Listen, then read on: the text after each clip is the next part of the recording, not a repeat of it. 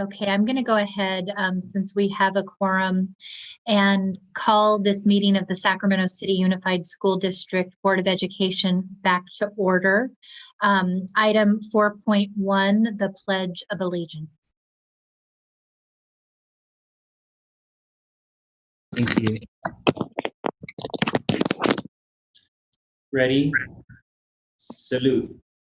I pledge allegiance to the flag of the United States of America and to the republic for which it stands, one nation, under God, indivisible, with liberty and justice for all.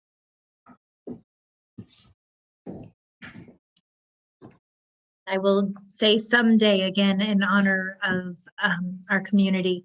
Item 4.2, the broadcast statement. Superintendent, who will be reading the broadcast statement this evening? I guess, let me check. Is Miss Allen there or anyone else? And I don't have the broadcast statement in front of me. I do know that this will be broadcast on cable. Why don't I get that information? My apologies, President Ryan. No problem. Okay, while we get the broadcast statement, I just want to say for our community and public, this is a special board meeting. As we shared in at the last board meeting, traditionally there is a hiatus during the summer, but given the extraordinary nature of the global pandemic and the planning necessitated in safely reopening our schools and delivering high quality distance learning, we decided to have a summer board meeting to focus on these critical issues. Our student board member who normally reads the broadcast statement just completed her time with us, Olivia Eng Olson, after a remarkable year as an extraordinary voice on our board. And we want to thank her again for her service. Item 5.0, announcement of action taken in closed session. None, Madam President. Thank you. Do we have our broadcast statement? Okay, I'm going to go to item 6.0, agenda adoption. Do we have a motion and a second? So moved. A second? Second. All those in favor? Aye. Aye. Aye. Thank you. The motion carries. Looks like we're still trying to find the broadcast statement. Okay, we're going to move into item 7.1, the approval of resolution number 3157 to reimagine school safety and dismantle structural racism. I do want to say, as we go into tonight's board agenda, as you know, at the last board meeting, we took action on the budget, which ended our contract with the Sacramento Police Department. This is follow-up at the request of the board to establish a task force to continue this critical work of reimagining school safety and our efforts to dismantle structural racism. The work and action has already occurred. So this evening, it's just a resolution to ensure that we have a timeline and task force in place to continue this essential work.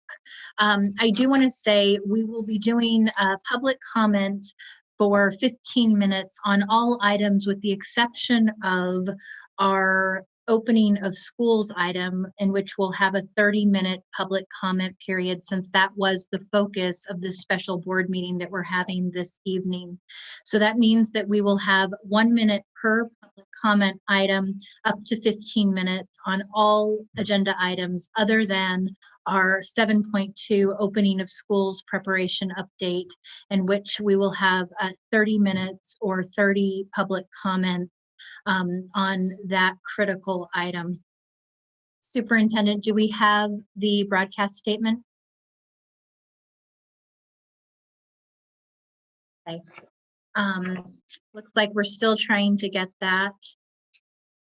As many of you know, we are a skeleton crew right now at the school district with many staff out and many wearing multiple hats so that we can continue to meet the needs of our district and families. So while we go ahead and get item 7.2, let me ask Mr. Behrens, is there any legal concern with announcing the broadcast statement before we move into agenda items that will require it? No, you can do it when it's available. Okay, thank you so much, Mr. Behrens. I appreciate that. So item 7.1, resolution number 3157. I want to begin by thanking our incredible community of support for the advocacy that they have done behind this effort. We have heard from students, from community-based organizations and advocates throughout the Sacramento region, and this resolution is a basis of your collective efforts. I'm going to go ahead and read the resolution, after which we will open it up to public comment, and then we will take action. Whereas in order to achieve our equity and access guiding principle, it is imperative that we understand and upend systemic racism in our system. Whereas any efforts to actualize equity, access, and social justice must be rooted in the belief in justice for all, and that the fight for fairness, justice, and dignity must encompass everyone, regardless of race, religion, gender, language, national origin, sexual orientation, or ability. Whereas Sacramento City Unified School District plays an important role in shaping the lives of our youth and thus our future community. Whereas the Sacramento City Unified School District has an obligation to promote the healthy development of each and every one of its students, which includes safeguarding them from the impact of systemic racism and violence to the greatest extent possible while they're at school. Whereas the perpetuation of the school-to-prison pipeline is incompatible with the goal of creating safe, healthy, and equitable schools for all SUSD students.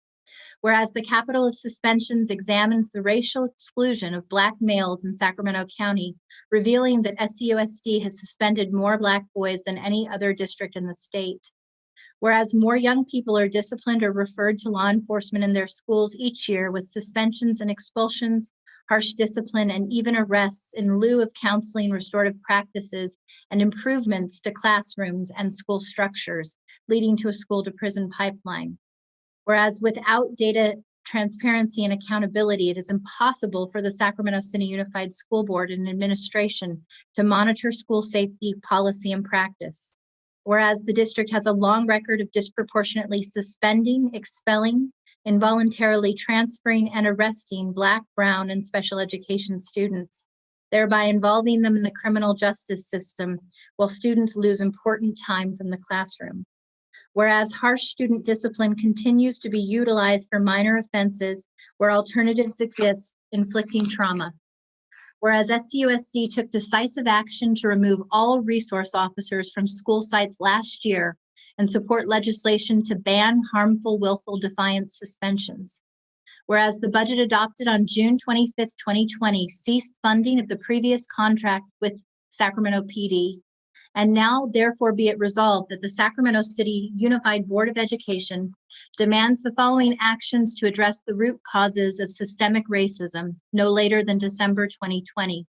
First, convene an ad hoc community majority task force to develop a common definition for school safety and reimagine school safety and anti-racist school discipline no later than September 2020 to address the following and provide recommendations to the board by December 2020. The task force shall be composed of key stakeholders, including but not limited to representatives from the LCAP Parent Advisory Committee, the Community Advisory Committee, the African American Task Force, now transitioning to an advisory committee, the District English Language Learner Advisory Committee, the Student Advisory Council, the United Professional Employees Association, the Sacramento City Teachers Association, SEIU, TCS, Teamsters, district staff, and up to 3 members from the community at large. To evaluate effectiveness of current discipline practices and make recommendations to require anti-racist response to student behaviors. And finally, to recommend strategies for enhancing school safety and student well-being through repurposing $600,000 in school safety budget towards additional social emotional supports, restorative practices, and other interventions to the health and safety of our students and campus community. Further, be it resolved that in lieu of referrals to law enforcement, disciplinary action should be based on restorative principles, except in instances where calling the police is required by state law. So we're going to go ahead and take public comment on this item. I do want to call out, since we had several public comments and requests around the dedication of students who will have a voice on this advisory committee. There will be the student advisory committee rep. We will also modify the language around the community members at large to ensure that that includes at least one additional student representative.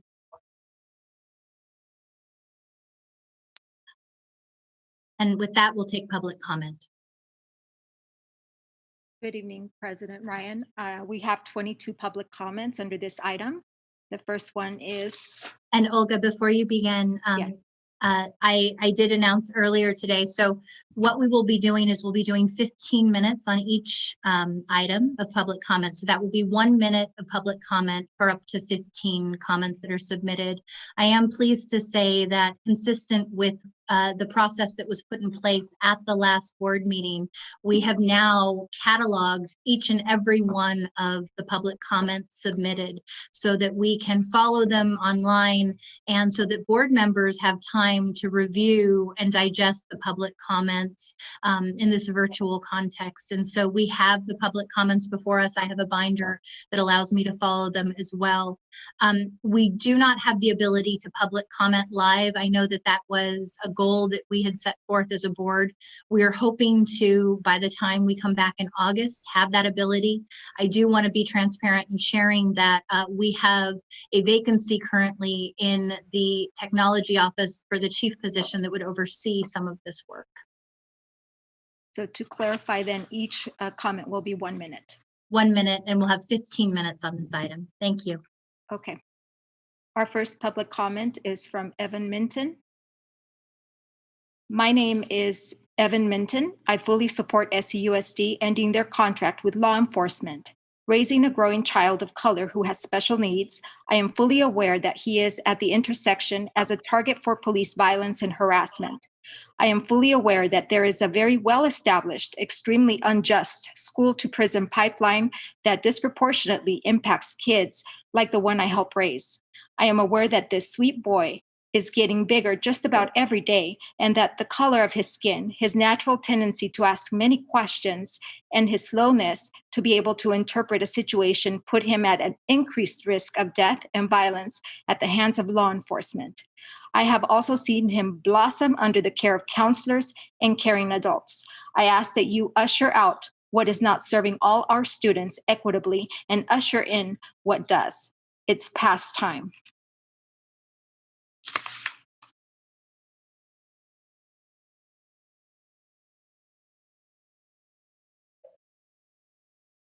Ya Cha, police officers on school campuses build strong rapport and engage with students to build a positive image. SROs stay visible to keep criminals off campus and discourage potential mass shooting. SROs are of all colors, so that the idea that eliminating police officers stops racism is ludicrous. In gang, crime, and drug-infested neighborhoods, we need police officers to keep our schools and children safe.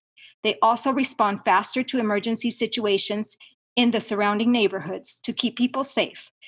Please keep our police officers. Staffs and students need to feel safe in school.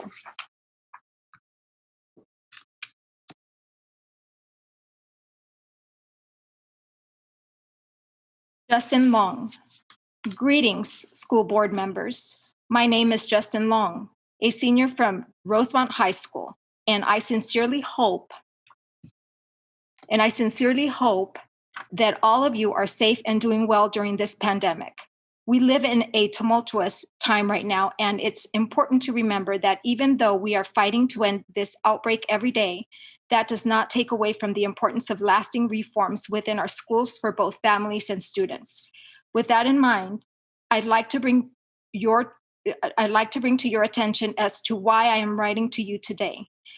As I'm sure you are all aware, the proposal and resolution 3157 currently states that there will only be one student from Sacramento among the task force that will be designated to determine where the funds that were cut from the district's contract with the Sacramento Police Department will be allocated.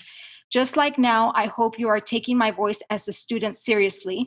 I seriously believe that it is incredibly important that we expand the emphasis and influence of student voices within our district. As such, I am proposing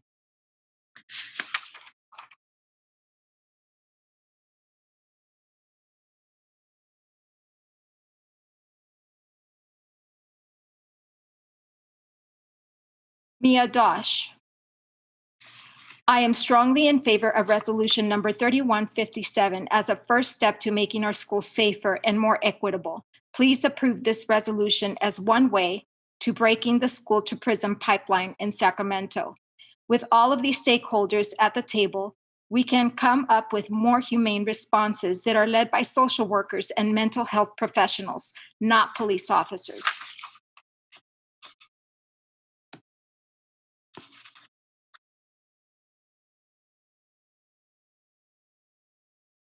Erin Mahoney. I'm writing in support of resolution number 3157. It is unconscionable to have police in schools. It has done nothing to increase safety or prevent tragedy, and instead has criminalized children and created an environment of fear and control that especially victimizes Black and Brown students. These funds should be diverted to efforts that actually support and nurture our children, school counselors, after-school programs, nurses, to name just a few.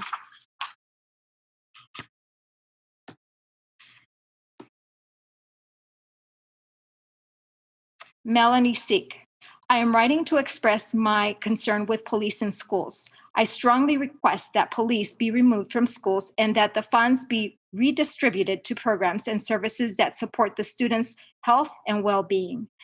Police in schools make students less safe. I experienced this myself as a child growing up. The police came after and threatened me instead of my rapist when I was a child. I was less safe as a child as a result of the police. This problem only escalates for students of color and students with disabilities. These students deserve to be safe from police violence. Police presence in schools also contributes to the school to prison pipeline, a major problem across the country that destroys lives and communities. You have the power to stop all of this and create a better local community by removing police from our schools. Thank you.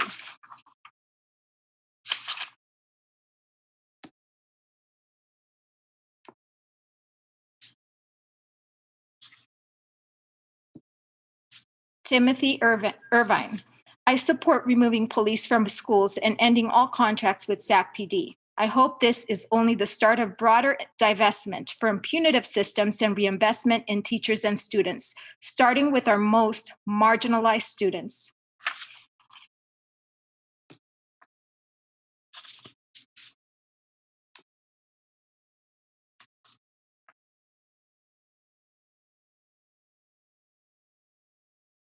Gao Yia Yang. Thank you, President Jesse Ryan and school board members for this resolution. I encourage the board to refine the resolution language by including and explicitly stating the following.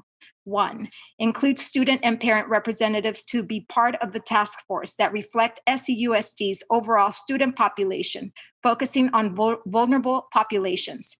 2, state that the task force will take part in designing and implementing the alternative safety plan and have oversight power to assess, audit, evaluate the implementation of the plan. 3, no future contracts with law enforcement. 4, not allowing the military to recruit SEUSD students, especially targeting low-income students, and instead to increase SEUSD's college-going culture. In order to further address the root causes of systemic racism, I urge the school board to conduct training for all staff and faculty, including implicit bias and trauma-informed training.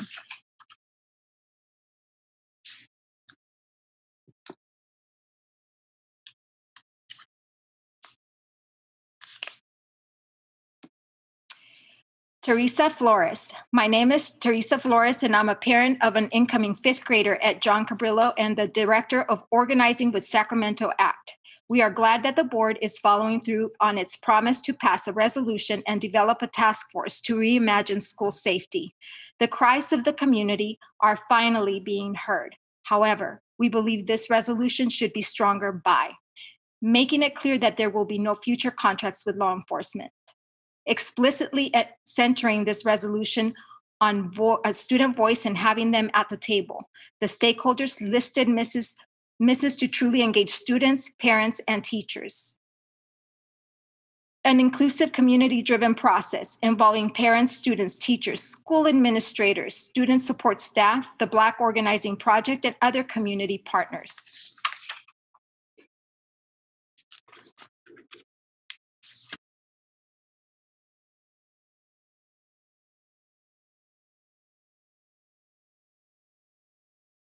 Asia Lynn Lee, I would like to urge the board to refine the resolution language to include and explicitly state the following. 1, include student and parent representatives to be part of the task force. Oh my goodness. Include student and parent representatives to be part of the task force that reflect SCUSD's overall student population, focusing on vulnerable populations. State that the task force will take part in designing and implementing the alternative safety plan and have oversight power to assess, audit, evaluate the implementation of the plan. No future contracts with law enforcement. Not allowing the military to recruit SCUSD students, especially targeting low-income students, and instead to increase SCUSD's college-going culture.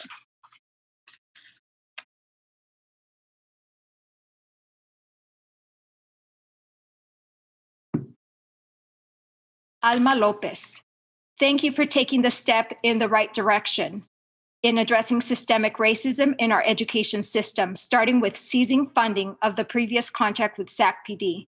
The resolution language, however, can be stronger and the action steps more intentional and explicit. As leaders of our district, I'm holding you to a high standard because we know more can be done. 1, seizing funding is not an intentional commitment to no longer contract with law enforcement in the future. This commitment needs to be part of the resolution. Understand that too much of our city and county budget goes to law enforcement. Our education funds should be funneled to the agency.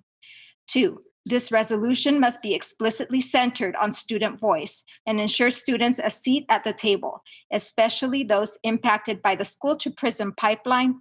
The stakeholders currently listed in the resolution miss to truly engage students, parents, and teachers.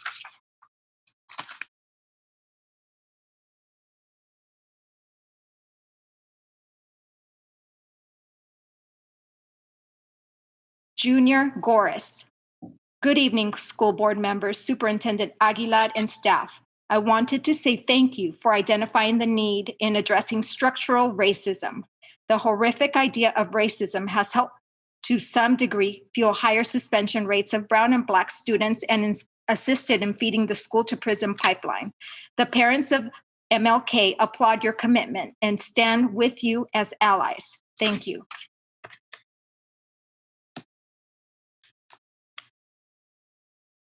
Allison French Tubo. Thank you, board members. I am looking forward to seeing a new definition of school safety. I would call on all the parents and community members who were so energetic about this $600,000 SCUSD budget item to now be energized to address City of Sacramento's police department budget of about $150 million and County of Sacramento Sheriff's Office budget of about $277 million. One source for learning more is the People's Budget Sacramento, which is active on multiple social media platforms.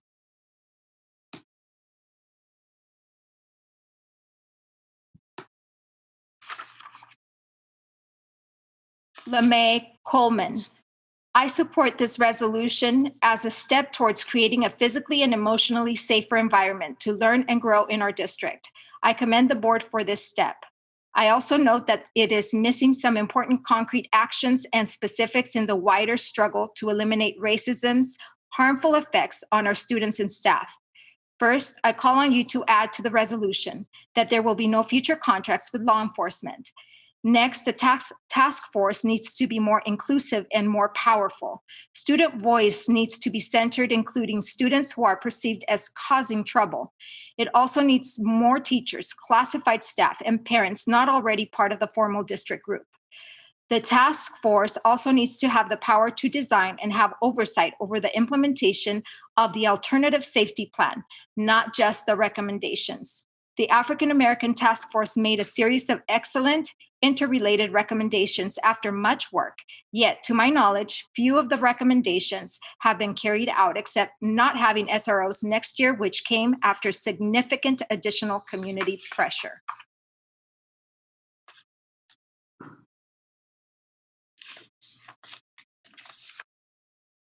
Courtney Poole. Please consider incorporating more restorative justice practices, counseling, and wellness centers in the community schools model.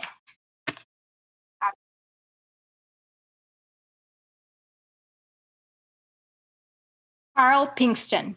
The Black Parallel School Board wants to acknowledge the Sacramento City Unified School District first steps to begin the process of decriminalization of Black students by approving resolution number 3157.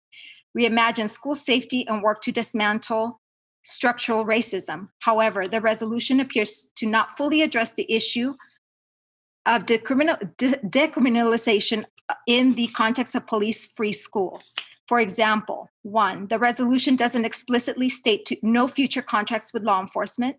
2, the resolution does not state an inclusive community-driven process involving parents, students, teachers, school administrators, students support staff, the Black Parallel School Board, and other community partners. 3, task force should not only provide recommendations, but design and implement the alternative safety plan centered in student voice and have oversight power. And 4, conduct an equity audit.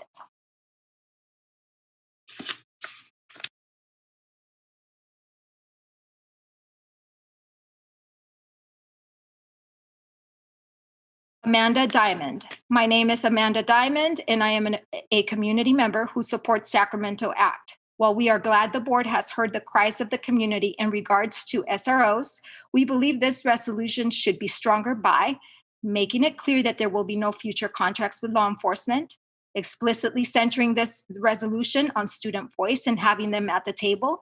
The stakeholders listed misses to truly engage students, parents, and teachers. An inclusive community-driven process involving parents, students, teachers, school administrators, student support staff, the Black Organizing Project, and the other community partners for completing a revised district safety plan with strategies for enhancing student learning, safety, and well-being within the district. The task force should not only provide recommendations, but design and implement the alternative safety plan centered in student voice and have oversight power.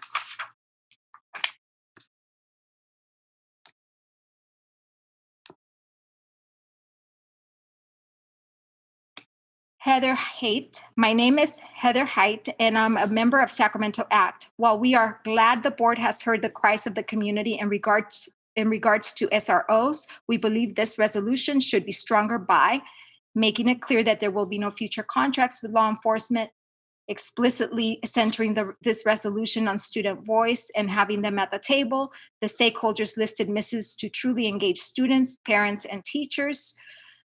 An inclusive community-driven process involving parents, students, teachers, school administrators, student support staff, the Black Organizing Project, and other community partners for completing a revised district safety plan with strategies for enhancing student learning, safety, and well-being within the district. And Ms. Sims, can I just interrupt real quickly? I'm not sure how many minutes. President Ryan, you had asked for 15 minutes worth of reading 1 minute public comments. As you mentioned, these are all now on our website as well. So I just want to make sure that we are monitoring time as well. So this is actually, we have just 2 more, and Great. it would take us to about 15 minutes. Okay, thank you. Would you Thank like me you. to continue to read these? Okay. You can finish. The task force should not only provide recommendations, but design and implement the alternative safety plan. And we're actually at 15 minutes, and I still have 2, 3, 4 more comments left. Thank you, Olga. We had said 15 comments at 1 minute each, up to 15 minutes. So thank you. We appreciate that. And I'm happy we were able to get through a larger number of comments and that we have them all listed for the record. 2 things, and then we will take a motion to move this item. I do want to just again thank the community for their tireless efforts. It was the efforts of the community that led to the hiring of Ray Lozado, who is the director of school safety. It was a community-driven process where we actually had a hiring panel made up of community members, many of whom submitted comments to this evening to this resolution.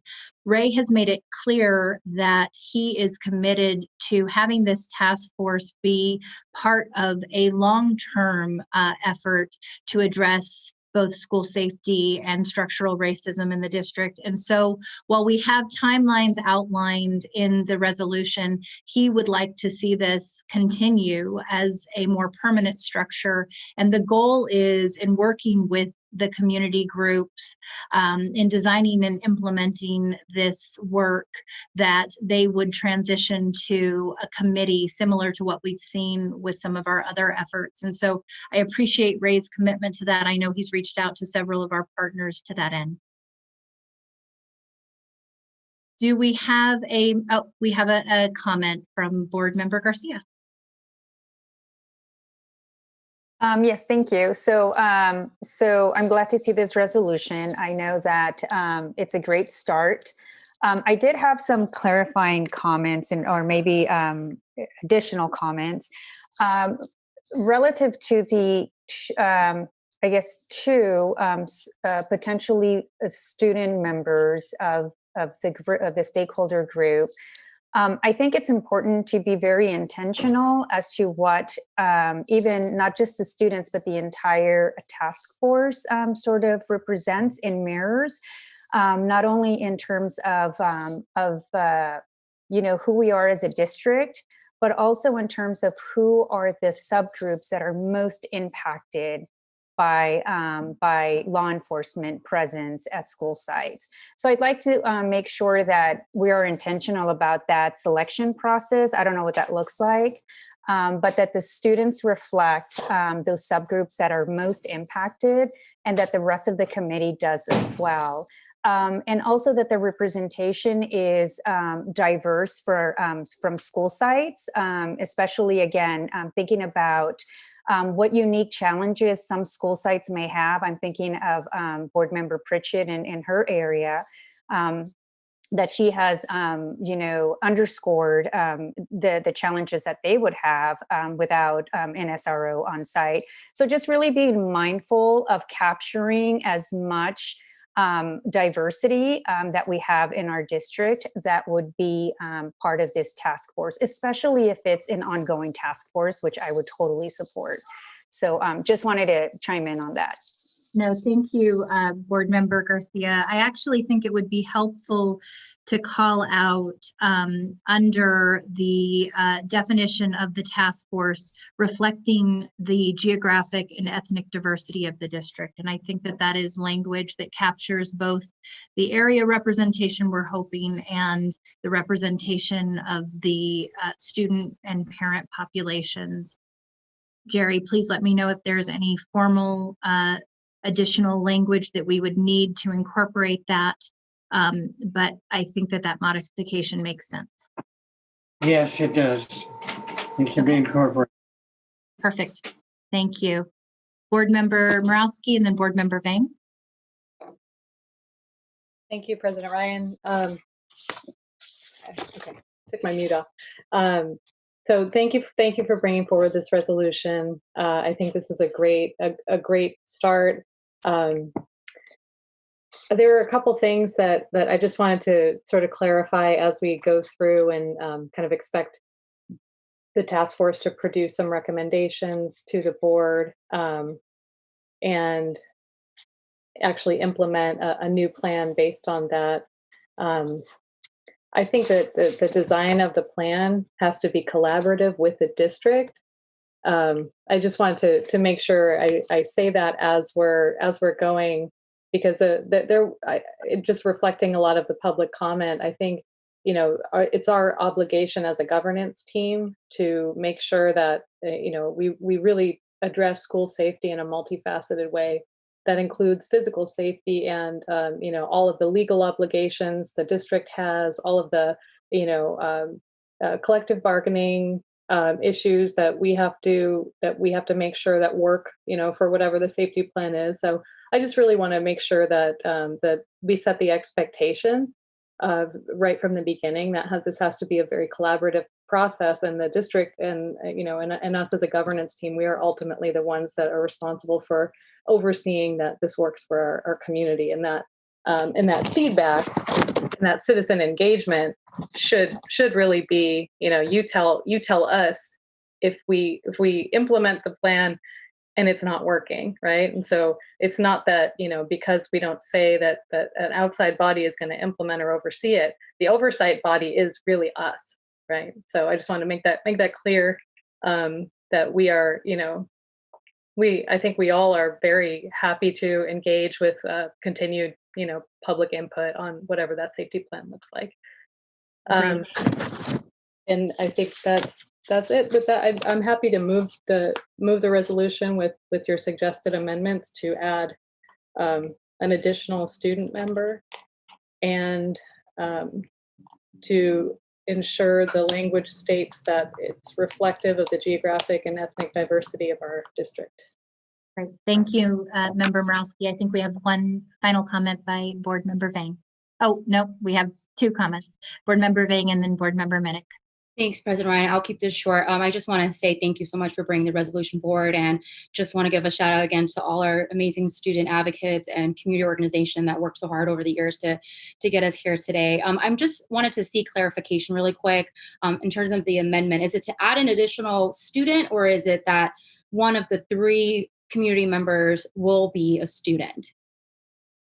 We were carving out that one of the 3 additional seats would be occupied by a student, correct? Okay. Thank you. I was just seeking clarification on that. That's it. Thank you so much. Thank you, Board Member Vang. Board Member Minnick? And not to throw another thing. It's okay. But we want to make this as strong as it can be. Yeah, so there's a couple things I really appreciate. One, first, I really appreciate the idea of this as a standing committee that's going to continue. So I really appreciate that that our district team is willing to take that on. I really appreciate that this is focused on building the strongest committee we can. And I'm glad that you wanted to add that additional student member out of the community members.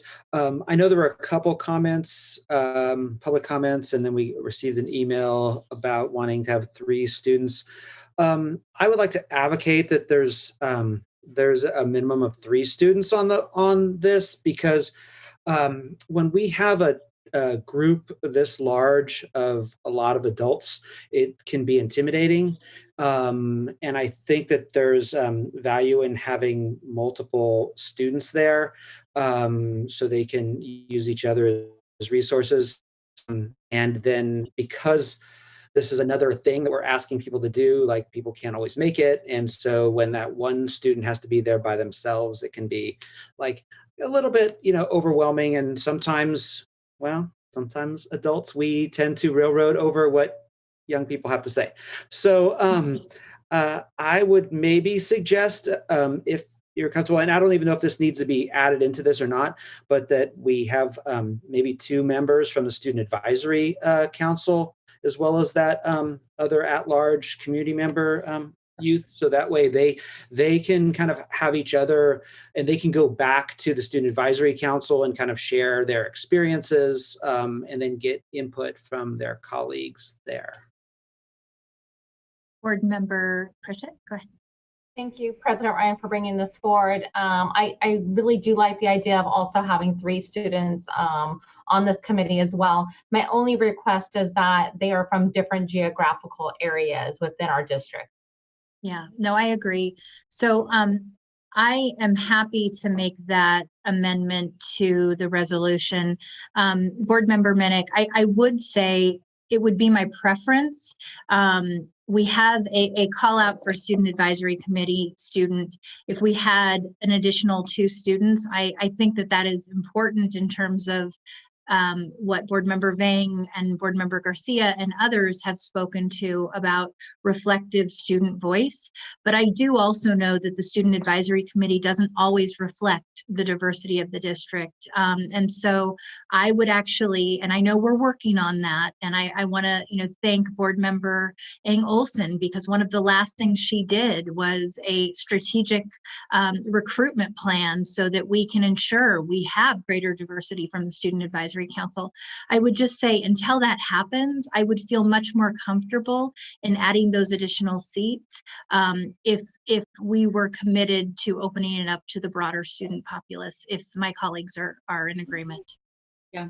That's fine with me. I was really thinking about it more about the timeline of recruitment and how it would be easier to recruit students who are already involved. But I'm fine with that. Okay. Perfect. Thank you. Well, thank you, colleagues, for all of your thoughtful input, and the community who also shared their thoughts and reflections to help strengthen this resolution and get us to this critical moment. So we have a motion. Do we have a second? Second. We will need a roll call vote. Secretary, please call roll. Just to help strengthen this. Member Ryan? Aye. Member Morawski? Aye. Member Vang? Yes. Member Minnick? Aye. Member Wu? Aye. Member Garcia? Aye. Member Pritchett? Aye. Okay. With that, the motion carries. Thank you. Moving on to item 7.2, opening of schools preparation update. We'll have a presentation by staff and then public comments. I do know that many of the public comments do not reflect the move to begin the school year with distance learning. So I hope that the staff can speak to that, as that will be based on what I have seen with the comments reflected, a point that will need to be corrected. Yes, thank you, President Ryan. If I can just interject very quickly, I've asked Ms. Sims to read the broadcast statement in between these 2 agenda items, and we will then move on to this presentation. I do want to let you know that we're very honored to have Dr. Kasirye with us, and because of her time limitations, we're going to adjust our presentation, have her start with providing us with an update on all things related to Sac County Public Health and everything that they are monitoring very closely. And then we will move into our presentation. I do want to just mention to our community that what you will hear today is details about health and safety as we were thinking of bringing back our schools. But I have asked them to continue to focus and provide a great deal of details because we will continue to work on a transition plan to come back to schools as soon as we deem it safe in consultation with Dr. Kasirye and other public health officials, Sacramento County Office of Education. So I didn't want to not have a detailed discussion about health and safety so that our board and our community can hear how we are planning for that time in which we come back to schools physically. And then, as you mentioned, President Ryan, we will also spend a great deal of time over the next hour providing greater details about our distance learning plan as we quickly had to demonstrate agility and being nimble and move into a full distance learning plan. So I just wanted to make sure that everybody understood that. So with that, let me ask Ms. Sims to read the broadcast statement, and then we will go on to our discussion. Dr. Kasiri, thank you for joining us. This meeting of the Sacramento City School Board is being recorded in its entirety and will be cablecast on Metro Cable 14, the local government affairs channel on Comcast, Consolidated Communications, and AT&T Uverse. Today's meeting will air Saturday, July 18th at 6 p.m. and Monday, July 20th at noon, and also webcast at www.sacmetrocable.tv. Thank you, Ms. Sims.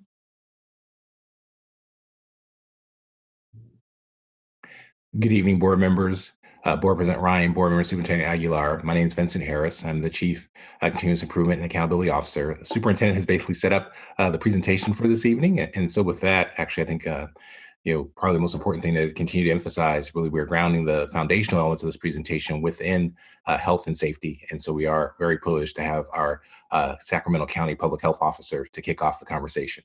If we go to slide 2, please.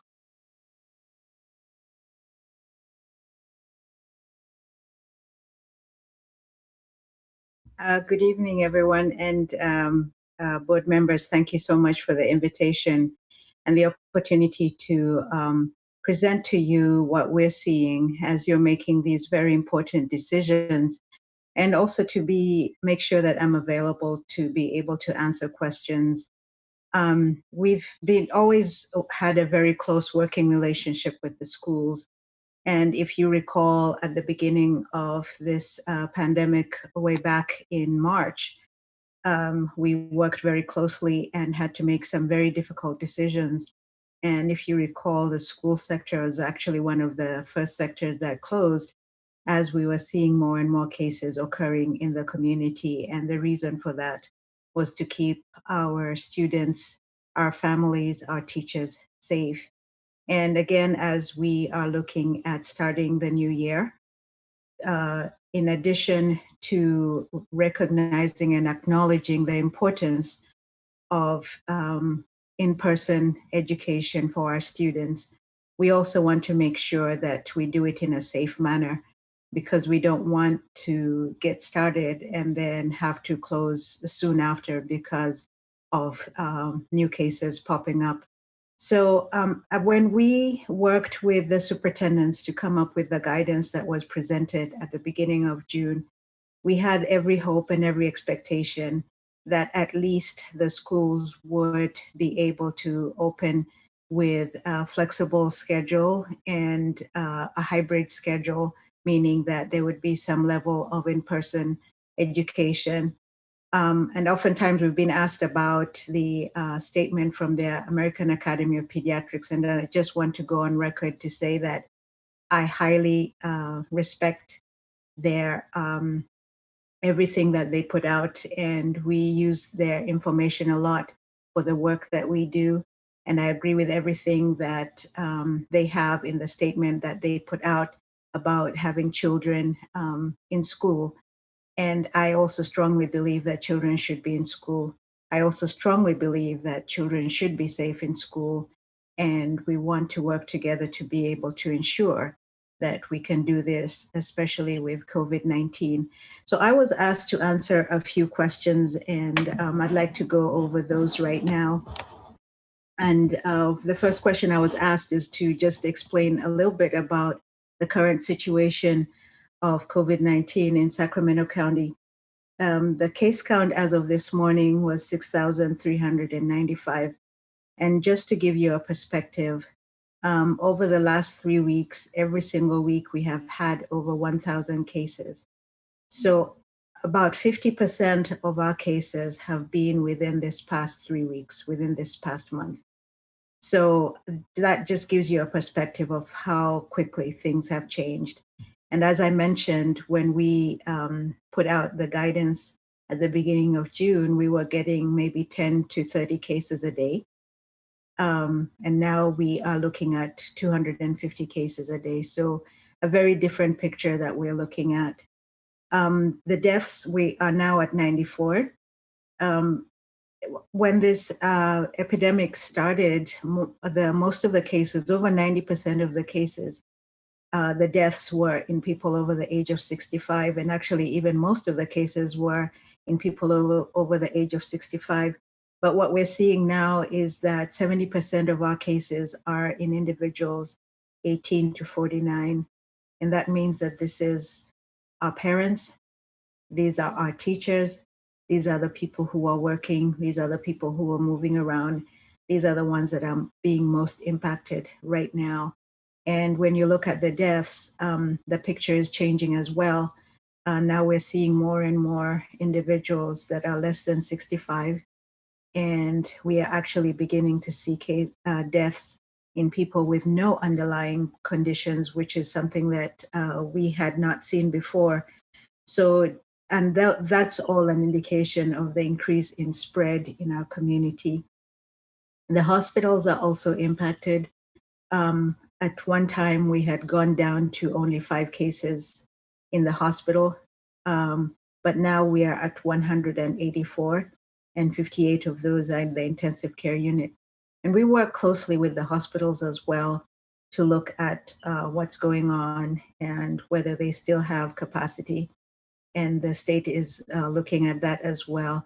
So right now, we've been asked to look at our surge capacity plans because we are at that point where our hospitals are very close to being full, and we need to be able to make sure that we can take care of everybody who comes to the hospital. Also, one of the things that we've been asked a lot about is how much the 0 to 17 age group has been impacted. For the longest time, we had almost no cases there, less than 50, less than 100. But over the last few weeks, as we've seen more and more spread in families, multi-generational households, we are now at 546 cases among the age group 0 to 17. Fortunately, no deaths at this point, but it's definitely something that we are concerned about. We've also been asked a lot because the data seems to indicate that children tend to have mild disease. And that seems to be the picture we're seeing right now, but not everybody fits that. We know that there are some children who get severe disease, and there's a rare syndrome also that has been described, and from reports that we've seen from New York, where the immune system just goes out of control and it leads to multi-organ failure and a lot of complications. So all of those give us reason to pause. One last thing is that the state has, as we started the reopening process, the state put together a set of indicators and certain thresholds. And so they've been monitoring the data along with us. And as counties reached certain thresholds, those counties were put on what they call a monitoring list. And the reason for that is that then the state works more closely with us to find out what's going on, why are we seeing this increase in cases, and what can we do to turn things around. And you've probably heard that lately the governor required that counties that are on that monitoring list take certain steps to close businesses, especially the indoor sections of those businesses. So things like restaurants and bars and gyms and hair salons have all been asked to close again.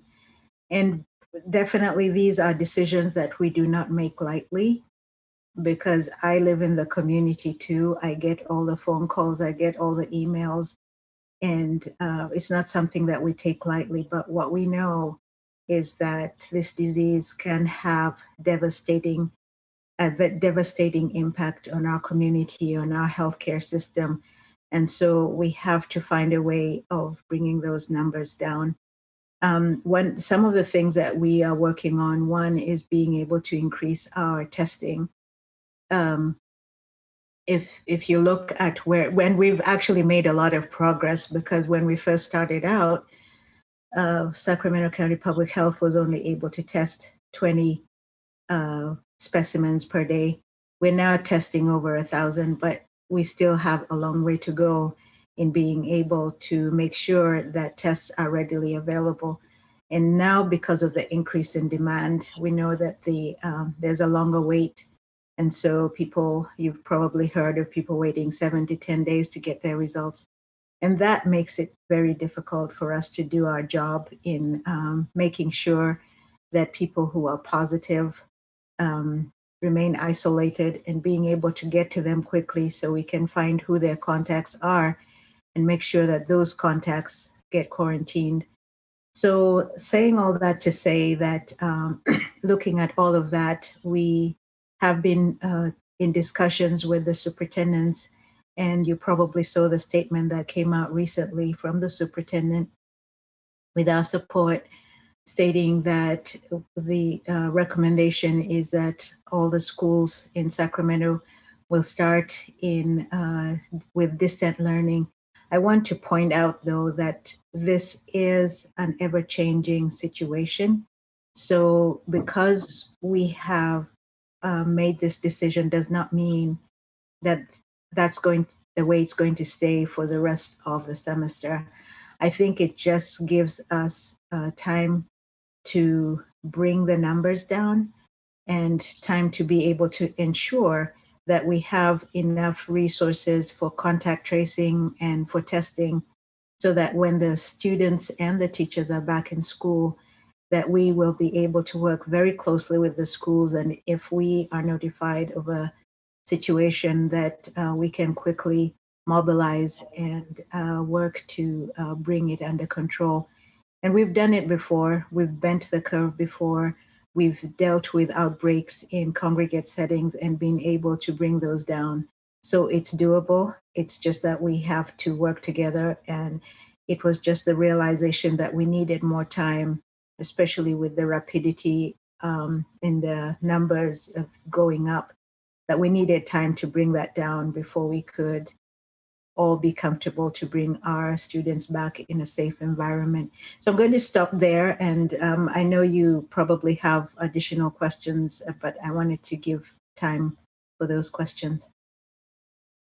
Superintendent, given that we are fortunate enough to have Dr. Kazarian here, I'd like to deviate from our traditional format a bit before we get into the other pieces of our Return Together plan.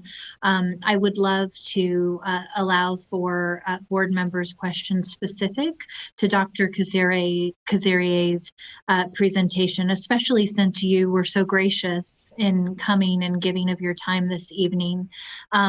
I can't see board members, so Superintendent, I don't know if you can see them or if we can adjust the screen so that I can see those who have questions. I do want to ask Dr. Kazarian. I think some of your comments are incredibly troubling as we see this community spread of COVID-19.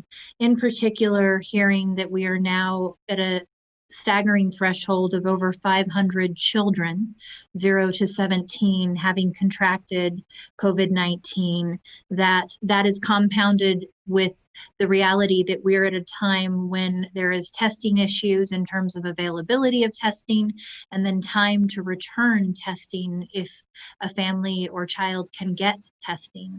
And so, my question to you is, how do you anticipate mitigating those challenges? And then the second question is really around the emerging science around children as super spreaders. So you did talk about this idea that our children aren't necessarily predisposed to mortality as a result of COVID-19, but there is emerging research around the ability to spread without, if a student is asymptomatic or a child is asymptomatic. And so can you speak to that piece, the super spreaders?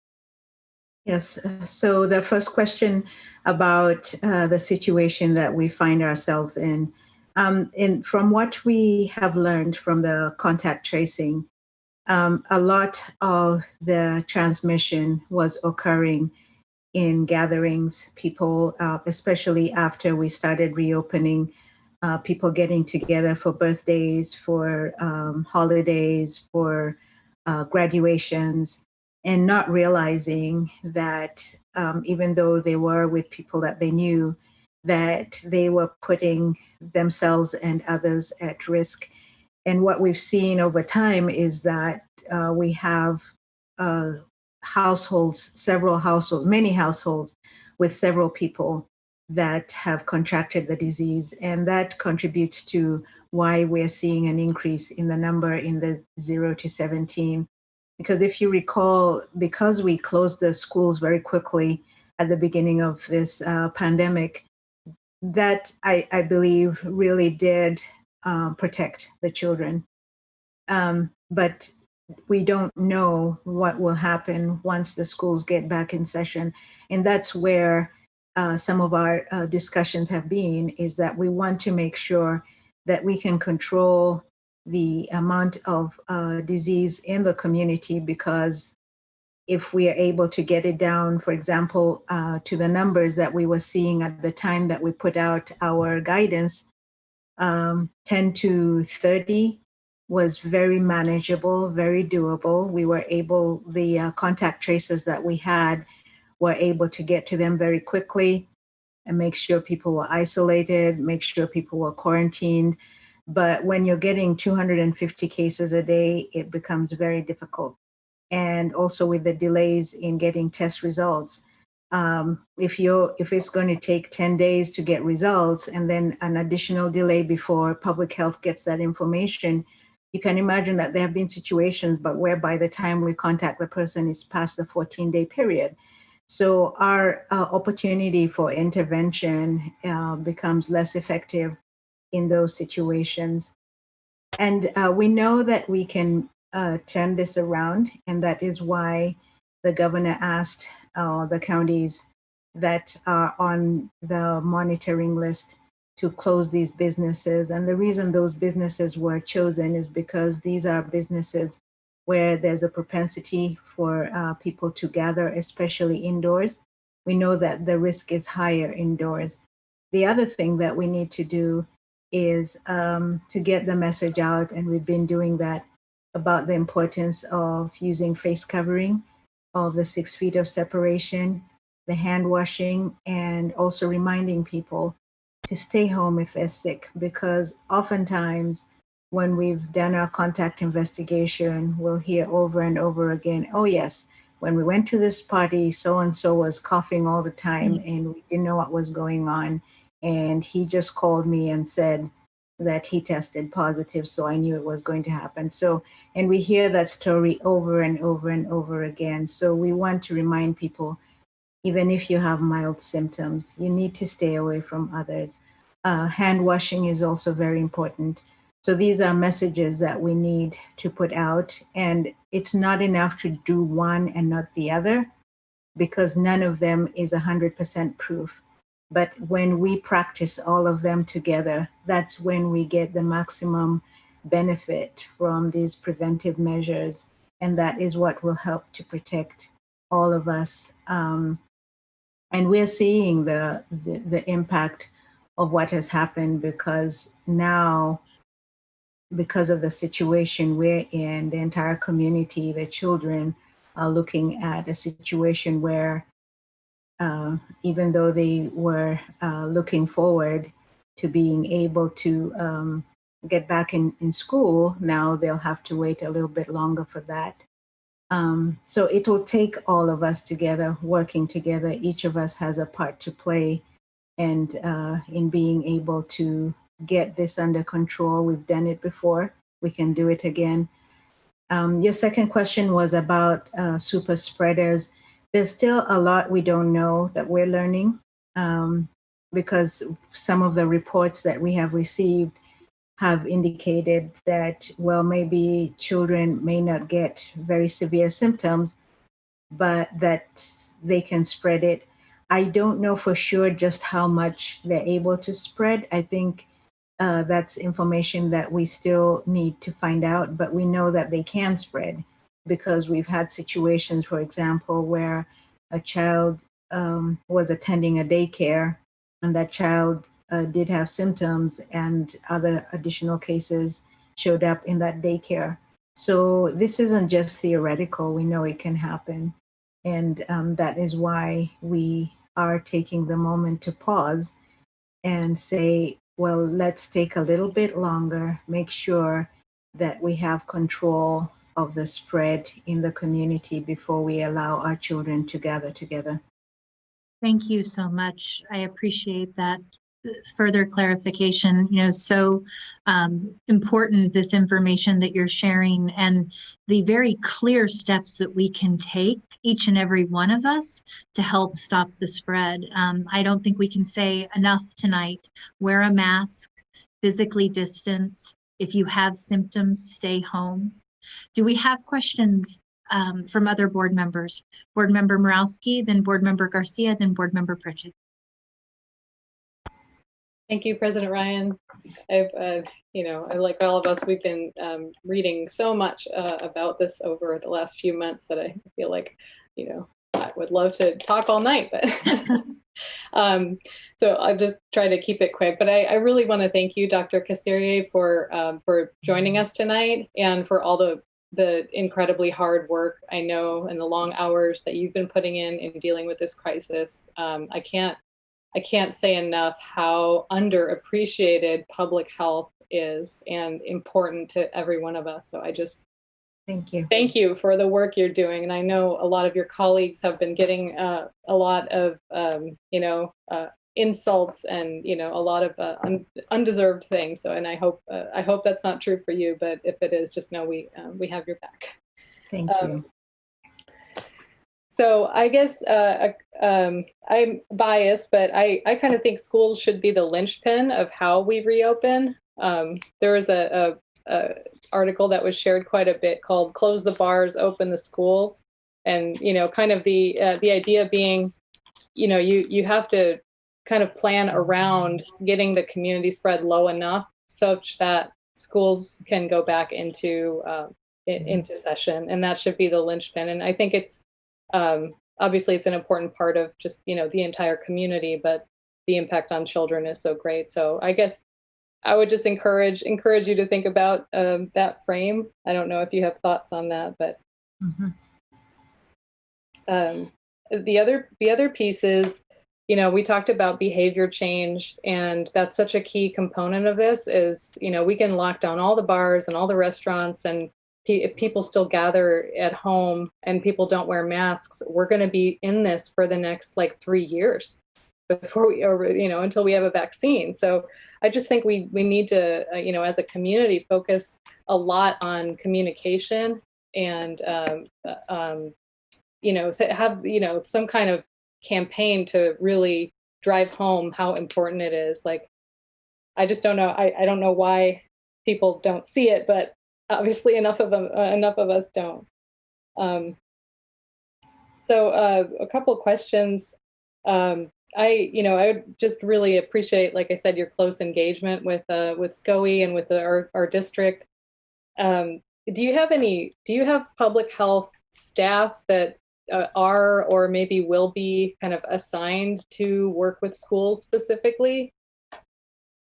Thank you for that question and for the comments.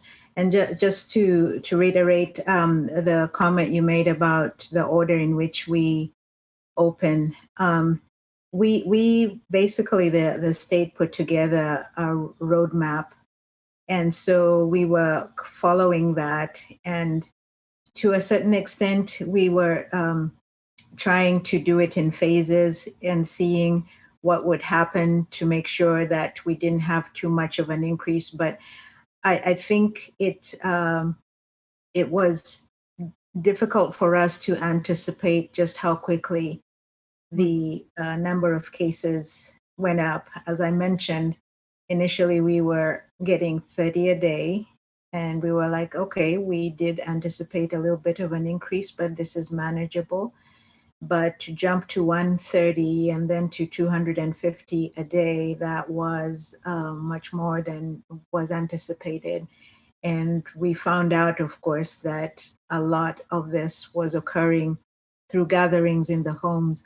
So definitely, I think looking back, that should have been a bigger part of our messaging as we were reopening, to remind people that they need to not go for these gatherings. But of course, it's very difficult because they're occurring in homes. We don't have a lot of control over that. We're not going to send officers to someone's house to stop them from gathering with their family. But I think that's where education is important. And I think what we've seen with the numbers right now is a realization for the entire community that, okay, all of us need to play our part, and we need to do what needs to be done and put off all of the gatherings until we get to a point where it is safe enough. And so your question was asking specifically about having staff that are assigned. So we're going to do two things. One is that we will have staff that will be assigned, and we usually at the beginning of every year, we actually send out a handbook, and we started this in the last couple of years, where we would send out a handbook with information about different diseases, and then also include in there contact information for how to get a hold of us for the different issues that might come up.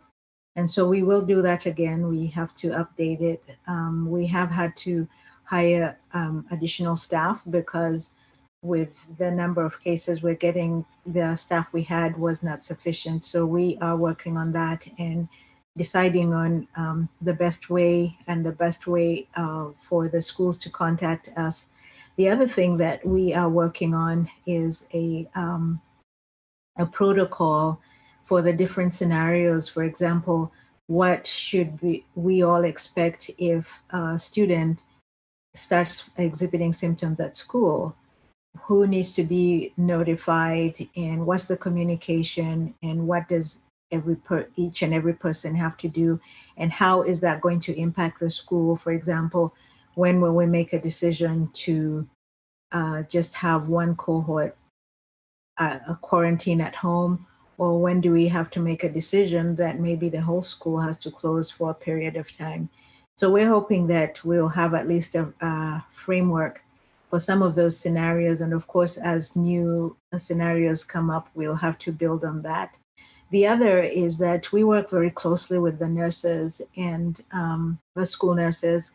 And so we've been in discussion of being able to have them go through additional training so that they can help us with the contact tracing. And that will be very valuable because they're right in the school. They have all of the contact information already. So instead of waiting to transfer that over to us so that we make the contact, we can do it together. And that will then help us to take a shorter time in being able to get to everybody. And it will help us a lot also in making decisions. So all of these are things that we're putting in place, and we should have in place by the time that we have in-person learning. Mm-hmm. Thank you. I appreciate that clarity and your leadership in developing the protocols and the partnership. If I may, I'm sorry, there's just one more thing I wanted to raise that I think is going to be really critical for us over the next couple months, and that is just having some kind of metrics to where we know we can, it's safe enough to reopen. I'm saying safe enough because until we have a vaccine and we have this thing kicked like polio and measles, it's not going to be 100% safe. And I think we need to be very honest and all recognize that, you know, there isn't going to be no zero risk way to go back as long as there is COVID.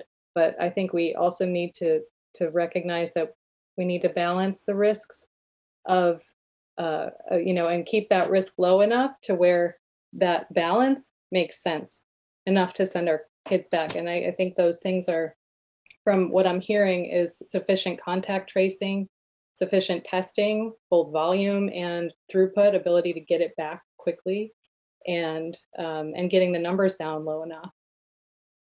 You got it. Are those the things? Okay, so we should, you know, so we can. So actually, as I mentioned, at the time that we put out the guidance along with SCOE, we felt at that time that we were in a good place, and we expected that the discussions would be about what kind of model, whether it would be hybrid, and whether there are some smaller schools that would still be able to actually bring all of their students back. But as I mentioned, over the last 3 weeks, the situation changed very quickly, where all of a sudden we were getting 1,000 cases a week, and it quickly overwhelmed the systems we had in place, to the point that it increased the wait time for people to be able to get tests, the wait time to get results, and the wait time for public health to be able to contact these individuals. So all of those are things that are concerning, and we need to be able to improve in order to be able to get back. So the state, as I mentioned, they have the monitoring list, and we're working very closely with them, and we're hoping that, actually we were hoping that we would have the guidance out today, but I'm hoping it will be available tomorrow. That will answer some of the questions that you've asked about what other indicators specifically would we be looking at. Definitely being off the monitoring list would be important, because that would mean that we have been able to get our numbers below the threshold, and we have better control of what the infection spread in the community. So those are things that we will be looking at and providing additional detail as we receive it as well. The state, of course, is working with all of us, and they provide guidance. They provided us with the instructions or requirement to close some of the businesses. So they will definitely provide additional guidance as far as when do we think it would be safe enough to open the schools up. I also wanted to mention about vaccine, because that's a question that has come up. The vaccines are important, but while we are waiting for vaccines to be available, what we are going to do is use the preventive measures that are available to us to bring the rate of infection down. We've done it before. We've been able to bend the curve. As I mentioned, there was a time where we were getting only 10 cases a day, and we had only 5 people in the hospital. So it is doable. We just need to all be willing to take those necessary steps, the preventive steps that we know work. And remember that we're doing it not just for ourselves, not just for the people that we're meeting at the grocery store, it's for the community. Many of us have children, so you want your children to be in school. So all of us need to do our part so that we can get our children back in school. That's such an important message. Thank you so much for that. I know that we had Board Member Garcia followed by Board Member Pritchett. Thank you. And if I can just ask you to try and be brief. We are a bit behind, about an hour behind, but I will tell you this is such an important conversation that I don't, want to cut it off unnecessarily, because I think the board, the staff, and the public should hear Dr. Kasirie's responses. So I will be short. I think most of the information that I was seeking has already been covered, but I want to thank you for your partnership right from the beginning to make sure that our schools are doing what we're supposed to be doing as members of a greater community. I also think that reopening schools is a pillar of reopening our economy. And also, it's in a very broad,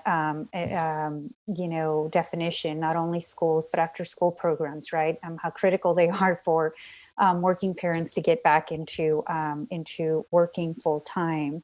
I did have 2 questions for you. One is specifically about bending the curve.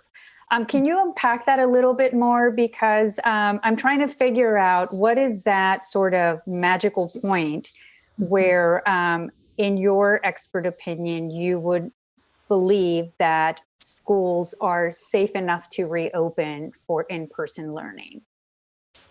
So the term bending the curve basically refers to, in public health, we have what we call an EpiCurve or epidemiologic curve, where we track the number of cases reported on a daily basis. And when there is infection progressing in the community, as we're seeing more cases, you'll see that that curve actually continues to go up. And if you go to our dashboard, you will see that we have an EpiCurve that shows the number of cases every day that are reported to us. And so when we talk about bending the curve, it's basically saying that we get to the peak, the tipping point, where instead of seeing more and more cases every day, it actually starts going down. Say, for example, if our peak was 300, then we start seeing it go down to 200, 250, 100, 150. And hopefully we get to the point where we go actually all the way down to just 10 cases a day. And that's what we're talking about when we talk about bending the curve. And so as far as when will we know that it is safe enough, the state has told us that they are putting together some guidance that will help us in making those decisions. So we are waiting for that. Our hope is that we'll receive it tomorrow, because then that gives us some targets that we will be aiming for. But for sure, one of the things is that we need to get off of the monitoring list, because that means that we have surpassed the thresholds for some of the indicators. So I think being able to make sure that we have our numbers low enough that we get off of that list, and then make additional determination on some of the things that we've talked about, making sure that we have availability of testing readily available so that teachers and students can get tested very quickly, and we can get results very quickly as well, because that is important in making decisions. And also that the cases are low enough, because the lower the case count, then the safer it is for people to be in schools. Right. So I also know that some of the spikes that we've seen in our county have disproportionately impacted certain communities, especially communities of color, right? Black and brown communities. So wondering how school sites can be a partner, a stronger partner in becoming testing sites, where there's maybe like a more trusted space for families to come and get tested. And this is assuming, of course, that you have enough testing kits, that you have all of the things, right, the critical things that you need to have in place in order for this to be something that can be successful. But I think there's really an opportunity for a school district to consider identifying some of those school sites where they're in the middle of these neighborhoods and zip codes that are seeing a huge spike in cases, and how we can have that partnership in a safe manner, but also in a very strong partnership along with the county public health department. So. Thank you for that. And I think that is important. And in Sacramento County, we do have right now 6 sites in communities, and a couple of them are at school sites. And definitely, as we are able to get access to more testing, I think it would be very important to be able to have that readily available at school sites as well, especially if we are doing an investigation. So definitely that's something that we want to make sure is available. And again, thank you for all your hard work. Thank you. Board Member Pritchett. Thank you.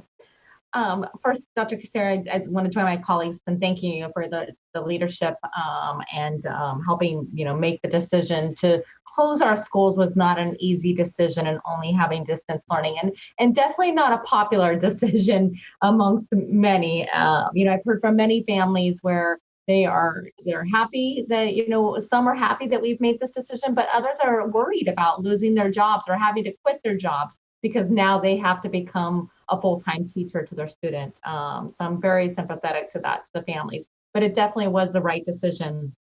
Especially when you see the spikes that you were talking about earlier. I can only imagine what would happen if we had our school sites open and children were gathering. I just have two quick questions for you. First, I wanted to know if there's anything on the horizon in the county of Sacramento to mandate wearing a face covering of some sort, much like the city, West Sacramento did.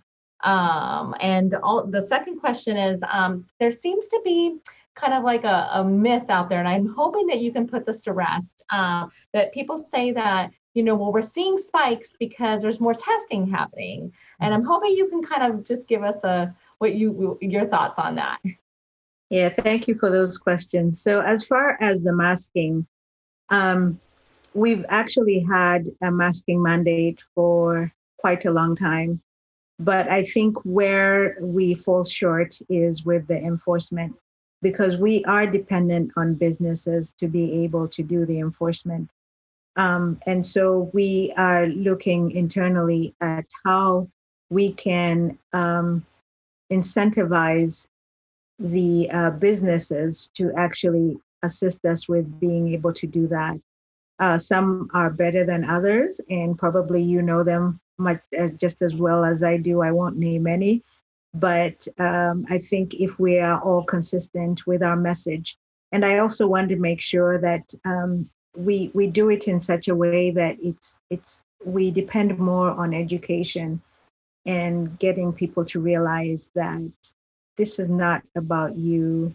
This is about being able to defeat the COVID-19. It's about us being able to get our community back on its feet. And the only way we're going to be able to do that is when we all play our part. And this right now, the preventive measures that we are putting forward are the strategies, the instruments that we have to be able to do it. And so that's one thing I think that a message that we want to be able to bring across to people. So sorry, I think I lost my thought on your second question. Oh, the second question was about your insight about testing and the rates going up, and the myth that the rates are going up because of more testing. Yes, that's a question that we've been asked a lot. And if you go on our dashboard, there's actually a tab that shows how much testing we've been doing and the percent of positives that we get with every single day and week that we're doing the testing. And one thing that's clear is that there was a time when the percent of positives was about only 1%. That's about the time when we were starting the reopening. But now we are at 6-7%. In fact, at one point we did go over 8%. So there's definitely, even though we have increased our testing, there's definitely an increase in the infections in the community, and that's reflected in the percent of positives. Thank you for that. I appreciate it. We have a question from Board Member Wu. Thank you for everything that you do. I totally concur with all my colleagues, but I do have a question. Do you have an opinion as to face masks versus face coverings? Yes. So we do make that distinction because usually when we're talking about face coverings, we're talking about the cloth mask or cloth coverings. It's important that it covers the nose and mouth because that's where the air comes out. And if someone has the virus, that's how it gets into the air. But their hospitals do have additional masks that they use. There's what they call the surgical mask, which usually is used by patients. and also oftentimes is used by the medical staff as well. The important thing about both the face covering, the cloth face covering, and the surgical mask is that they are protecting the people around you. So basically, if you are the wearer, it's the assumption that if you have COVID-19, that it will stop the particles from being released into the air and this infecting other people. So it's protecting other people mainly, though it does have a certain level of protection for the person as well.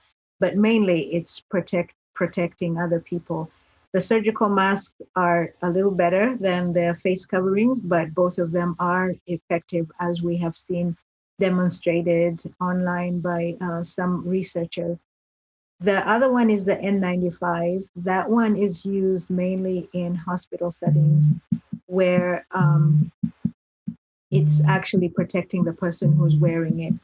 The reason that the N95s are not distributed very widely in the community, one is that in the medical setting, we usually get what we call fit tested for it to make sure that it actually fits well and it actually has a good seal so that it works properly. Because otherwise, if it does not, then it's just as effective as a surgical mask. But so one is having that fit testing to make sure that it actually is a good fit. The other is that because it does have a more filtration, it does impede breathing a little more. And therefore, in fact, when people are using them in hospital settings, they will need to get clearance by their doctor to make sure that they're actually able to tolerate wearing it for a prolonged period of time. So N95s, it's difficult to wear them for a prolonged period of time. And if you will ask healthcare providers, they would tell you that, yes, they can get very uncomfortable. And so it makes it difficult to wear it, for example, several hours. But the surgical mask and the face covering, even though there is a certain level of discomfort, because of course it's new, it's something that you're putting on your face, but people can very comfortably wear those for a prolonged period of time. Well, how about shields? So the face shields serve a different purpose in that the main reason for the face shield is actually to cover your face and your eyes. So they are not a replacement for the face covering or the face mask. One of the things that you will find in the mandate that the state put out and that we also mirrored in our own health order is that especially for children in settings where it's important for the education that the child is actually able to see the entire face of the instructor, or if a child is not able to tolerate the face covering, you can use a face shield, but it also has to have the additional covering so that it covers the neck as well, and that provides some protection. So it serves a different purpose, but together actually the face shield and the face covering provide even more protection. Thank you Thank so you. much. Do we have any other closing questions for Dr. Kazarieh? Okay, I wanna again appreciate your time and expertise. I cannot imagine being in your position right now, but I know that we are very fortunate to have a brilliant mind tackling this challenge in the way that you are. So thank you for your continued efforts and for your candor tonight as we've talked about this. And thank you again for the invitation. And I just want to again offer, because this is a partnership, thank you for the superintendent for the invitation and for the board for listening and for, the questions that you've had. I think it's important for us to be able to discuss this, to work through it together, And even though I'm going to sign off, if there are questions that come up afterwards, please feel free to email me. We want to make sure that we're available to answer questions. And if we don't have the questions, to seek for those questions from others that might have them. But definitely we'll be in touch. And last thing I wanted to mention, because I know there is a lot of disappointment with schools having to start out the school year in distance learning, but it is not a static situation. We continue to monitor on a daily basis, and our strong hope is that working together, we will get to the point where we will all be comfortable that it is safe enough for us to have our staff, our teachers, and our students in the classroom environment again. So thank you and good evening. Thank you so much. Thank you, Dr. Kasuriye. Thank you very much. Bye-bye. Thank you. Bye. Superintendent, I think we'll return to the full screen and the PowerPoint that the staff has prepared. Yes, yes. And again, we will still stay focused, board members and for our community on health and safety. Just keeping in mind what you heard from Dr. Kasuriye, that we do expect to see some metrics that might dictate when we think it is safe enough to return back to schools. And so as we continue to work on planning for that day, I thought it was important that we stay focused on health and safety in our local context, and then move into the instructional model and aspects of the plan of our distance learning a model that you'll also hear from. So again, I appreciate your patience and hope that we can get through this fairly quickly. So this provides just an outline of the conversation we're going to have over the next several minutes, chunked in kind of 4 broad categories: the planning process, and we basically have kickstarted that with the prior conversation. Then we'll talk a little bit about our vision and guiding principles, and then really get into the work that staff has been leading over the past several weeks in terms of preparation for the reopening of school. And then, of course, wrap up with next steps. If we go to the next slide. So again, as we think about what's ahead of us, we've talked a lot, and most importantly about the public health challenge. And so as we think about the most significant challenge, that is the one that remains the most significant. As we think about the other challenges that exist, these are kind of the set of challenges that all organizations are facing in terms of, as the research is evolving, there's this notion of lack of agreement. And so we're constantly vetting that as well in terms of trying to exemplify the best practices that we're aware of. A lack of time, which really speaks to the notion of, we have a high urgency to open safely, but to also understand all the conditions that are necessary for opening. Decisions will be scrutinized, and certainly we can speak in the local context of Sacramento or in the broader context of the United States. We know that the decision-making, rightfully so, will be scrutinized, and that there'll be an element of backtracking, and sometimes that's in the context of having better information. And then ultimately, as we already are living right now in the last 48 hours, there will be shifting circumstances. And so it's important for us to recognize that in our planning process and to be agile in recognizing that with changing circumstances and shifting circumstances, we have to be adaptable, because ultimately this is tantamount to ensuring the health and safety of all of our students, families, and employees. Go to the next slide. And so this gives you the kind of the framing of the work that we've been doing. And as we think about kind of the broad initiative here of Return Together, really speaking to that from a holistic perspective of how do we bring everybody back under the banner of returning together, common goal, common definition of work. And really, we've been in this season of research and data collection, understanding all that we can from content experts and from peers about what are the conditions there, how are they responding to the same conditions that we're facing.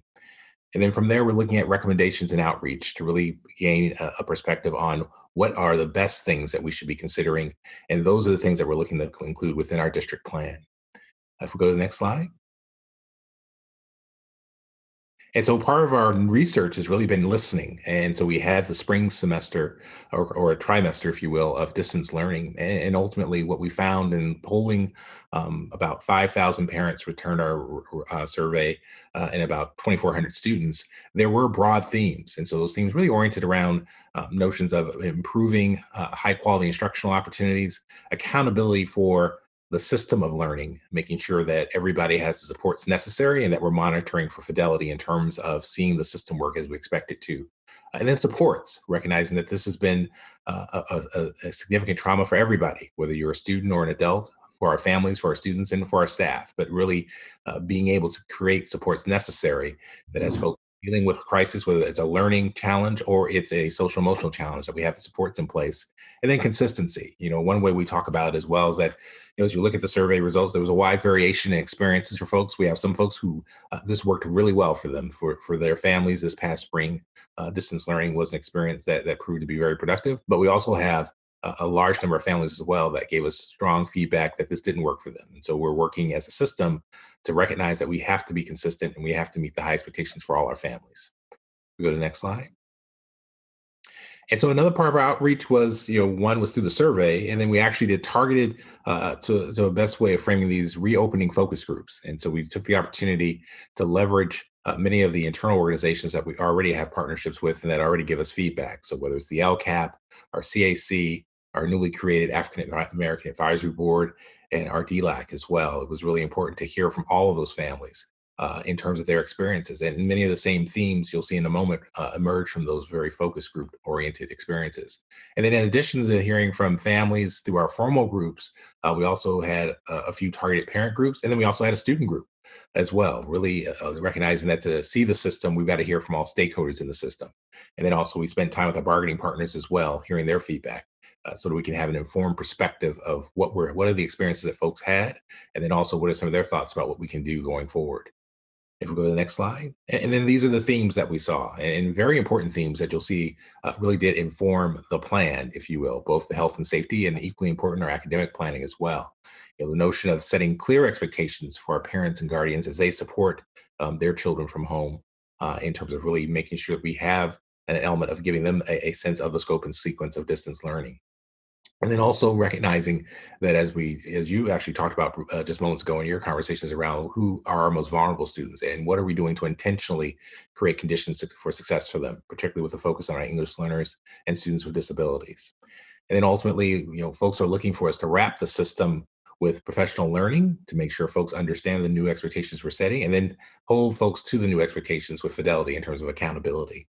And then recognizing that relationship building is really part of the accountability system too, because ultimately with distance learning, we know that being in everyone's home, if you will, we've got to be much more intentional about how we connect and how we relate. And then this theme is actually one that, really speaks to this notion of the opportunity. And it's always a complicated conversation because we know that we're in the midst of the pandemic. And so we're still learning. But in the midst of the pandemic, we're seeing opportunities to do things differently, whether it's the notion of defining engagement differently, whether it's the notion of figuring out different ways to deliver resources, really looking at how do we disrupt status quo in the right way and take the best learnings from that experience. And then finally, it's just what we all know to be true. We have to differentiate our supports. One size doesn't fit all. We have to ultimately respect that as we create a plan that has some sense of uniformity, but also has different supports for different folks depending on their context. Go to the next slide. So this ultimately is our vision statement, and I'll take a moment just to read it because I do want to give folks an opportunity to absorb it. And so, Sac City Unified will disrupt the current status quo of systemic inequity to meet the academic, social, and emotional needs of all of our students, especially our most vulnerable students. Such disruption must result in higher learning standards and accountability. Our Return Together plan will abide by all county public health orders to safely serve as many students as possible through in-person instruction. And of course, obviously, that's to be applied going forward. Because we recognize the evolving nature of this pandemic, all of our learning models will meet the needs of all students and mitigate learning loss, assuring all students are given an equal opportunity to graduate with the greatest number of post-secondary choices from the widest array of options.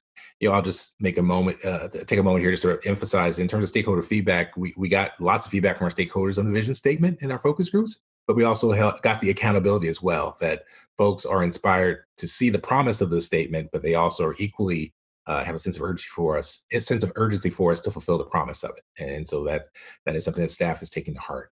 If we go to the next slide.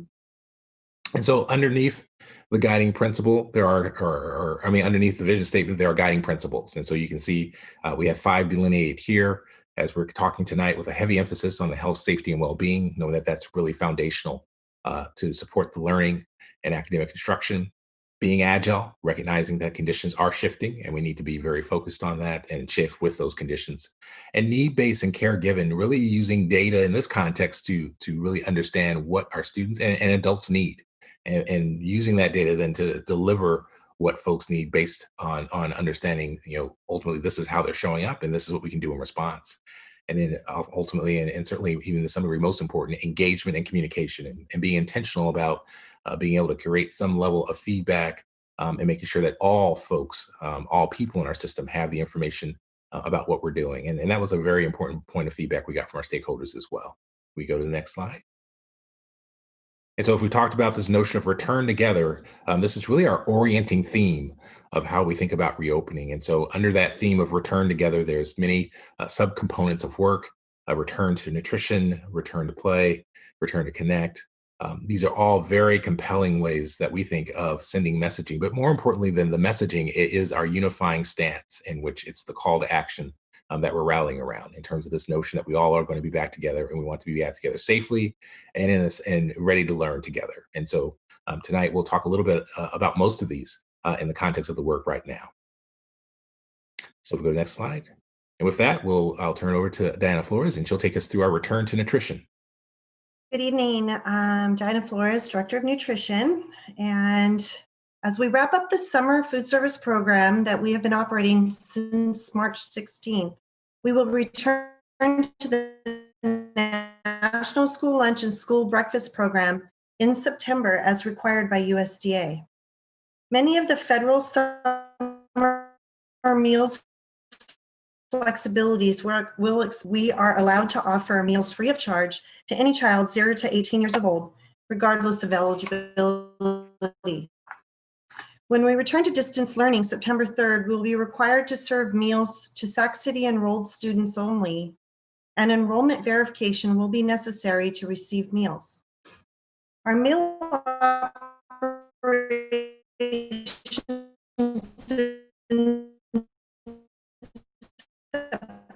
September will resume with curbside for all students and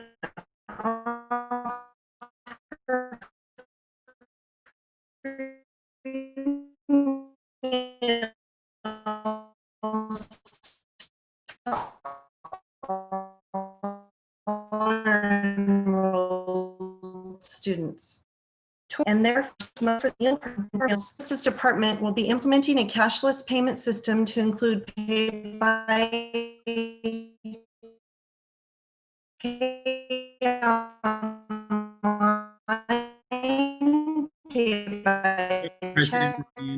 Yes, I think we're having internet issues. More students now qualify for golf and Ms. Flores, I apologize. I think that there's a problem with your connection. We're losing. Yes, you know what? I think we're going to have you suspend your presentation. The majority of your presentation has been inaudible, and there is some problems with your internet connectivity right now. Thank you again for all of your service. The nutrition services work is such a bright spot within Sac City Unified, and I am so proud of your efforts and the efforts of our entire school community of lunch and breakfast heroes to make sure that our kids are fed. President Ryan, I do want to just make sure, and we can come back to this. Ms. Flores and others are working very closely to make sure that some deadlines that are set to expire very soon here that allowed us greater flexibility to meet the nutritional needs of our students and families during the school closure period and well into the summer, again, are set to expire. And so we do want to make sure that our board and our community are aware that we will be actively advocating for a renewal or extension of those waivers and exceptions, and certainly would welcome the support from board members as we lobby for the same flexibility that we had after the school closure and into the summer. Absolutely. Thank you, Superintendent. Thank you, Ms. Flores. Next slide, please. So good evening. My name is Victoria Flores. I serve as your Director of Student Support and Health Services. And tonight I'm going to share just a really brief high-level overview of our Return to Health plan. And as Dr. Kassirier reiterated, we must work together to, and it takes every single one of us in our work lives and in our personal, home lives to practice these safety and health mitigation measures. So we move into phase 2 where we're releasing our plans, doing outreach, continuing to look at all that guidance that's coming out. I see that the CDC is going to be releasing some new guidance, hopefully sometime next week. So we know that we're going to have to, be flexible and agile and rapidly adjust to all these changes. Next slide, please. So this is our Return to Health plan, and this is really the foundation that all of our built in. We knew that we had to make sure that the health and safety measures were really strong and solid so that all of our other plans and how we serve and support our staff and our students and our families made sure that we followed these guidelines. So this document is really pretty comprehensive. It's 43 pages. I really invite you to go onto our website. Please check it out. It's available. It's accessible in all different threshold languages as well. And it includes mitigation measures for both personal, individual measures, as well as all of our physical spaces, our classroom and space requirements, expectations for parents and students and visitors, and then lots of procedures. There's quite an extensive appendix in the back as well. Next slide, please. So, this shouldn't be too big of a surprise. I know I've talked about these kinds of mitigation measures before, and I'll go into a little bit more detail, but of course we'll be practicing physical distancing. That's one of our best things we can do. Hand hygiene. There'll be lots of sanitizer and hand soap everywhere. Those really important face coverings. Practicing that coughing etiquette, or sneezing. Lots of us have allergies here in the Valley. And then of course, screening. But next slide, please. So wearing a face covering is a really important measure. We're learning so much about the science, and Dr. Kassirier really spoke about that so wonderfully.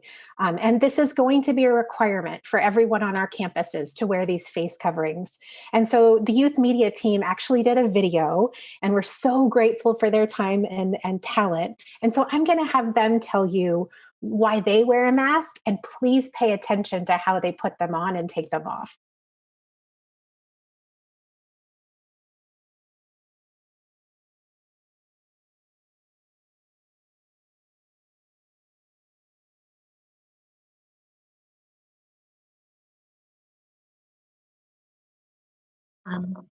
Like we have. It's Vincent. Sorry, I don't think I have that video. I don't see it as a hyperlink. I'm not able to click it on the PowerPoint.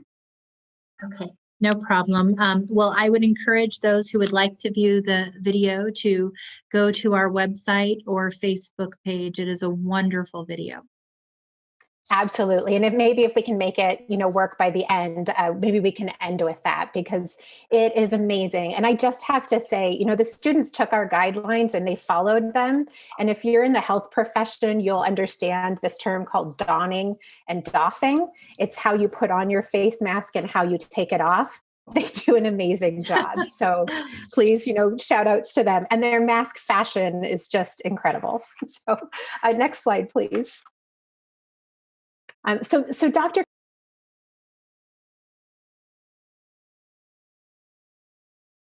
Because this need to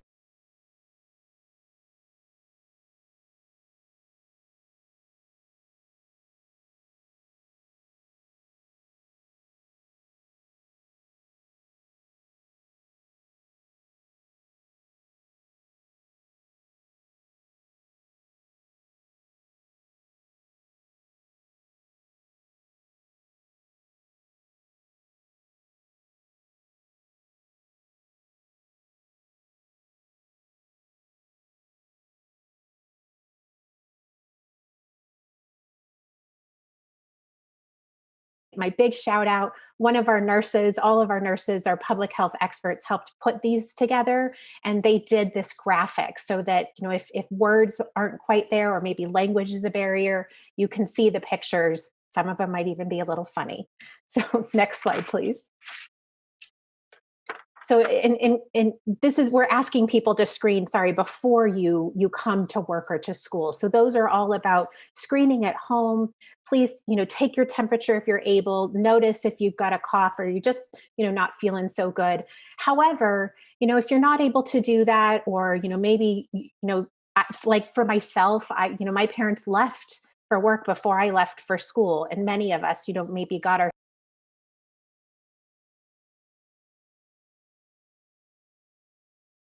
just as that backup safety measure. We might not all have access to a thermometer. So we'll be taking temperatures, asking, do you have any of these symptoms? And, if for some reason someone is sick, if their parent's there, we will send them home. If they're not, we will actually have care spaces on our campus. They're very, well equipped. And there's actually a really big section in this guidance document about how to set that up. So we can take care of our staff or our students and then get them home safely and make sure that they're okay. This is just one of the many measures in this document that talks about how we're going to keep our community safe. Next slide, please. And with that, I think it goes to Nathaniel.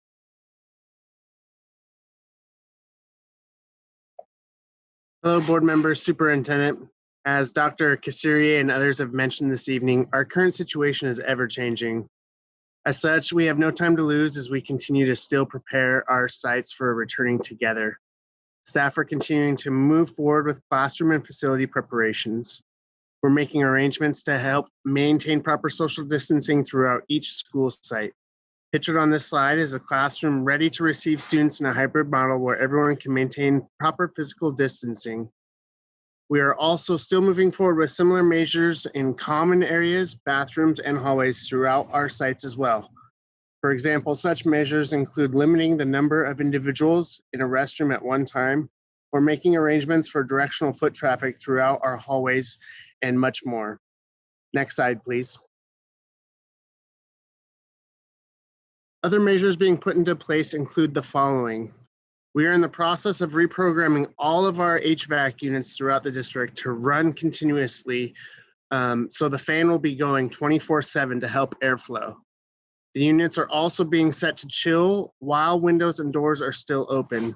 Our sites are already have fairly high air exchange rates, but we'll be improving that as much as we can with the ability to leave windows and doors open and continuously run the HVAC fans.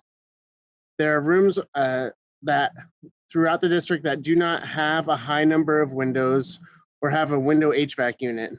Those classrooms still have a high air exchange rate and will be above the recommended air exchange rate for mitigating COVID-19. Also, as stated before, we will be increasing the frequency of HVAC filter changes from once per year to 2 or 3 times per year to help filter that air. We also have well thought out drop off and pickup areas on our sites that will allow health screenings to take place while individuals maintain proper social distancing. Front offices and other similar locations throughout the district will have plexiglass installed in order to help minimize the spread of the virus.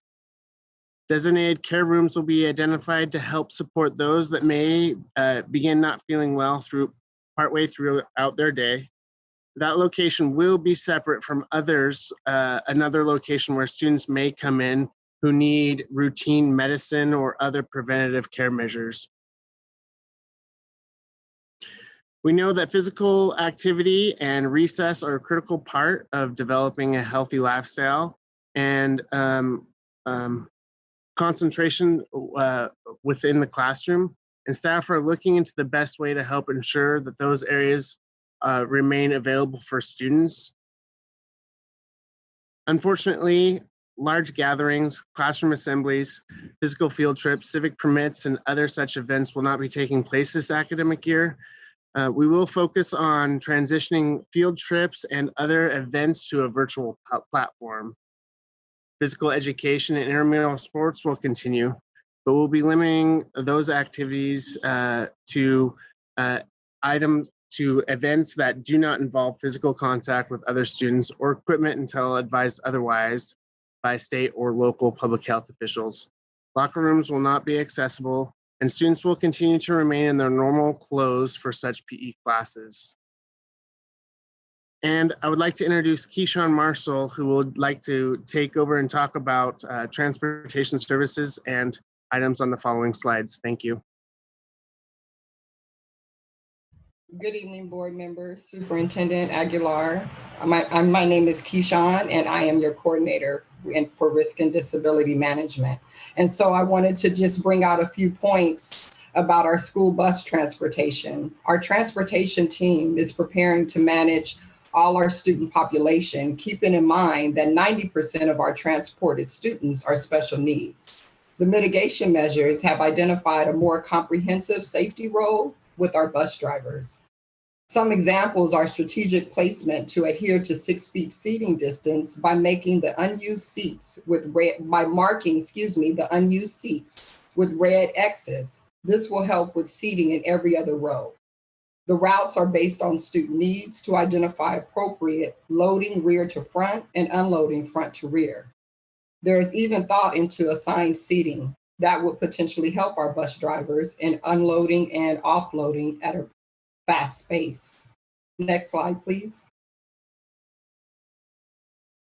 This slide identifies our protective equipment and hygiene supplies. We have been working hard to ensure stability with our protective equipment and hygiene supplies, such as student and staff reusable masks, which include laundered service for student masks weekly. In addition, we have staff distinction masks to safely identify the staff from the students. Disposable masks as needed upon request for our visitors, staff, and students if they don't have one for the day. We also have hand sanitizer stations in every classroom and designated high traffic areas. Supplies will be provided through Office of Emergency Services, distributed by County Office of Education. Such items as disposable face shields and masks, thermometers, and even hand sanitizer. Next slide, please. This slide speaks to our site safety folders and our mandated training platform. Starting with the site safety folders, this is a live folder with documents to include our injury and illness prevention program, the district mitigation guidelines, our current health orders or any health orders put out by public health, site facility checklists, symptom checks, the visitor symptom check form, our COVID-19 required training materials, and any signage that the sites or departments may need for hand washing, physical distancing, face covering requirements. Next, Hour Zero. This platform will provide the most current updated state-approved training specifically related to COVID-19. Some of the components include SIA COVID-19 training for all employees. Next slide, please. Pandemic training for administrators, first steps for administrators, pandemic premiere, what to expect, what can schools do, and strategies to do what is necessary to keep our students safe. It also includes pandemic training for teachers, strategies for the classroom, risk communications, clean and disinfect between classes, and how to do so. Spray-free classroom spaces, explaining what that looks like, and how to promote healthy hygiene. It includes daily practices and supplies, and also social distancing conversations. Also, this slide speaks to exploring school simulation. This is a non-student-based mock school day to help transition our staff and students into a safe return. The goal is to walk through a school day and test the safety protocol and put some substance to our return to health plan. Next slide, please. The next steps for our return to health is to collaborate with state and local officials and content experts to develop clear metrics for safely returning to school. In addition to continuing to refine return to health plan to ensure that most current safe measures are employed.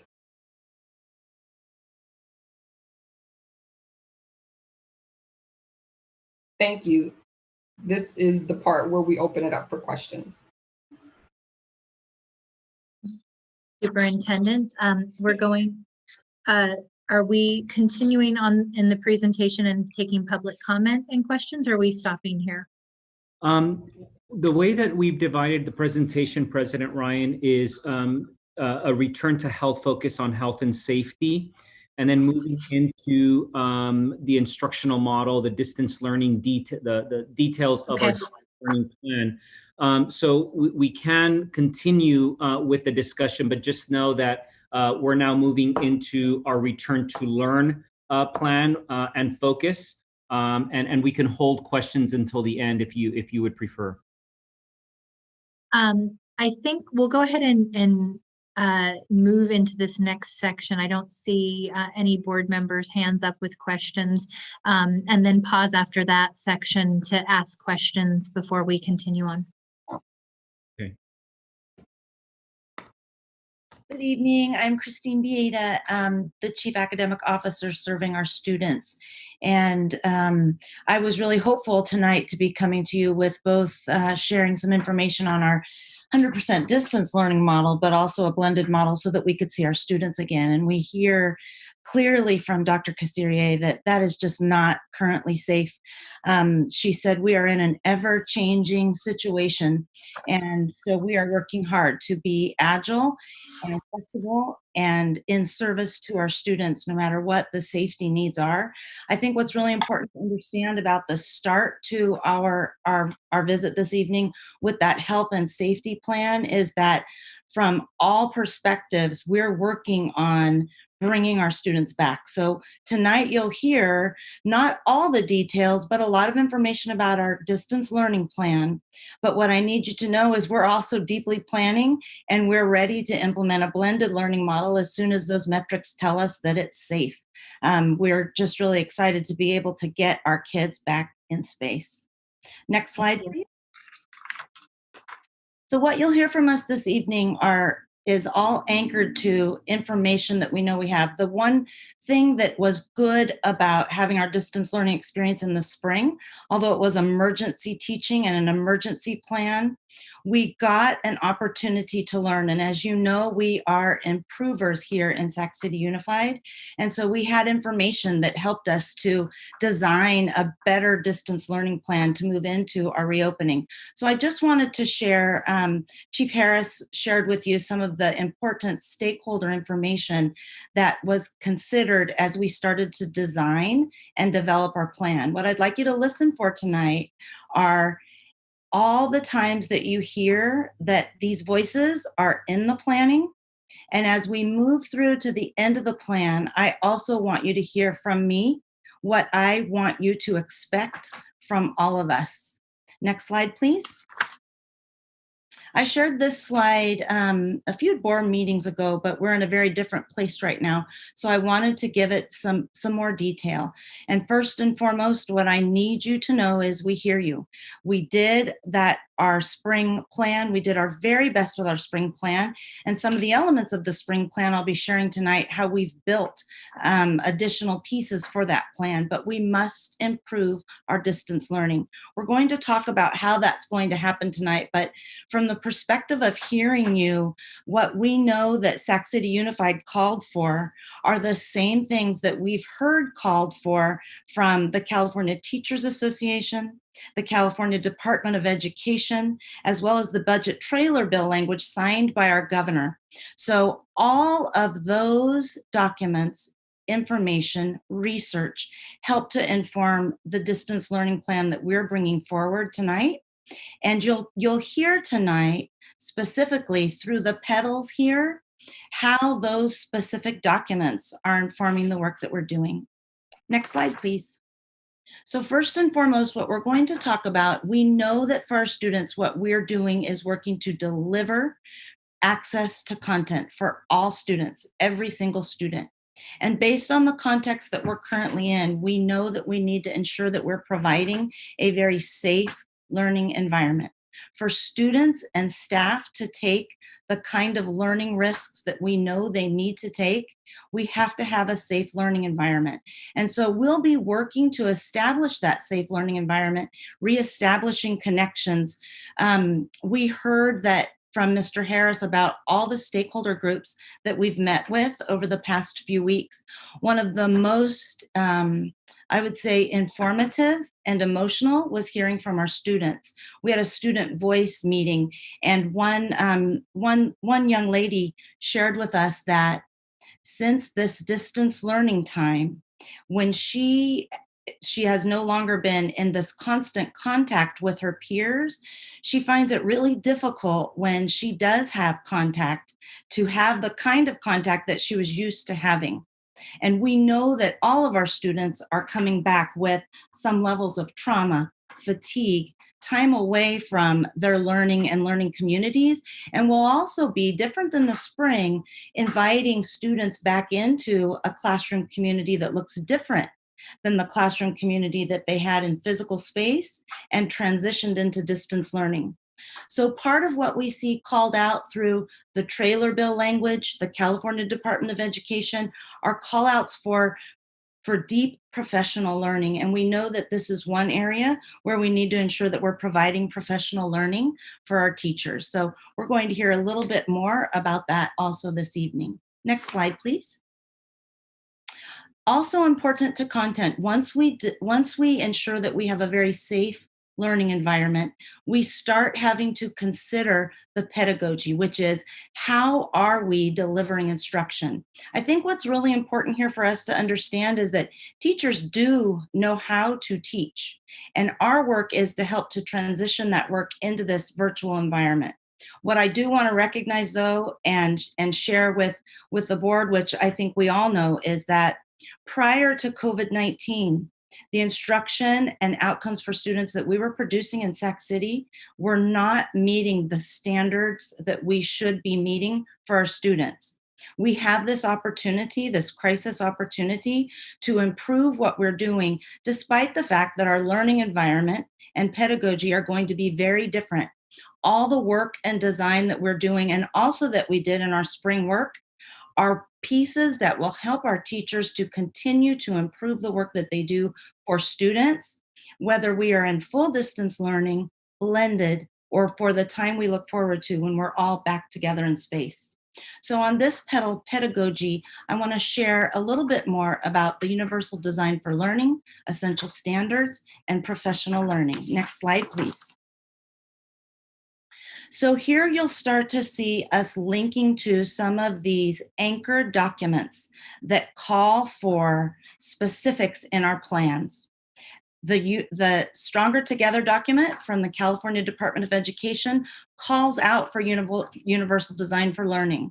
I want to remind our board that this was the first series of trainings that we provided teachers with modules in the spring. Those modules were offered to teachers as a voluntary opportunity for them to learn about the Universal Design for Learning. And I'm going to share a little bit more about that later, because I'd like our board and our community to know what to expect from us regarding UDL. Those modules are still available on our website for our teachers, so that they can go now and start to continue to improve their practice if they choose to do so. Next slide, please. We also know in our trailer bill language that's signed by our governor that we know that our learning has to be anchored to content-aligned grade level standards. You probably remember from the spring that we content mapped standards from the time of closure to the time of the end of the school for our essential standards. Our essential standards are the standards that are those rungs that children need in the ladder to really have what they need to reach up to the next level. All of our standards are important.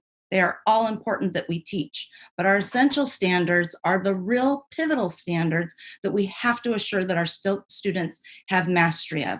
You'll hear me continue to share this evening that work that we did in the spring, we have an incredible curriculum and instruction department.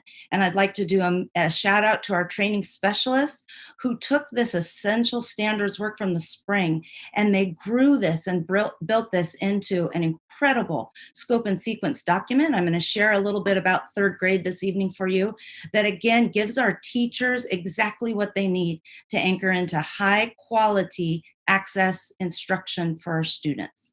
Next slide, please.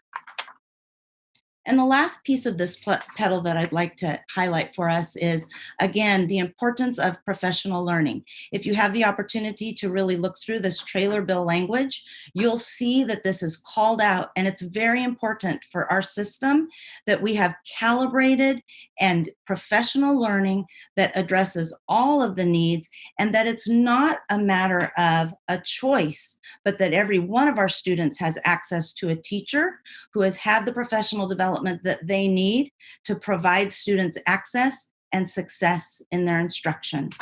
Next slide, please. So moving on, as we assure that our students have access to content, we've talked about a safe learning environment. We've talked about pedagogy, how we teach our students, and now really important to discuss synchronicity. Synchronicity is, are we offering our lessons live and creating a wrapped learning environment as similar as we possibly can to what students experience when they're in space with their teacher? Or are we offering asynchronous learning, which is recorded opportunities where students and families can watch their learning at any time that they would want? What we hear and what we know now from the reading, and also you're going to hear from the anchor documents that we've shared this evening, is that our community wants to see their teacher. Students want to feel that classroom experience. Our students need the peer-to-peer interaction that has to happen with synchronous learning. They need this, and they need this every single day. But here's what we also hear from our community. We also know that synchronous learning does not always work for every student in the family and for every family.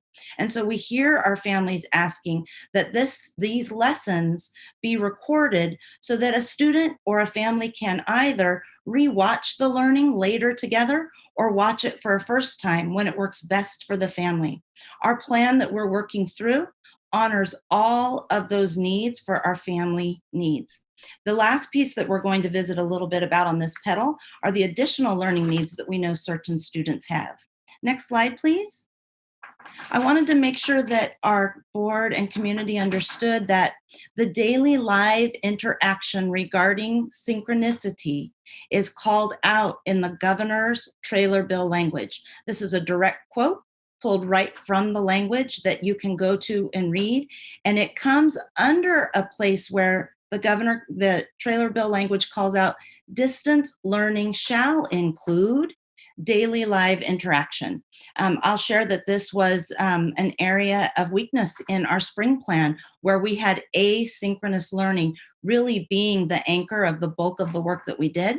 Our current plan makes a shift to the synchronous learning. And we think that's really, really going to improve the work, the connectivity, the peer-to-peer interaction, and the building of that safe learning environment that we know our students need to continue to make the kinds of risks that they need to make to be high-level learners. Next slide, please. Also with synchronicity, and I'm really honored about the work that our team has done with this part of our plan. Not every one of our students needs the same amount of instruction. And we know that this happens when students are in space with their teachers. When teachers are working their magic, they provide a whole class instruction that's high quality, first tier instruction. But as they're doing that, in the moment, as the students are learning, they're taking in information constantly to determine who needs an extension, who needs to learn a little bit more about something, where there might be some previous learning. And in this time, we're calling this learning loss or unfinished learning, where there might be unfinished learning for a student or group of students that needs to be offered and repaired. So our plan offers, in addition to whole class synchronous lessons, opportunities in the day where we're providing synchronous English language development, as well as times where students can receive that extra scoop of learning that they might need in math or in English language arts or in other content areas. We know that this is going to have to vary by student, and we've planned for that. Next slide, please. What's really important in achieving that level of synchronicity are the technologies that we're able to offer. And I'd like to start by sharing the excitement that I have that a lot of the districts that we've been hearing from and working with across the country are still working on trying to address the digital divide. Our superintendent, as soon as our school closed, one of the first things that he demanded was, we need to be able to provide connectivity and computers to our students. And we went to work to do that and have continued to work to do that. And if you could move to the next slide, please. I'm really proud to share that right in that trailer bill language, there's a call out that our students must have connectivity and devices. Sitting right in our warehouse, ready to go, we have our computers ready to push out to our new kindergarten students, as well as to all students who are new to our Sac City family. And I'm really excited that we have that prepped and ready to go, because we've heard from other places where they're still working on trying to manage that. Regarding connectivity, we have our Sac City Kids Connect, and we're spending our time during this summer continuing to do outreach to make sure that we have the connectivity we need so our students can all learn at high levels. Next slide, please. This I think this proportion in person slide takes us right back to thinking about how agile we need to be. You heard in the last time that I shared this, and as we've been sharing this slide with some of our community partners, this slide really attended to what proportion of students could we bring back into the classroom. I wanted this to stay here as a reminder for how agile we need to be, but also to remind the board and our community that we are continuing to plan our blended learning models so that, just like with distance learning, as soon as we have those metrics that we heard from Dr. Kassirier this evening, and we know that we are safe, we are going to be prepared to immediately bring our students right back. So here are the things I asked you to keep listening for. And remember, when we get to the end, I want to tell you what I need you to expect from us. But right now, we know that we're working to provide a safe learning environment, high quality instruction for every student that meets the essential standards and includes professional learning for all of our teachers, live instruction and opportunities where students get that peer-to-peer interaction, connectivity to close our digital divide, and flexibility and awareness that we know things are going to continue to change. Next slide, please. So how are we going to do this? We've been guided by, as you know, we've been in phase 1 for our Ready to Return to Learn plan, and we've been guided by work from literally across the country. These guiding principles come from the Council of Great City Schools, an incredible document called How to Address Unfinished Learning. We took these principles and we layered them on top of what we heard from our community, what we saw in our surveys, and what we saw happening during our spring distance learning, layered these right on top to assure that we were addressing the needs that we have to make sure give us a better distance learning plan. So what I'd like to do now is walk through these guiding principles and share with you some elements of our plan and teach you where these are in our plan. So next slide, please. The first grouping will be these first 3 slides, committing to grade level content and instructional rigor, focusing on a depth of instruction rather than just getting through content at a pace, and prioritizing content and learning, ensuring that we're meeting our district's instructional priorities. Next slide, please. So in principles 1 through 3, we're addressing those principles as a part of our plan with our exceptional scope and sequence documents. I'd really like to highlight the work of our CNI team and our training specialists right now by sharing with you this 3rd grade sample. So Mr. Flores, if you could click on that, let's hope that it'll open right up for the board. I know that we're having difficulties with some of that this evening. Everybody cross your fingers, click your heels 3 times, and maybe it'll just come up. Look at that. It worked. It worked. So what I'd like you to do with me right now is, so we looked at those 3 principles. You hear my saying that we're committed to high quality instruction and access for all students. You're also going to hear my sharing information about embedding social emotional learning into all of our content so that we're addressing the needs of students and helping them to make sure that they can have access at very high levels. So Vincent or Mr. Flores, if you could just start to scroll through. All of these documents will be available to our teachers. They help us to, so if you pause for a moment here, they help us to do something that is, teachers have always done this. So I don't want to make this as if it is something brand new.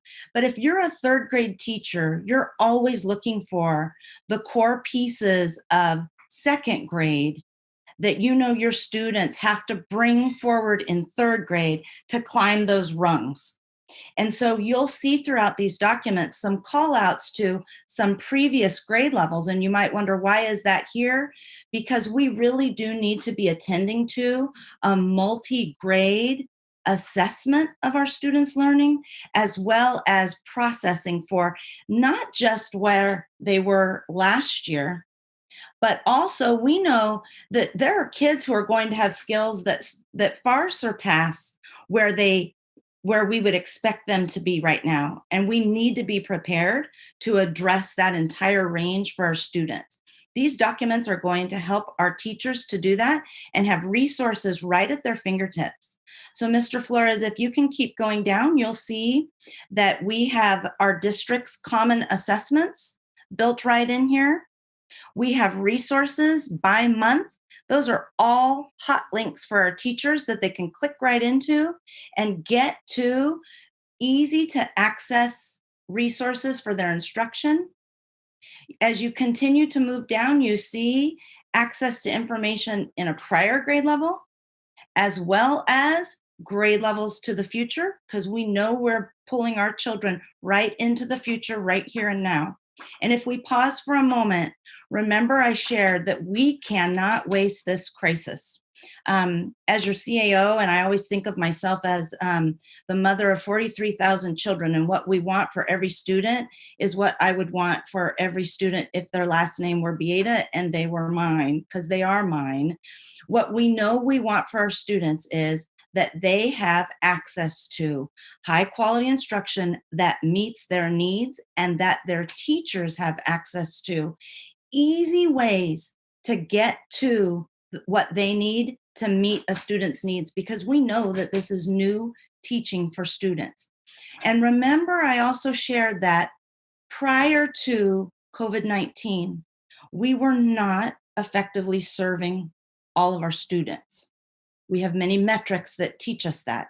We cannot waste this crisis. This is the time to use resources such as this to anchor us and to improve instruction, to improve our ability to understand content and standard so that we can come out even better despite the crisis. So Mr. Flores, if you can continue down, I'll share that we have these documents for English language arts. We have these documents for math. And our team, as you can see, has been really, really hard at work. And I hope that you can also see how this work is not just for right now in distance learning. Everything that you see here is going to help our teachers, our students, and our parents and families, because we're in deep partnership with our parents, as we move into blended, and then as we can't wait to get back into space together. So Vincent, if you could click back into the main document.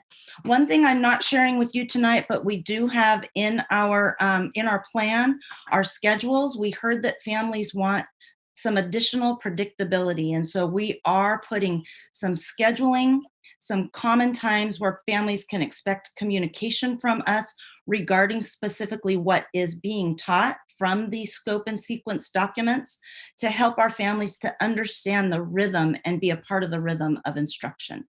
Next slide, please. So that grouped principles 1 through 3 from the Council of Great City Schools.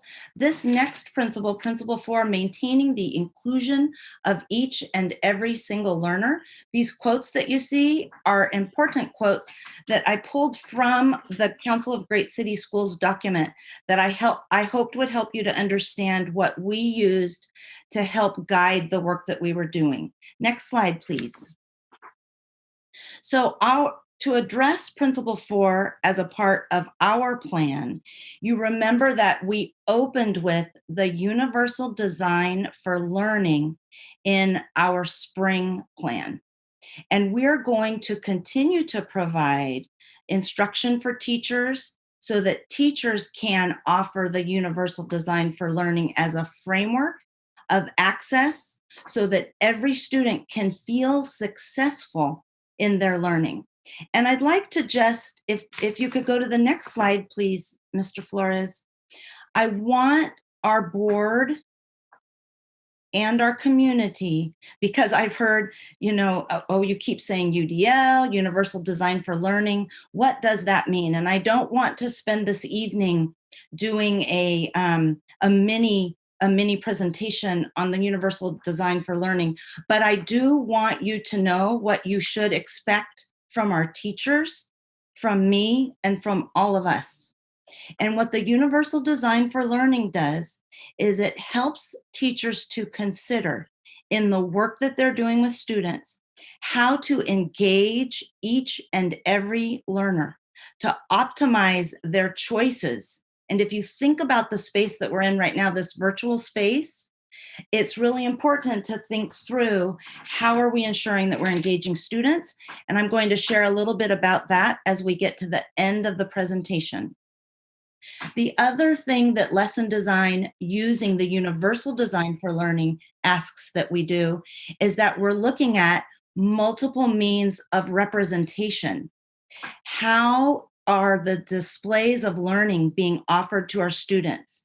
And do we know that they meet that student's needs? How are we clarifying vocabulary? How are we ensuring that students have access to comprehension?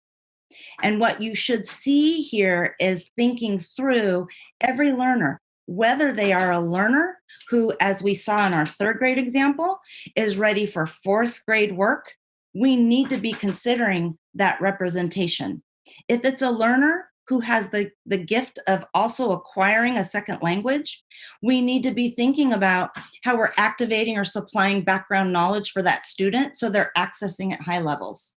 This is work for every one of our learners. And then the third piece our teachers are having instruction on that we're asking them to take into thought process in their design of their learning is the action and engagement.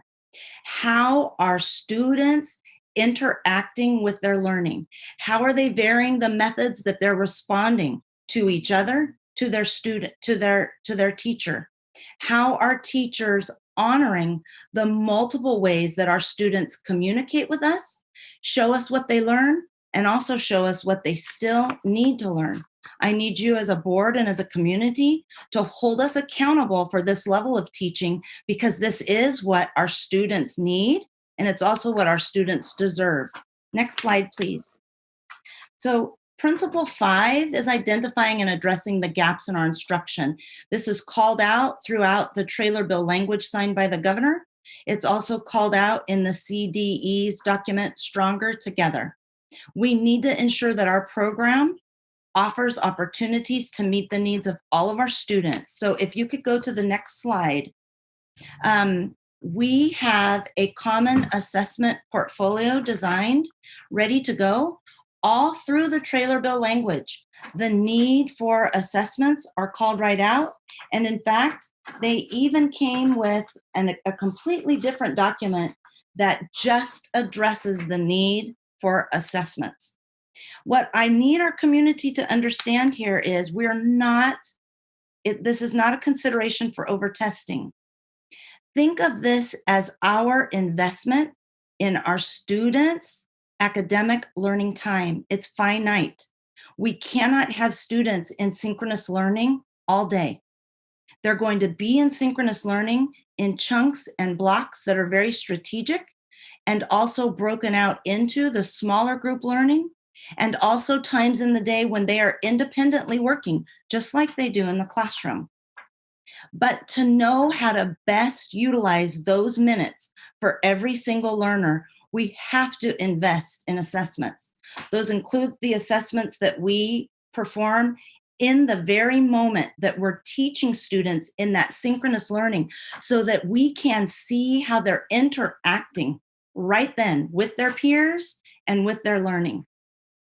That's a powerful kind of assessment. But we know that we need other data sources, because that information teaches us how to best use a student's minutes.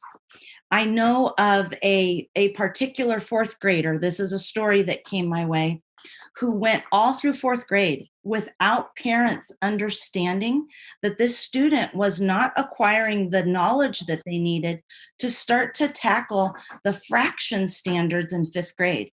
This fourth grader hit fifth grade and suddenly started falling into the red in everything and failing in math, which even started leading to failures in other areas, which is typical when a student's having struggles. If that parent and that teacher knew exactly where that student's learning needs were, that parent would have been in deep partnership immediately. And that student wouldn't have had to try to climb so many rungs of the ladder with missing rungs. So we need to think about our assessments as investments to find out how to best use every single minute of our students' instructional time, not just now, but also when we get back together. Next slide, please. And Principle 6 from the Council of Great City Schools cautions us to make sure that we're focusing on the commonalities of what our students have shared together during this time, not just looking for their differences. Next slide. Throughout that scope and sequence document that you just saw, I'd like to just say a huge thank you to our SEL team, our SEL training specialists. They've designed lessons. We have a racial and social justice toolkit.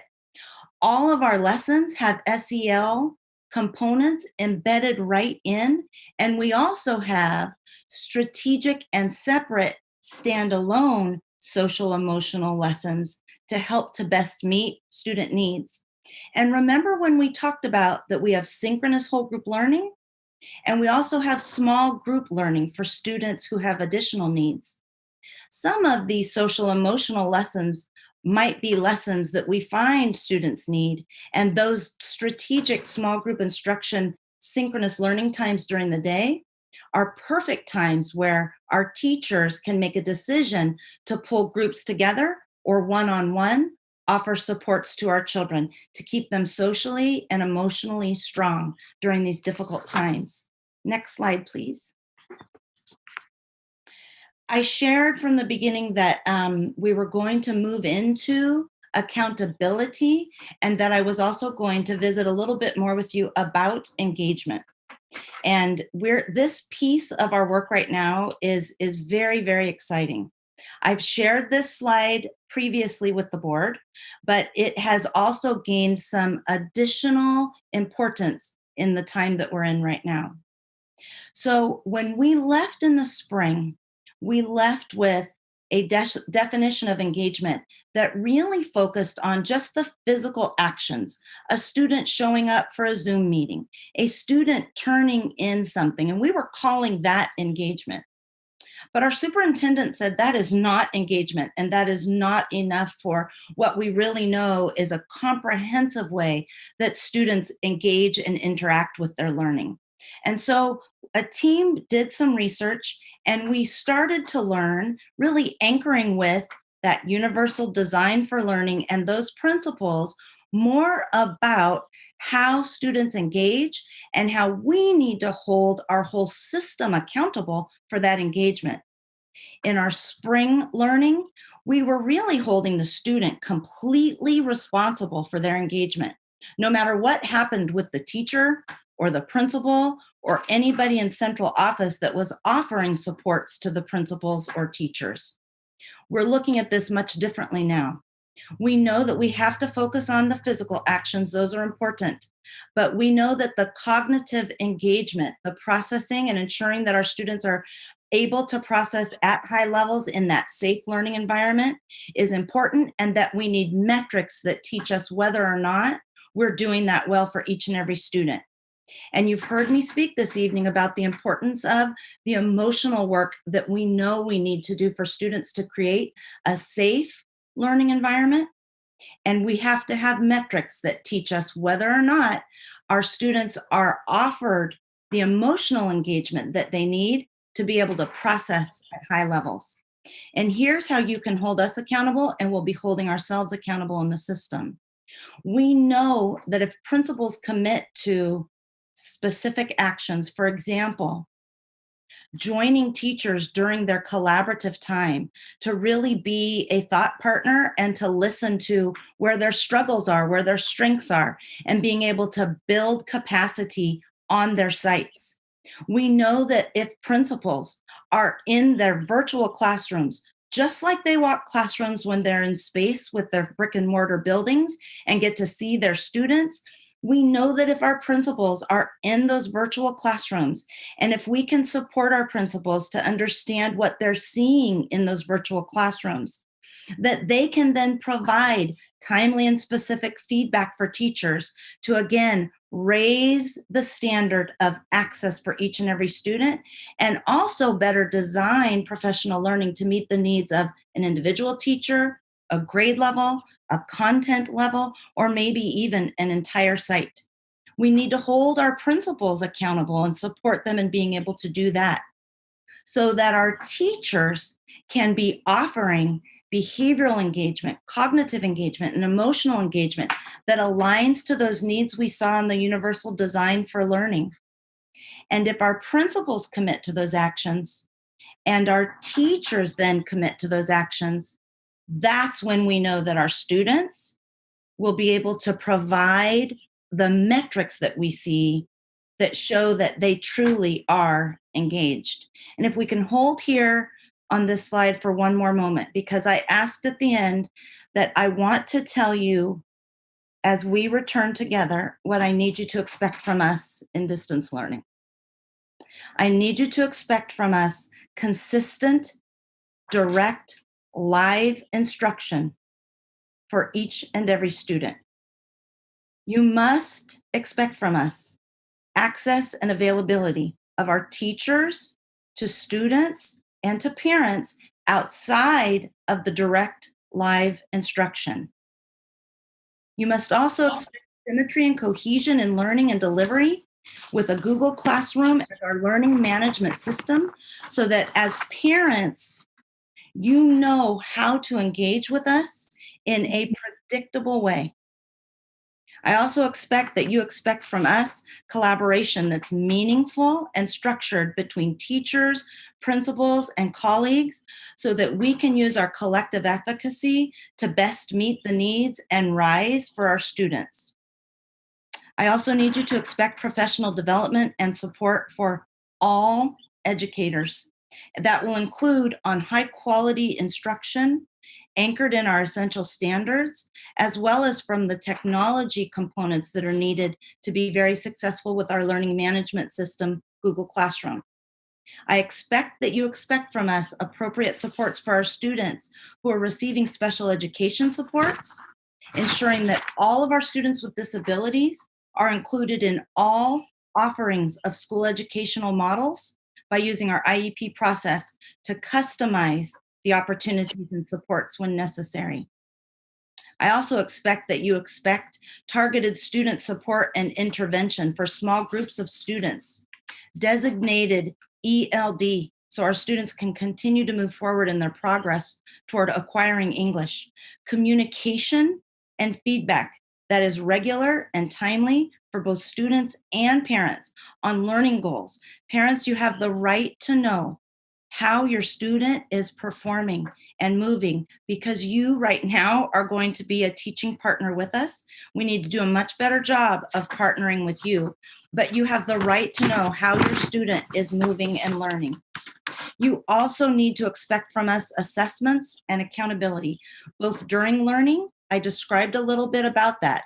In the moment during synchronous learning, how is your student performing, as well as across the learning year, to understand how students are progressing through their learning progression, both in the moment and over time, so that we can best address any learning loss before school closure, as well as since school closure.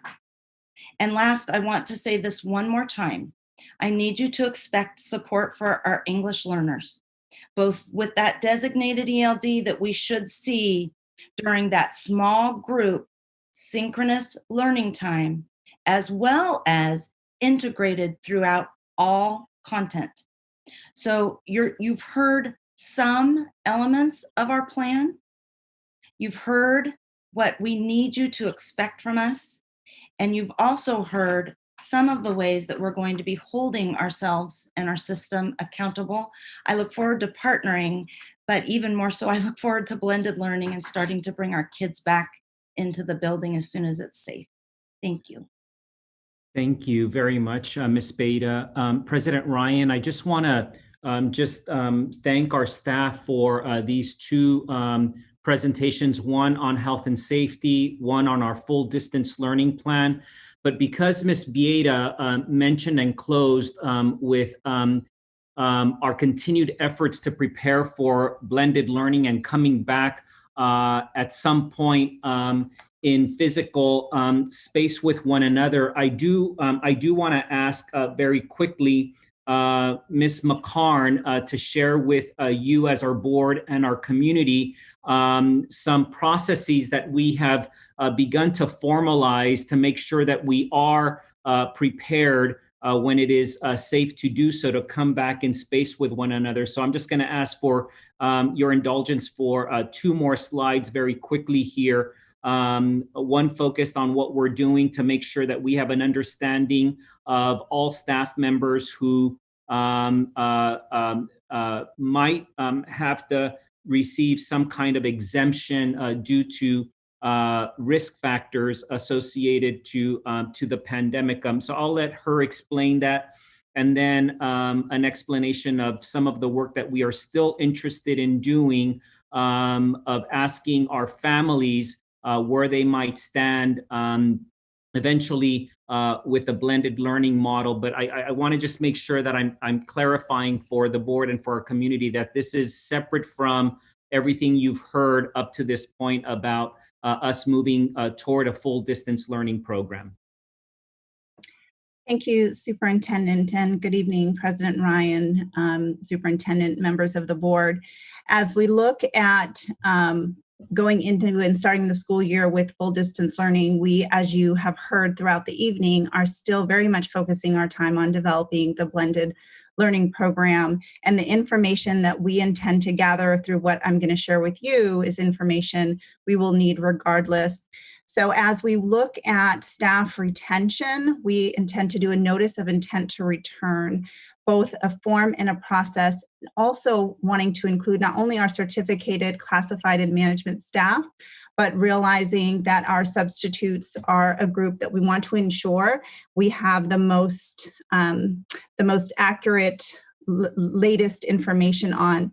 As we look and assess which schools or subject areas are going to have additional staffing needs than what we already have on our radar, we'll be analyzing that data, certainly from the intent to return. But we've also begun engaging in one-on-one meetings with principals and district administrators to gather the things that aren't currently on our radar, what they might know about very specific situations with their staff members, anticipated attrition, upcoming leaves, things that principals and other district administrators would know most specifically and closely in working with their staff. Through this, we are utilizing departmental collaboration to identify appropriate leave processes.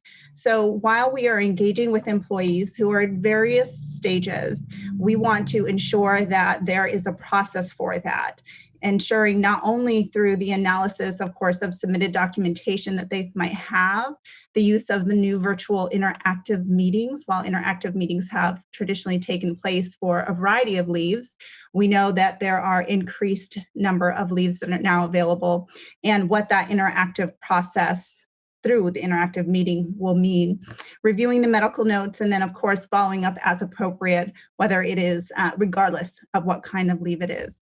And then the other thing that we want to make sure you're aware of that's taking place is along the lines of retaining newly hired staff through some intentional cultivation. So while we realize this is important at all times, we realize it's especially important right now in this virtual space where there is not the opportunity to connect physically in terms of being in the same space and needing to do that virtually. So some additional points of the onboarding process that's currently now all virtual, making some very specific intended steps to make them feel and connect them with the larger community that they're serving at their school sites so that they can effectively engage in the work that you have been hearing about all night, and also so that they're aware of the mitigation measures and all the other components involved in the presentation. So with that, I'm going to pass it over to Chief Harris to talk a little bit about what's coming next in terms of outreach to parents. If we go to the next slide. As Superintendent mentioned, this is just an exemplar of the work that's been underway to create mechanisms of communication. One of the important takeaways from our stakeholder sessions was this notion of, we know that there's limits if we just use email, just use robocall. And so what we've been thinking about is multiple ways of outreach. And so this is an example of a future postcard that will give some sense of our ability to hear from families directly about their interest in distance learning or blended learning. And really what the exemplar here is meant to communicate is that we heard the feedback from our families and we recognize that we can't use just one type of communication channel. We have to adapt to all types of channels to get as broadly, to engage as broadly as possible with our families. We go to the final slide. And so in terms of next steps, the theme here is digging deeper and agility. Many of the things we spoke to tonight are still formative in nature. We know there's more stakeholder engagement we can do. Obviously, we need to collaborate and commence negotiations with our labor partners. And then as CAO Bieda spoke to, just continue developing the blended learning plan for the safe return of all of our students. And then, as we said, the grounding of all this work is continued close collaboration with our state and local officials to make sure we have clear metrics that ensure the safety and health of all of our school community, students, staff, family members, a broad set of volunteers, our community partners as well. So with that, I'll end the presentation and we'll open it up to questions. Thank you, Vincent. Thank you to the entire team for your efforts, and to our Chief Academic Officer, Christine Bieda, for the remarkable work you've put into this comprehensive plan. Before we go to public comment, consistent with what we talked about in altering this format a little bit, we're going to take questions as my my fellow colleagues collect their thoughts and bring forward some of their questions. I just want to say, Chief Academic Officer Bieda, your presentation was both inspiring and overwhelming. And I will tell you, inspiring because that is what we should hope for each and every one of our students. Overwhelming because I know the difference between gathering best practice and the feedback of educators in the field and being able to actualize that vision is a vast divide. And with the announcement that we would start our fall in the virtual setting, what has kept me up at night is this thought that the students who are the most vulnerable among us, the least supported, the least equipped to navigate these landmines of new learning, will suffer the most. And so as you've laid out this plan for a universal design for learning that includes inclusive practices and targeted intervention and support, what I keep coming back to is, what are we going to do and be held accountable to provide the kind of support for families and students who will be left behind if we're unable to deliver? And I would like to specifically ask, as you've created this plan, why aren't we rolling up our sleeves, getting to work tomorrow to see it enacted?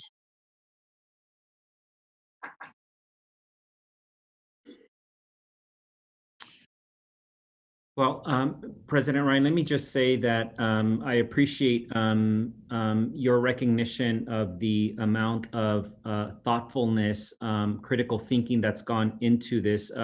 We actually had worked on preparing an update when the board asked for this special board meeting that was very different until yesterday. And made a very quick, agile, and nimble shift to the extent that large, complex organizations can, and to the best of our ability, doing so remotely as well. But we stand ready to make sure that every aspect of that plan that we just announced today can be actualized. I've said often that this is a time when I have lost count of the number of calls to action and clarion calls from different research entities and different columnists who have asked us to reimagine what public education could look like. We have to let go of the construct that we always have to be aspiring to reach that, operationalizing that which seems to be too aspiring to us in Sac City Unified. We need to come together as a community, let go of the idea that everything we seek to do is aspirational, and get to a place where we can make it operational. And that's what this group of team members that work for you and for our community is ready to do. Thank you, Superintendent. I would like to ask Christine Beda, to respond to my question. I want to know, given the ambitious timeline we have before us, what you are going to need in the coming days and weeks to be able to actualize this vision. I think exactly what I asked for this evening, to understand what our students need, to make sure that if I did not share that clearly, if I need to share anything more clearly, if our team needs to offer it any more clearly, I need our community and our board to know what our students deserve, because what we're sharing is what they deserve. And then I need our community and our board to hold us accountable for providing that for each and every student. I think what is, as I shared at the beginning, and I think from the moment that we were realizing our schools were going to close, that we knew that we were in a crisis, and our team said, we are not going to waste this crisis. This is the time to focus on high quality instruction and changing outcomes for our kids. And we can. I do believe that we can. So I need you to hold all of us accountable. Our teachers need to be held accountable. Our principals need to be held accountable. And I do believe that all of us want to take on this learning and to devour the new learning with the kind of excitement that we know we're going into doing something different and new and better for kids. We said from the beginning, we cannot return. We're not returning to our status quo. We can't in Sac City. So hold us accountable. Make sure you understand what children truly do deserve. Don't titrate to anything less. And then hold us accountable to make sure that happens, please. Thank you, Ms. Beda. Board Member Pritchett, and then Board Member Vang. Thank you, President Ryan. And I'll keep it brief because I know that there's probably other board members that have questions either, and I want to make sure everyone gets heard. Thank you, Christine, for that very, very thorough presentation. I do feel overwhelmed, as President Ryan said after that, but it was information that we needed to hear, right? And I appreciate you saying, keeping keeping us accountable. But I heard when we were put on to home, to teach at home, and bringing our students home in March, I heard great stories of teachers reaching out to their students, and then I heard stories that really just made me sad that they weren't being contacted, or they were contacted like one time throughout that time. So, my question is, how do we hold them accountable? Can we link it to Infinite Campus and the lessons plans and all of that? I guess that's a question that I have for you. The first question. So from the accountability standpoint, the piece that I shared around engagement, and we're designing metrics to help us really analyze that very question. But it really links through several layers. I think your question is excellent, because to hold a teacher accountable, we need to make sure that our principals know what they're looking for, that they're empowered, that they're in the virtual classroom, just like they would be. Our principals walk the building, you know that, you see them all the time. So the accountability is multi-layered, starting with me, superintendent, the work that we do, all the way to ensuring that we're producing different outcomes for students. So we need to make sure that teachers are doing what they're doing, but that they have the support to be able to do what we know they need to do. But even just anchoring into a single learning management system of Google Classroom gives us an opportunity to be able to support both our families, because you started with some of our families were fine with what they were learning and others were having struggles. That variation is part of what we're trying to support with this plan. The way that I would think of it, if you need to, when you're speaking about this in the community, is we're offering guardrails or tights, and then within those tights, so the tight is using Google Classroom as a learning management system, so that helps to hold everybody accountable. But within that, there's a lot of autonomy and decision making that teachers can make, sites can make, principals can make. So I think that that's part of it. So that brings up kind of another question. I still have one more question, but so I know that our teachers care deeply about our students. It's not that they didn't want to reach out or they just didn't mean to reach out, but I guess my question is, what resources are we putting in place moving forward? Because when this happened in March, it was, like you said, an emergency plan. We were all just kind of scrambling, and I know that we're short-staffed at the district office. So what do we have in plan come the fall when school starts as resources for our teachers?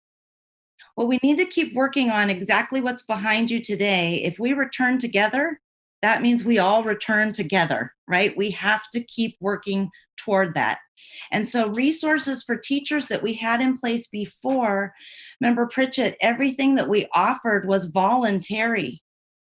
What we're really proposing this time is that the professional learning that we have for teachers, that we engage in this together so that every student has access to a teacher that has the capacity built, that has some differentiated supports for their learning depending on where they're at, but that they all will have the instruction. That is what happens in other places. That happens for other students in other places. It needs to happen for our students in Sac City. Okay, thank you. And then my last question, I swear, and a quick one. At the beginning of every year, our new students will go, especially kindergartners, they'll show up at a school and meet their teacher. Well, in elementary school, really, right? They show up at the school, they meet their teacher. Are we going to be kind of creating that possibility via Zoom for the teachers to reach out to the students before school starts so they can meet their teachers? That's such a good question. I will share that we did put in our proposal that teachers will hold a virtual back to school night to welcome their community, their parents into space, to help parents understand what they can expect, and to also start to build their classroom community of learners. So it will be virtual. that's not the best, and that's not great. Kindergartners come home with that little crown and that has their name, and I'm sorry that our students won't have that experience, but we need to make this experience, just like we did for graduation, the best that it can be for that first day. So we are planning on a back to school night for all of our children. That's a great Even better than that, because they're missing out on so much from not being at the school site. Thank you so much for your presentation. Thank you, Board Member Pritchett. Board Member Vang. Thanks, President Ryan.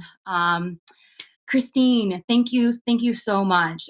First, I just want to give mad props to you. I know that there is no blueprint for this, and so I really appreciate your hard work into this. I do have several comments and some questions, and I'm going to try my best to keep them succinct as possible. I know that our teachers, staff, and our parents are doing the best that they can, right? And I trust that everyone's going to do their best to meet the challenge ahead.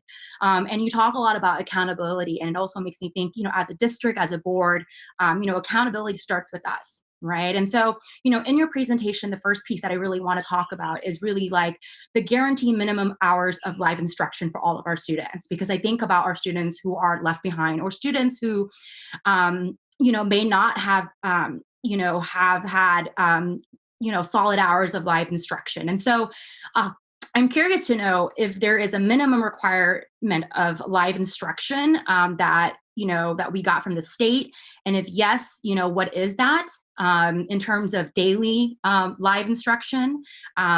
Because I know that there are numerous factors for our vulnerable students, right? And we know that that's going to vary among families and students, but we cannot have that in this district. And we need to make sure that we guarantee that. And so I would be interested to also hear from you, because I didn't see in the presentation in terms of just what the standard is in terms of what the live instruction requirement is, and what you suggest as someone who is leading this effort. So that's my first question. Maybe I'll pause, and then if you can answer that. Sure. That's a great question. And it is called out in AB 68 that we provide 240 minutes minimum of instruction for first through, I think it's maybe 3rd through 12th grade, and then 230 minutes for 1st through 2nd grade. And I think it's 180 minutes for kindergarten and for continuation school students. But that is called out, Member Vang, and that's a great question, as a minimum. Minimum.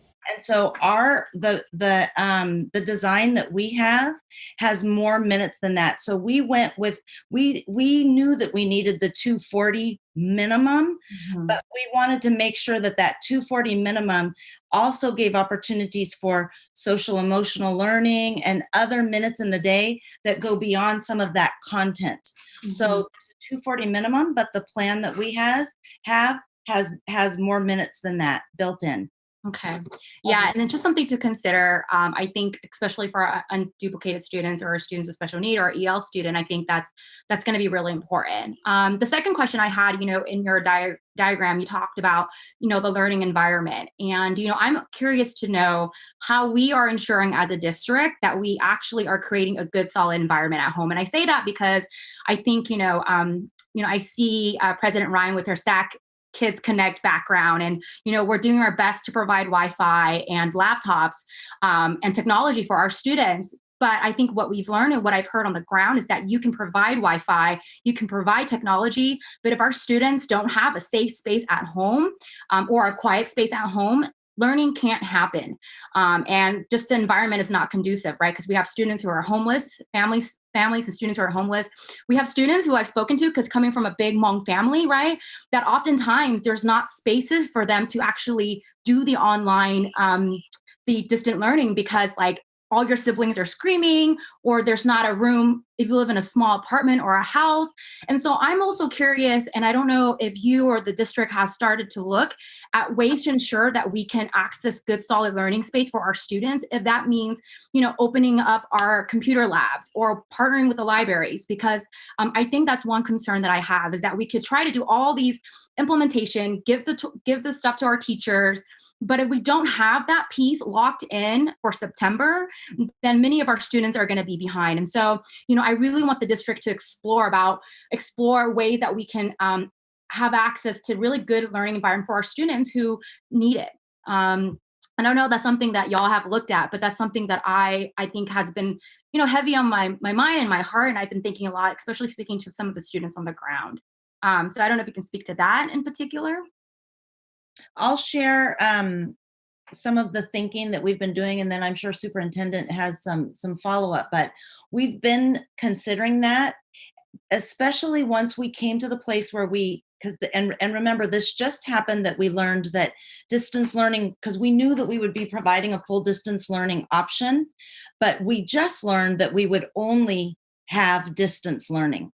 But one of the things that we've been discussing is, can we safely have permission to bring some students back based on need, even during this time?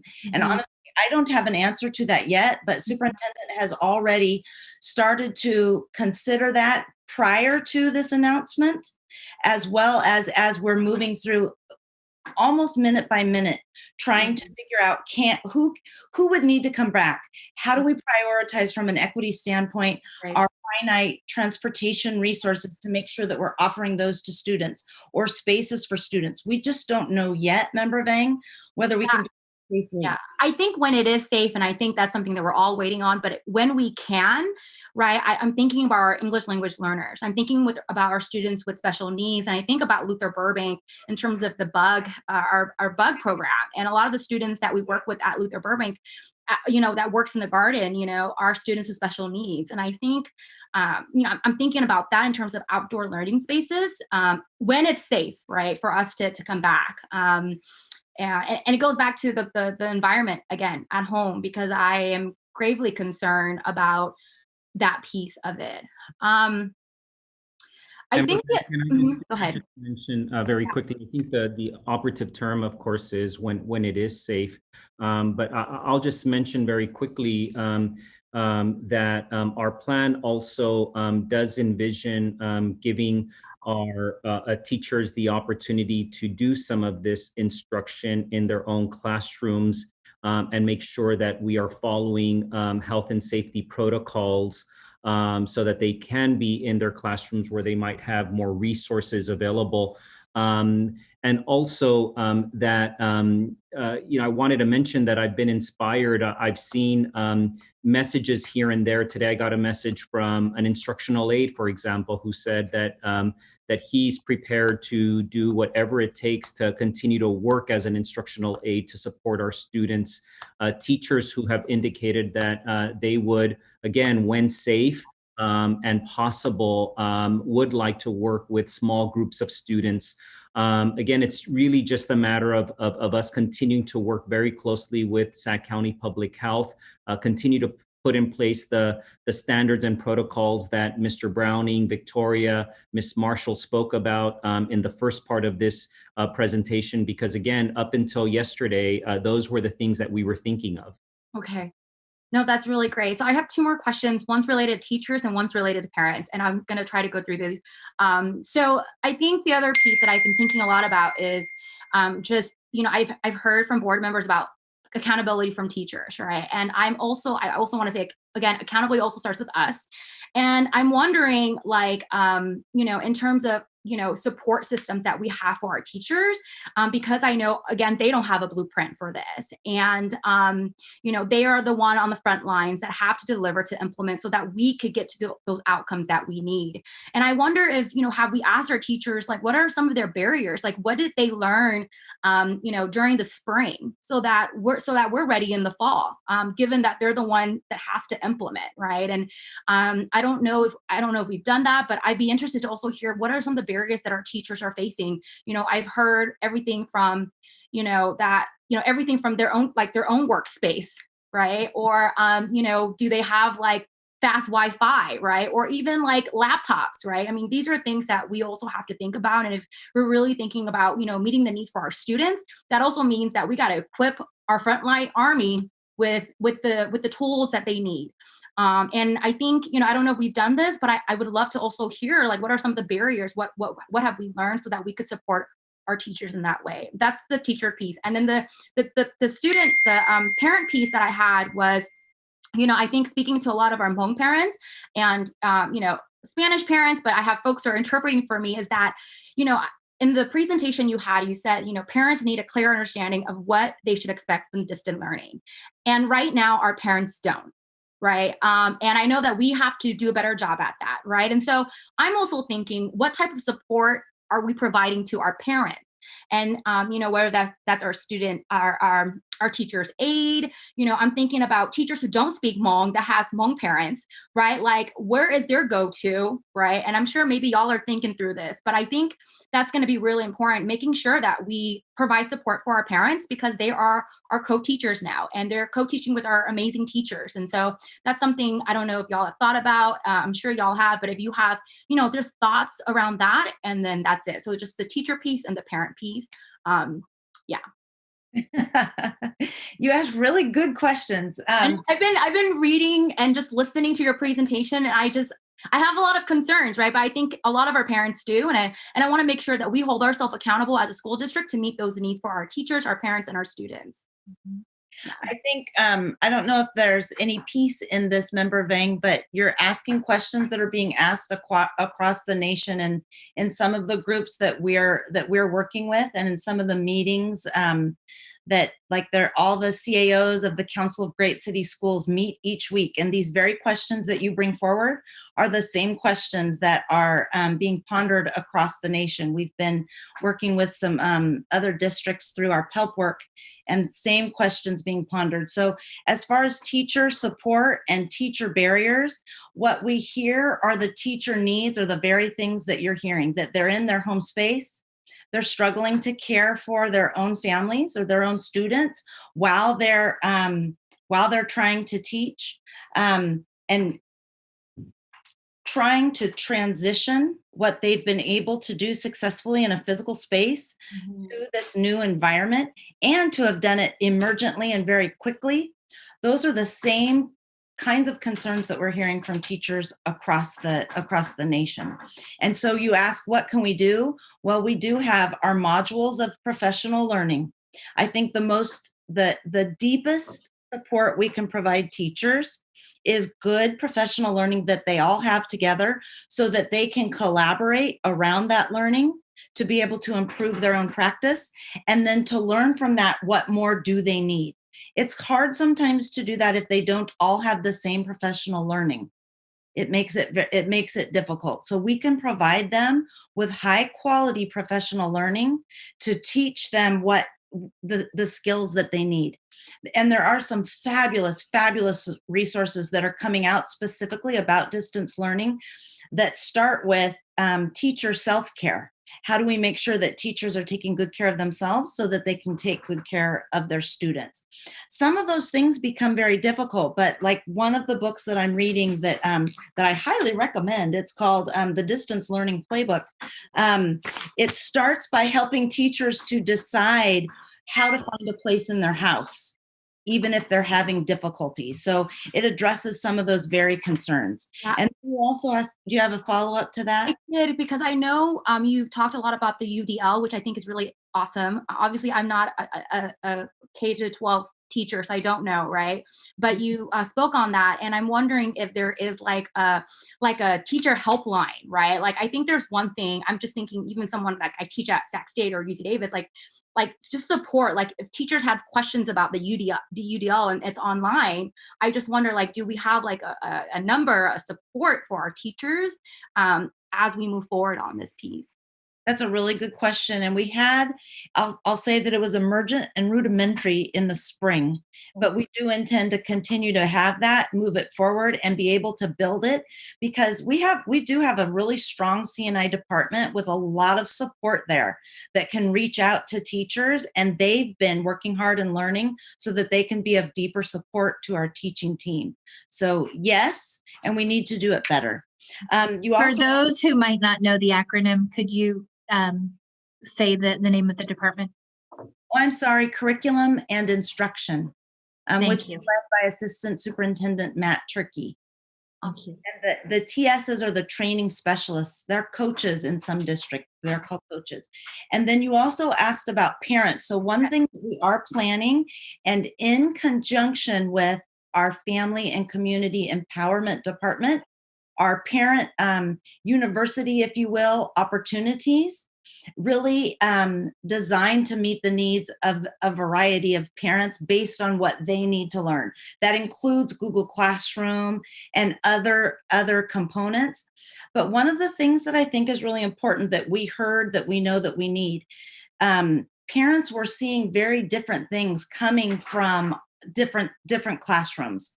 We are going to work to make sure that that's more consistent so that parents can understand a rhythm. Like, one of the things that we have in our proposal is that a schedule that includes when the learning will take place, what parents can expect for learning, when everything is due, will go out on the same day across the entire district.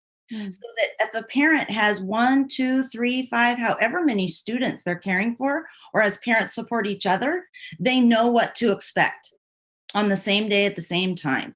So we need to get better at some of that so that our parents know what to expect and can be engaged in the rhythm of learning at the same time that we provide our parents with additional support of like a parent university learning resource that's both online and that can take place as a virtual learning space.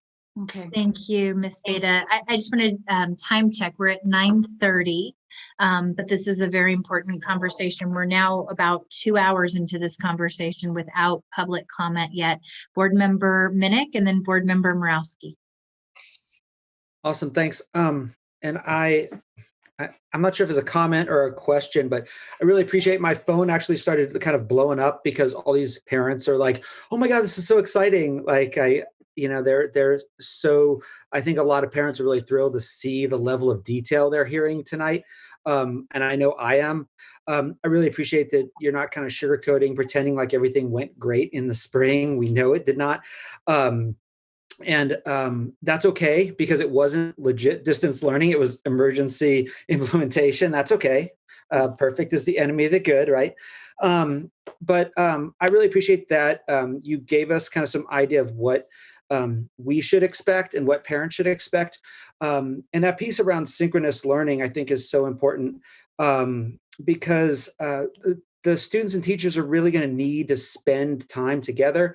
And as we think about how our students all learn differently, and especially in this space, that's more so now more than ever. For every additional minute that the teachers and students spend like kind of in shared time, that's going to help those teachers understand what those kids need. And so that's really exciting.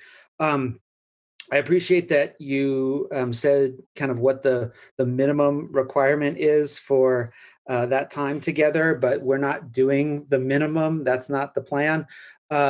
We have a history in this district of doing the bare minimum. Our kids go to school like the least amount of minutes they can possibly legally go, and our teachers work one day beyond that.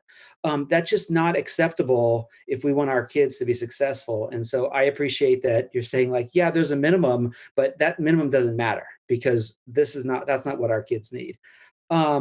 So the question I had, well, a couple, and I think that the superintendent kind of addressed this too, is that I had heard from some conversations with teachers in the last few days about, being open to the idea of some sort of, in-person, face-to-face office hours where kids who want to come in, this was around high school students, can come in and, connect in the same way that I do at the college. And it sounds like, we want to create those kind of opportunities when it's safe to do so. So I think you already addressed that. But then my bigger question is, you keep talking about this, like this is our proposal. And I kind of want to know, like, so it's July 16th, school starts September 3rd. We need to get from proposal to plan to implementation. And so where are we at in that process? Because I feel like I know there's a lot of other factors involved. And this is not something we can just make happen. Things have to be negotiated. Where are we at? Because the sooner we have this as a plan, the sooner we can start providing professional development for folks so they can be successful and our kids can be successful. Yeah, thank you, Member Minnick. It's a really good question because things are moving so fast, particularly since yesterday, and we had already scheduled this board meeting. We did want to make sure that we spent quality time going over the different facets of our distance learning plan. You're right. These are facets of our plan. Many of the facets have to be negotiated. We have offered dates to our teachers union to come together as early as next week to start the process of negotiating so that we can, again, start operationalizing this and go from a plan to an implementation phase as quickly as possible. And we'll certainly keep you posted as well as our community. But my goal is that we can come together very quickly, particularly given the fact that most of the aspects of our plan were guided by information that we've all had access to from the budget trailer bill language, from CDE, reopening guidance frameworks and such. So a lot of the facets of our distance learning plan really are a reflection of much of the guidance that has been offered to school districts. Thank you, Superintendent. Thank you, Board Member Minnick. Board Member Morawski. Thank you, President Ryan. And thank you again, Christine. Every time, or Chief Academic Officer Bieda, every time you present, I am lifted up and inspired, and you make me think a lot. And it's very comprehensive. And I don't know if my board colleagues know this. I didn't really advertise it, only through the through my schools mostly. But I had in the last couple of weeks, I've hosted 13 meetings with all of my different schools, parents at the different schools, and so I've heard from hundreds of parents over the last couple of weeks, and so I just wanted to take a minute and share with you guys what kind of my summary of findings from that.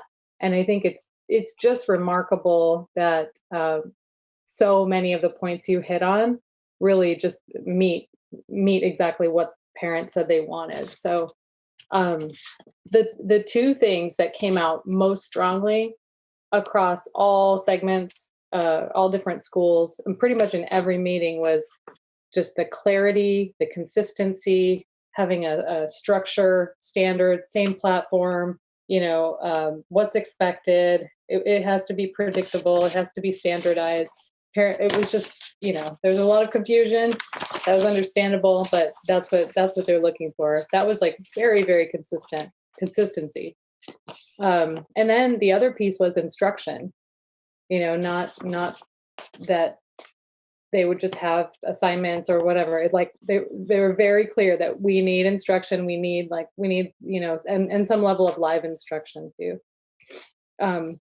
And the other themes that came across were accountability, to expectations for instruction, for communication and availability, and they want it to be all clear.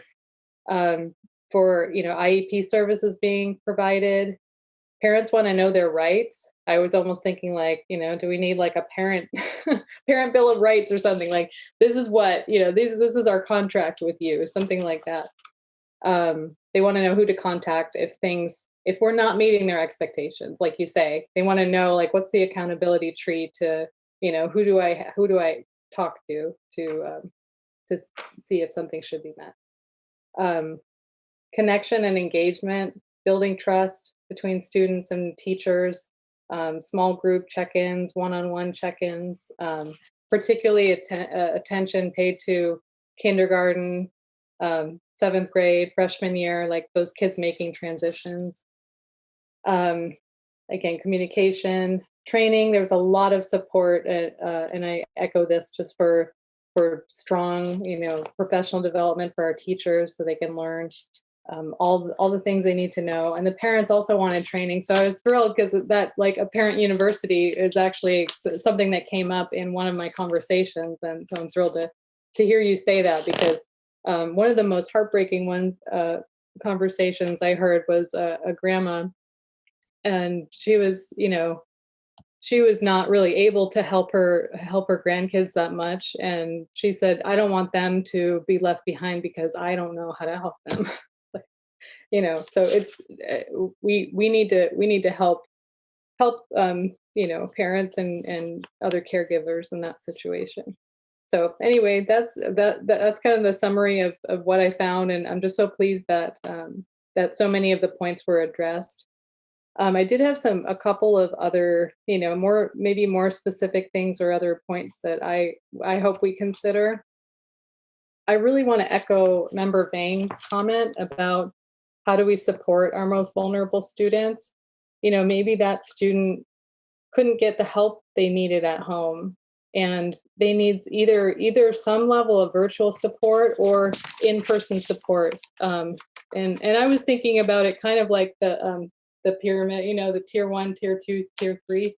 Everyone gets a certain expectation of support. Some kids need more, maybe that's virtual tutoring or something. And then maybe some kids are at the, tier 3, if they're homeless, if they're severely disabled, if there's things that just really can't get met at home. So I think that, support hubs or figuring out some way that we can serve kids with high needs in person is really critical. Or, and if it really can't be done, then they at least have some really targeted way to serve them virtually, which I think you were talking about. But for some of it, I don't know how you do it without having a space to come. I think we need to think about childcare. This is a massive issue for particularly for moms who are working. I don't know, how we're all supposed to do this. And even for our own teachers and classified staff who are working, who have to, are supposed to, I don't know. It's like puzzle pieces that don't fit together. So I think that's something that we need to do, either in partnership or as a district. I don't know, but I would love to see some kind of task force or something on, figuring that piece out. Because I just think it's our obligation to help serve our families, and the ones who really need childcare, we just need to help them figure it out. And I think that would be true for the blended model as well, on the off days. So, on the technology piece, I heard about, the bandwidth being an issue, especially if we're going to do daily live instruction. I think that's really going to become an issue, and we have to think about how do we expand, for kids who may, be between houses or more in transition. The Comcast program we have is not going to work well for those kids. So we need to figure out also like hotspots or something that they can take with them to ensure they don't have any interruptions in learning. I am hoping that we could use parent and community volunteers. I don't know if you can speak to, or maybe it's someone else in the organization, but what kind of infrastructure we have to be able to leverage parent volunteers. I was thinking about if there are Hmong speakers or Spanish speakers in the community, maybe who want to, just assist parents in kind of basic things in technology or understanding what's going on.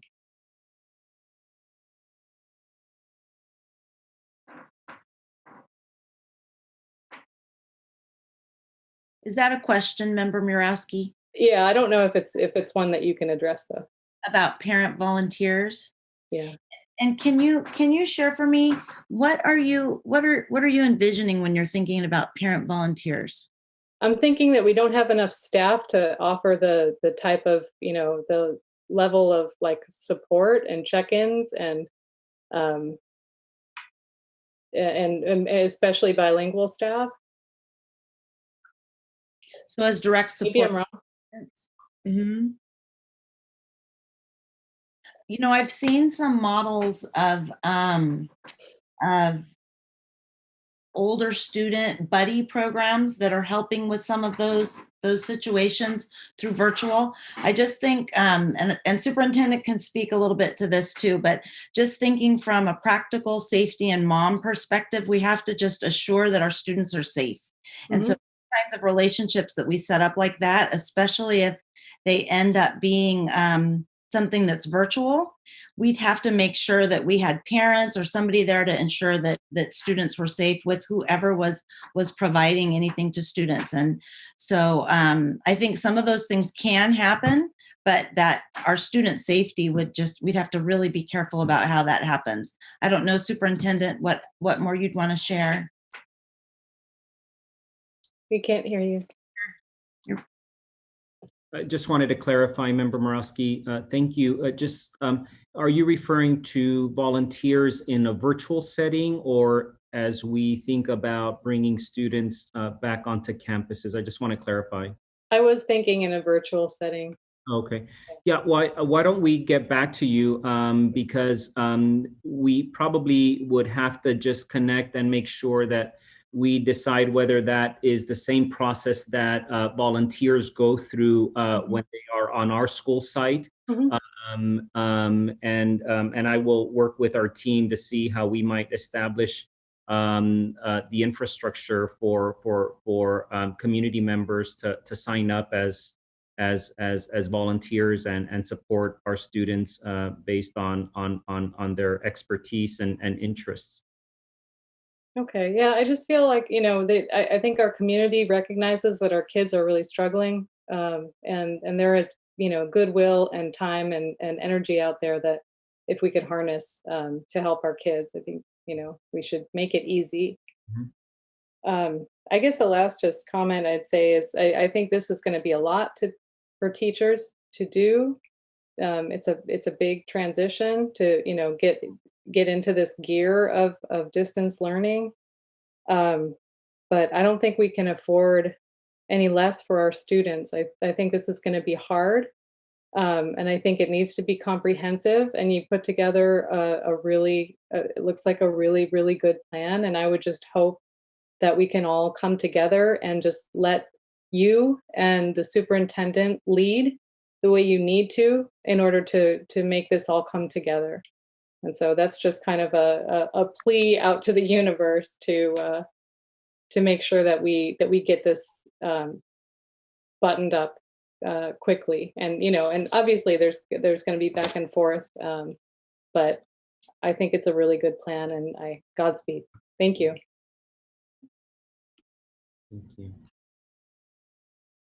Yeah. I didn't hear you. All good?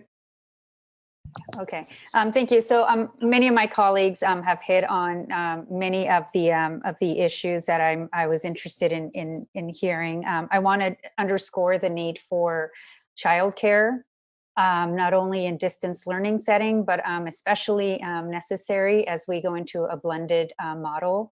I also want to underscore the need and the opportunity for partnering with maybe some local in like sports programs.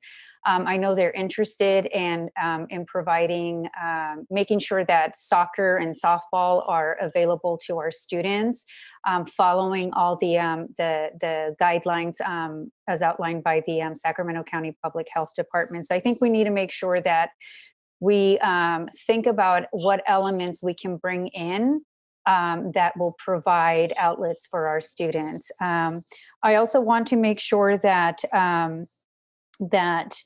I underscore the need for more parent communication. It needs to be more frequent. I almost feel like we need to over communicate at this point, right? Because things are changing so much, and we already know as parents, I'm one of many parents on this board with kids in elementary school. we are going to be a partner, a very important partner, and we need to know what the plan is. We need to know what the expectation is of us, and how we can best support our students, but how we can also support our teachers.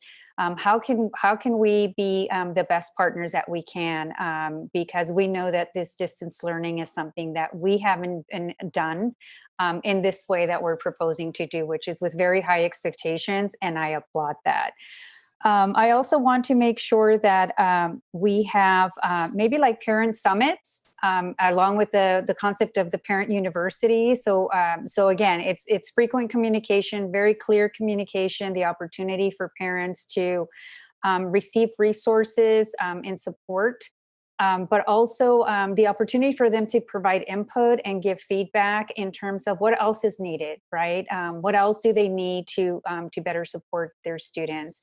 I want to make sure that the technology piece is addressed. However, we need to address that, whether it's providing free, subscribing on behalf of our families who need it the most, paying for that service. We need to make sure that we do that.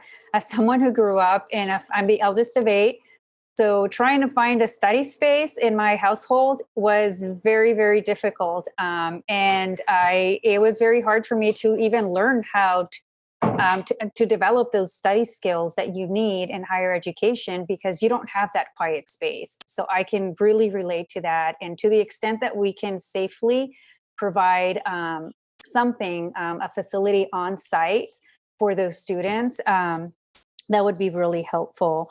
And then last but not least, because everybody else really talked about this, I want to make sure that the professional learning, it's an expectation from the state. So it's an expectation from our plan. I want to make sure that it happens in a very timely manner, though. What we don't want to do is for a plan to be in place and then the professional learning comes so close to the beginning of the school year that there may not be enough opportunity for our teachers to be prepared. And they're all coming at different levels, right, of preparedness, just like our students will be. So it's really important to, I think, ensure that those opportunities for professional learning are available earlier. So to the extent that somebody needs more professional learning, that those are available, and we just don't butt to the very beginning of the school year. And last but not least, a question about assessments. So really trying to understand what that looks like in terms of, I know the importance of understanding where the starting point for our students, right? So when do those happen? Because that information needs to be made available to the teachers to understand where students sort of left off, what they may have picked up in those last few months of school. And then we have the summer. So just the starting point, I'm concerned that maybe it would come a little bit too well into the after the beginning of the school year. So I'm just wondering when can we expect for these assessments to take place in order to inform the teachers where the students are in terms of their learning? Thank you. That's a great question. And we do have an assessment calendar. One of the things that we've learned from research and work that's coming out on other crises that have happened, that have closed down schools and then students return, because learning loss in this situation has happened other times. If you think of, for example, 9/11 or during floods or other times when schools are closed, one of the recommendations that we see consistently is that we do want to make sure that we give kids some time to come back into space, and that part of the assessment that we're doing is through some very patient, thoughtful instruction. So we're starting to offer instruction as we're building community. This is what teachers do at the beginning of school anyway. They need to build community and find out how students learn best. So during that time, teachers are thoughtfully understanding how students are engaging. And then we sit down and start in our common assessments that are going to be those direct diagnostic assessments. But all the recommendations we're seeing is start in with instruction, building community, establishing a social emotional. You saw me start with that first petal, the learning environment. Make sure that kids feel comfortable and safe. Being assessed as soon as you show up to school, that doesn't feel very safe. You need to know that somebody really cares about you first before you take a risk and start to try to share what you know. So what we know is we're going to start to understand what kids know and what they know now and what they still need to know. Some of that's going to come through the thoughtful patient instruction that we begin the year with as we build our learning community. But then we have that common assessment portfolio that will come at certain times, and parents need to demand to know how their students are performing. Thank you. I really appreciate that. And the live instruction, every day, if not possible every day, via recording is absolutely critical. I have two elementary girls at home, and sometimes it's just really hard to really be supporting one child when the other one's also on live instruction at the same time. So it'll give parents a lot more options to work around that. So anyway, I appreciate it. But I know this took a lot of hard work, and I just want to commend you for all the hard work. It's truly a very well thought out plan. And I encourage us to share it with our parents quickly and frequently, and definitely allow for those maybe town halls to have that back and forth. Thank you. Thank you, Board Member Garcia.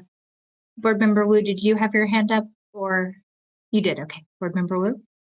Christine, thank you very much for that presentation. I'm really heartfelt, and I truly will keep you on your toes. And I'm glad that you picked up on what the Council of Great City Schools told you. Thank you, Board Member Wu.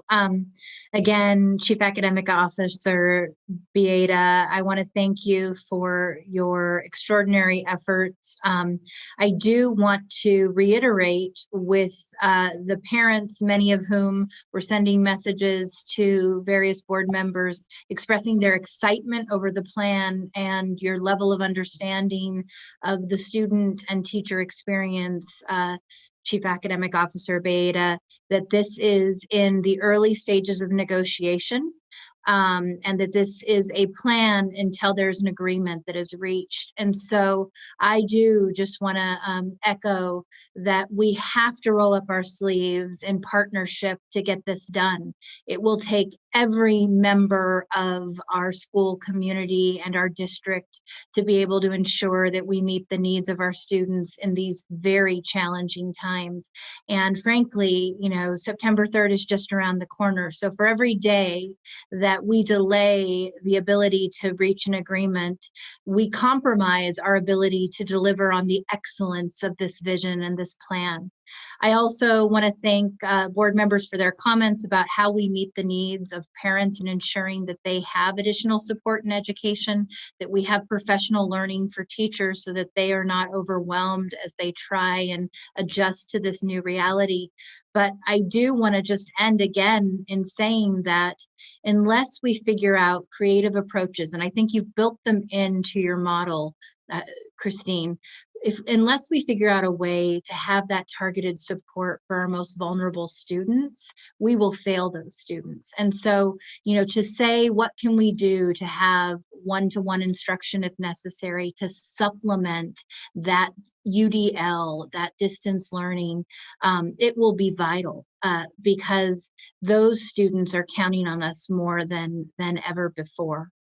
I want to thank you again to the entire team for your excellent work. We are so lucky in these challenging times to have you leaning in and giving 150% every day. And with that, we're going to take public comment. And we are still sticking to the 30 minutes, correct? We have 30 minutes, 1 minute each comment. We have 48 public comments. Our first public comment is from Jennifer Baker. As a parent of an elementary school student at David Lubin, I am very disappointed with the lack of communication and leadership our district has provided in regard to schools reopening. I understand the tremendously difficult position all of you have been under trying to provide leadership, guidance, and direction to our local school community, particularly without adequate financial support or guidance at the state or federal level. That said, what I expected as a parent is that you would have surveyed us in addition to the students you surveyed to find out what worked or didn't, as the parents were providing a significant amount of teaching and guidance through distance education. Without knowing what worked or didn't, how can you adequately prepare for this situation again in a successful manner?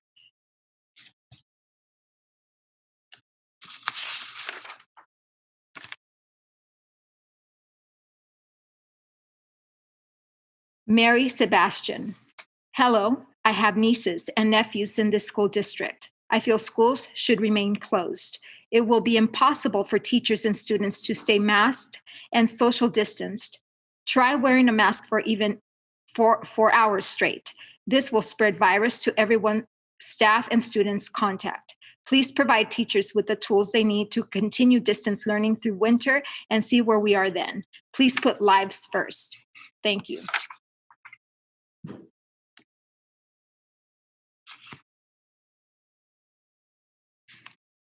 Melanie Lowe. As parents, we disagree for our children to be returning to school 2020-2021. There's no way the teachers, school, or district can protect the vulnerable children from this silent virus.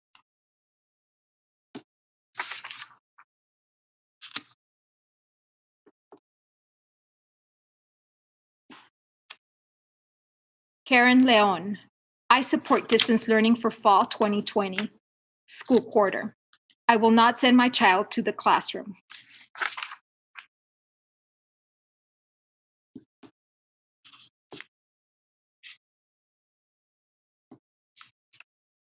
Elizabeth Uribe, your plan to open is not a viable plan in real life. You are trying to put students and staff at risk for illness and death. Don't do it.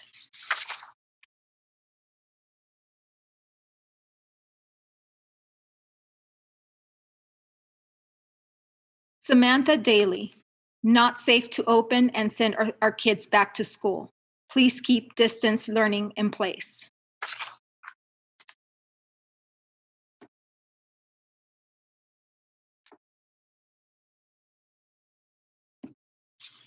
Krishana Carlton, I don't feel comfortable sending my kids to school.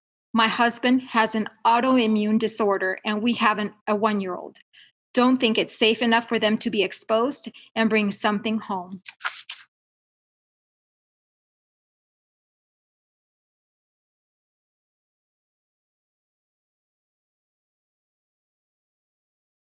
Yang Vang, I disagree school to open for 2020-2021. My kids' safety, teacher safety, and staff safety is the priority at this time. No one can see or prevent the silent viruses. If school were to open, I will opt out and not send my kids to school at all.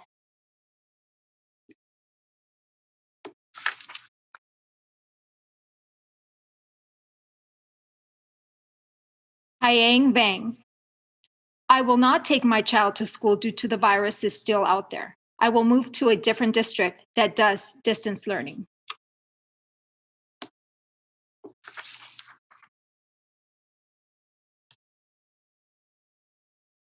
Jennifer Reagan, everything we have been hearing fails to address the unique environment of high school.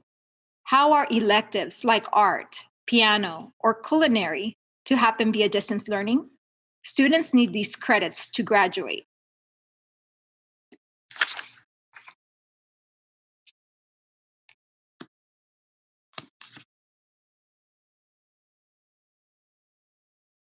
A mom to a student in junior high. If this planning meeting is happening by Zoom, so should classes, period. Your safety during 1 hour is not more important than the future lives of our community.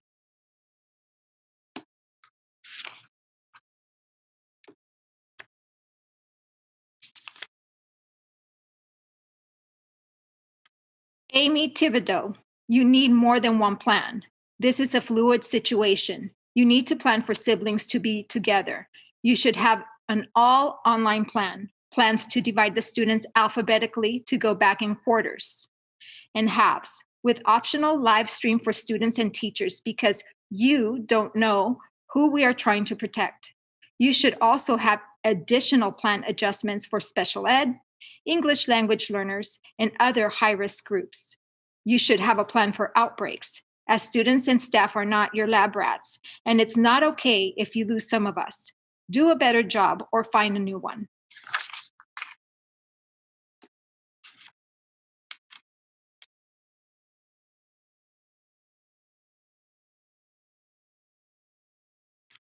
Phoebe DeMond, I endorse the statement by Parents United to restore our schools and encourage the board to work with leaders of the group, both to set a course for the fall and to communicate its needs for support from parents. An activated ally stands at the ready to support what's needed to ensure quality education for the 40,000 students that SEUSD and SETA's members serve. Please call upon us and let us come alongside in the work of coming through this time together with more on which we can look back with pride than disappointment or regret.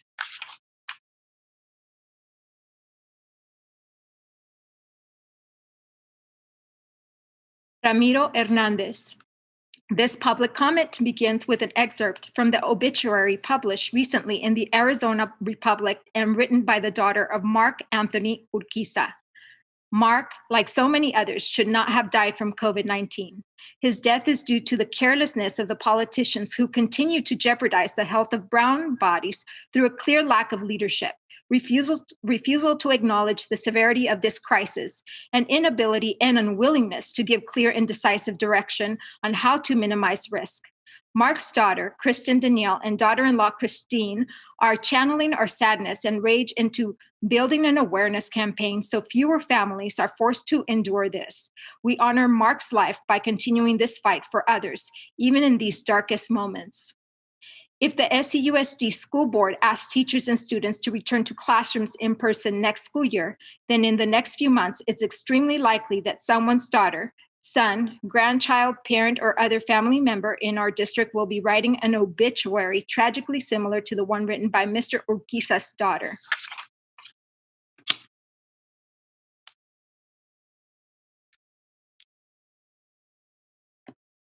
Daniel Alvarez.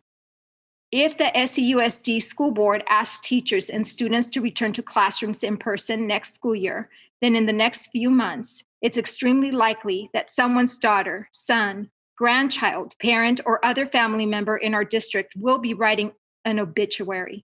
I urge the SEUSD school board to vote in favor, starting the upcoming school year entirely online. However, if teachers and families decide it's necessary for occasional in-person instruction for the purpose of providing equitable instruction to students such as newcomer English learners and students receiving special education, then precautions such as contact tracing as well as daily testing for students and staff must be taken.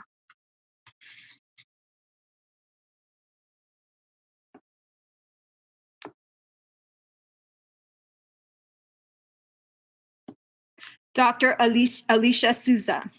I oppose the reopening plan submitted by the board for the following reasons. It is not the responsibility of our staff members, such as bus drivers, to administer medical checks to students. They are not trained medical experts, and this leaves the district open for liability. In addition, it is my opinion as a sexual violence and consent expert that medical checks performed indiscriminately without trauma-informed bodily consent training risk re-traumatizing students who have been abused or suffered from other trauma. 2, many students in our district live at or below the poverty line. Requiring students to come to school with masks ultimately burdens the teachers who for years have been forced to supply their classrooms with their own funds. In an already fiscally stretched district like ours, the economics of reopening simply do not make sense.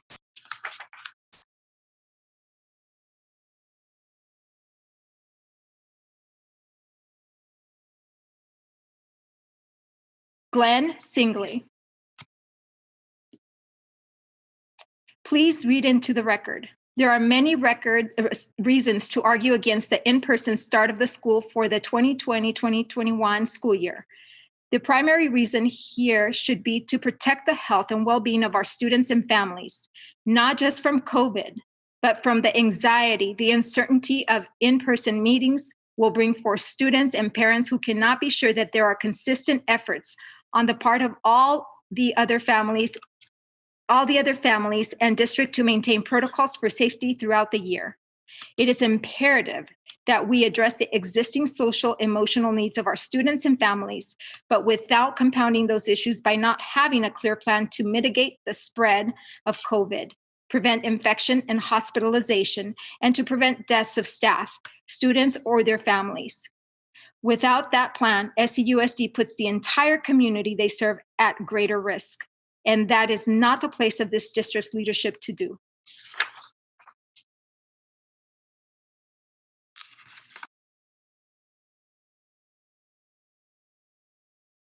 Alina Cervantes.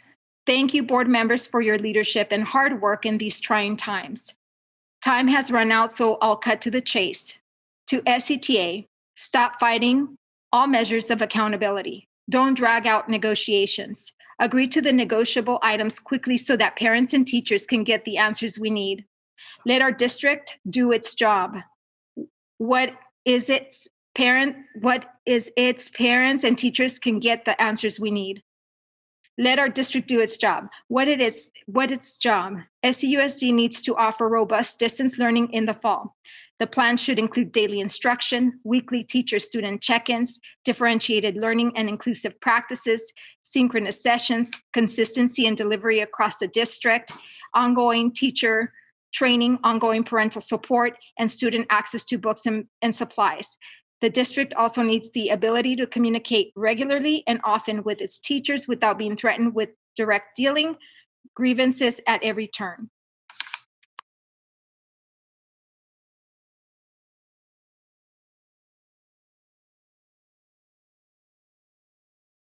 Sarah Sawyer. Given that we will be distance learning, it would be very helpful if there could be a single curriculum and single set of instructions and assignments for each grade across the district, rather than class by class and school by school. This would allow us to form very small neighborhood groups of students in the same grade, but different classes, schools, so they can learn together. There is no other way this can possibly work for working parents of young children unless we can group together with other working parents of young children. Please standardize high-quality distance learning to facilitate shared experiences with neighbors.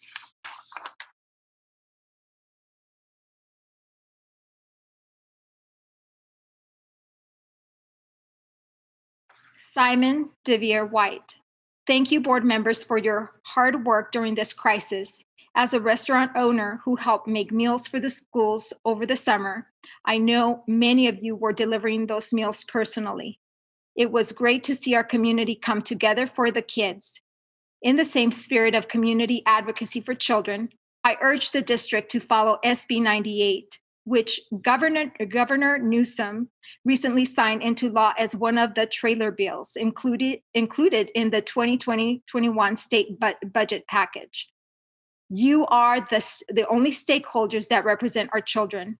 We demand the law be followed, including that content be aligned to grade level standards and is provided at a level of quality and intellectual challenge substantially equivalent to in-person instruction. As outlined in the law, we demand academic and other supports designed to address the needs of pupils who are not performing at grade level or need support in other areas, such as English learners, pupils with exceptional needs, pupils in foster care or experiencing homelessness, and pupils requiring mental health supports.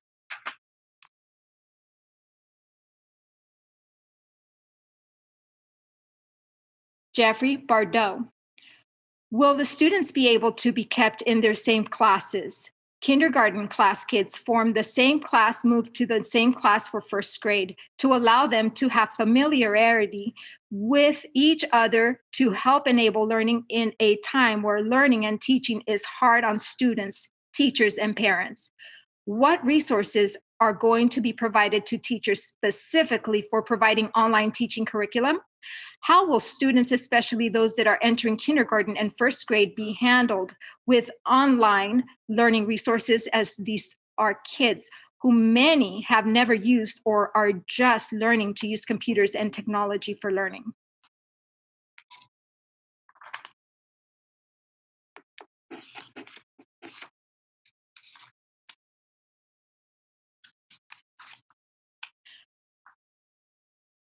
Amanda Connolly. In class, supplies and books, in addition to the online platforms, needs be provided to families. The cost of the ink to print everything out at home is not small. My students engage better with the books than only online programming, so this cannot be neglected. It's especially crucial for any students who do not have regular or reliable online classes. At least they'll have something if books are provided. One other idea, any teachers who cannot return to the classroom can handle the families who need 100% distance class while the rest of the teachers can get other students back in a classroom. My kids are very disappointed not to be going to school in the classroom environment. The current scientific information is fairly clear. Younger kids are the least likely to get COVID, and they transmit it to others the least. Also, they have the hardest time engaging with online distance classes.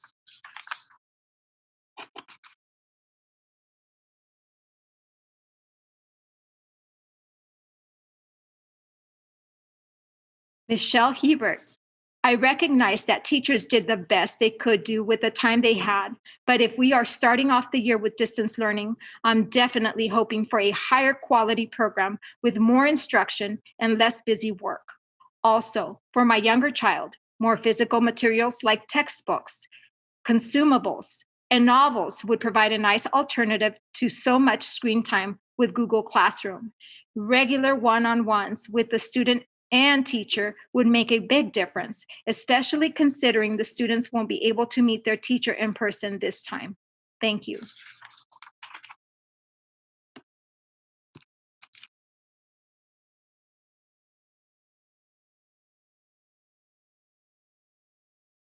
Sandra Adams.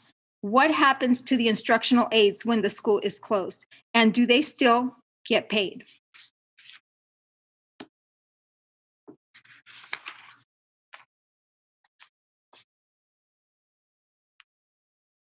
Stacy Tang. My hope is for each grade level to have the same standard and accountability across each grade so there's less disparity between students, especially given how each teacher has different technology skills and comfort level.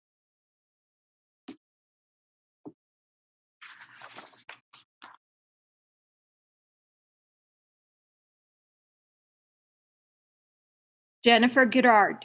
I fully support the decision to start school in a distance learning format, but my children's experience this spring was woefully inadequate.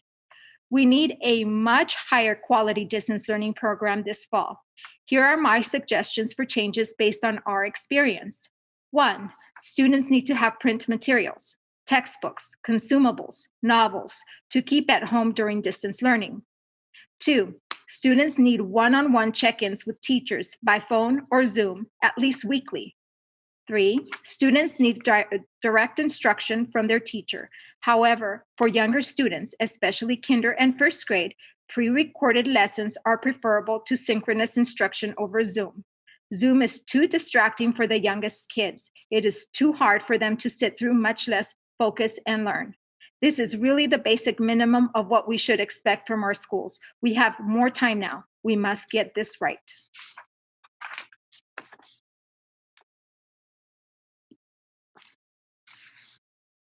Tara Thronson. Superintendent Aguilar, school board trustees, and SCUSD labor partners. Thank you all for all the time, thought, and concern you have and will continue to invest in developing a plan to provide a safe, equitable, and high-quality education for our children in the 2020-21 school year. I am a mother of 2 in SCUSD and the co-founder of Parents United to Restore Our Schools. You should have received a copy of the Parent Priorities for Returning to School in 2020-21 compiled by SCUSD parents and shared with you yesterday. We hope this informs your work. Many of my specific concerns are covered in the Parent Priorities document. However, my most important message to you this evening is we now know we will begin the academic year with distance learning. We must use the time we have left to work collaboratively to develop a robust distance learning program that includes daily instruction using evidence-based instruction methods and serves all students.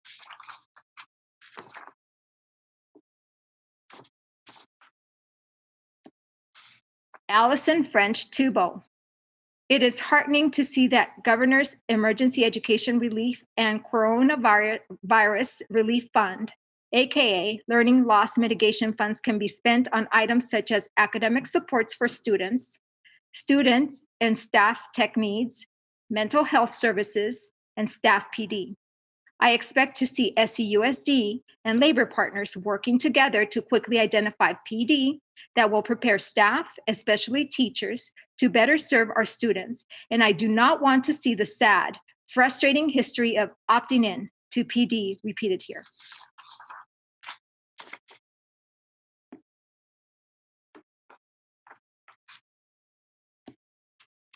Courtney Poole. We must have high-quality distance learning instruction that includes evidence-based methods for live instruction, daily instruction, regular and consistent child-teacher interaction, teacher training, the use of Google Classroom, so we have everything in one place and consistent systems across teachers and schools, access to supplies and technology for families, and built-in accountability for positive child academic outcomes. We also need inclusive practices that provide every child with special needs their right to services. This is not all that we need, but will go a long way in making sure all students have a better quality experience.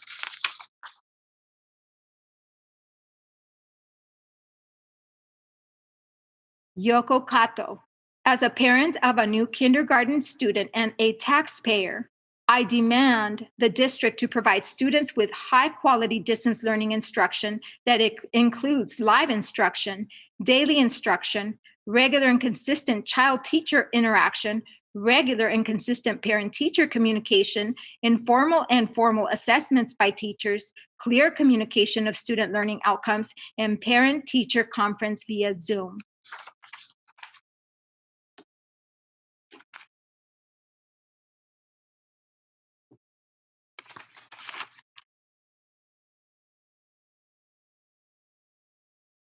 Natasha Martin Lerner.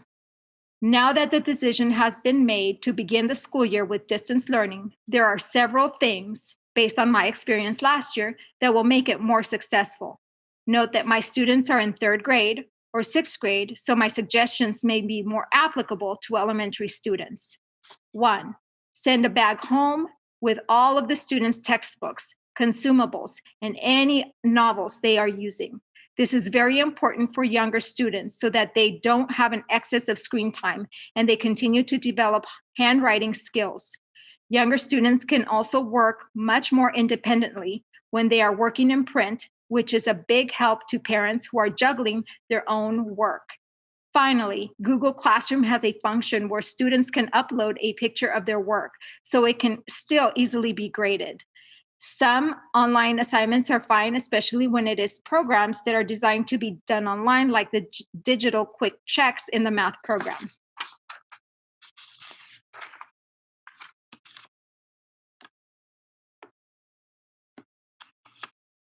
David Hornung. Thank you for addressing the important issue of schooling this fall. I would like to ask that instruction be given daily and students be able to use Google Classroom to get assignments.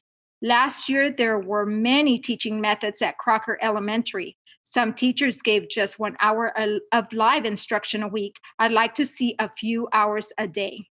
Thank you.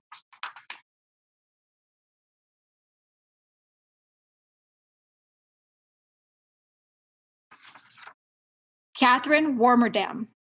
Now that we know that distance learning will be the model for returning to school in the fall, the district and teachers must work diligently on improving the quality of that instruction.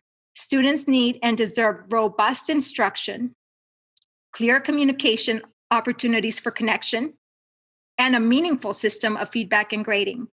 Importantly, we cannot afford to leave our most vulnerable students behind. Last spring, we saw how students in the same grade, sometimes within the same school, were subject to widely different instructional quality depending upon who their teacher was. There were no standards in place to determine what quality teaching looked like. We must do better in the fall. There is no equity without accountability.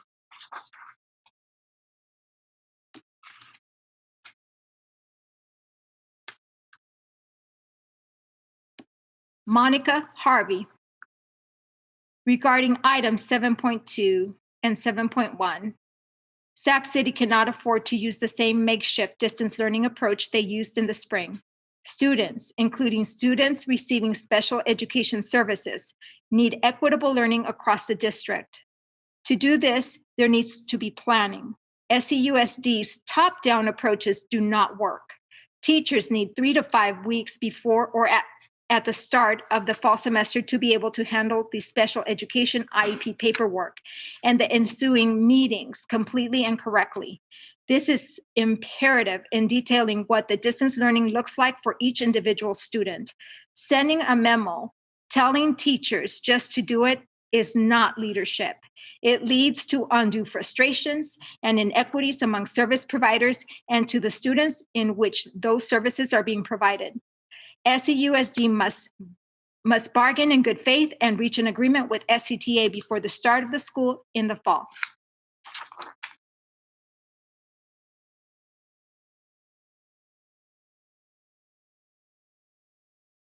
Elena Hartzell. A major concern I have with distance learning is that the quality and standards of in-person learning are not translated in the distance learning. A, address all school subjects. The distance learning at the end of 2019-2020 school year was focused on ELA and math and science, social studies, art, SEL, etc. were not addressed. B, provide students with all the hard copy materials that they are using. Students should be able to have hard copies of textbooks, novels, handouts, workbooks. C, make the distance learning interactive. Do not have the students just watch videos on topics. Small group breakouts with the class teacher. D, provide direct instruction from the class teacher.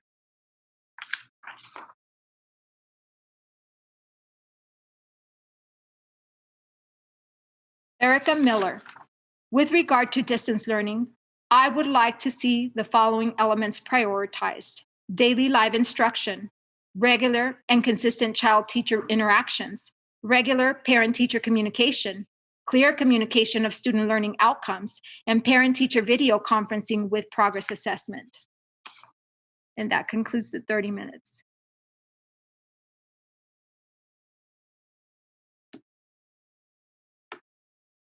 Thank you so much. And we appreciate you as one of our instructional area superintendents, giving of your time and energy the way you are tonight, Olga.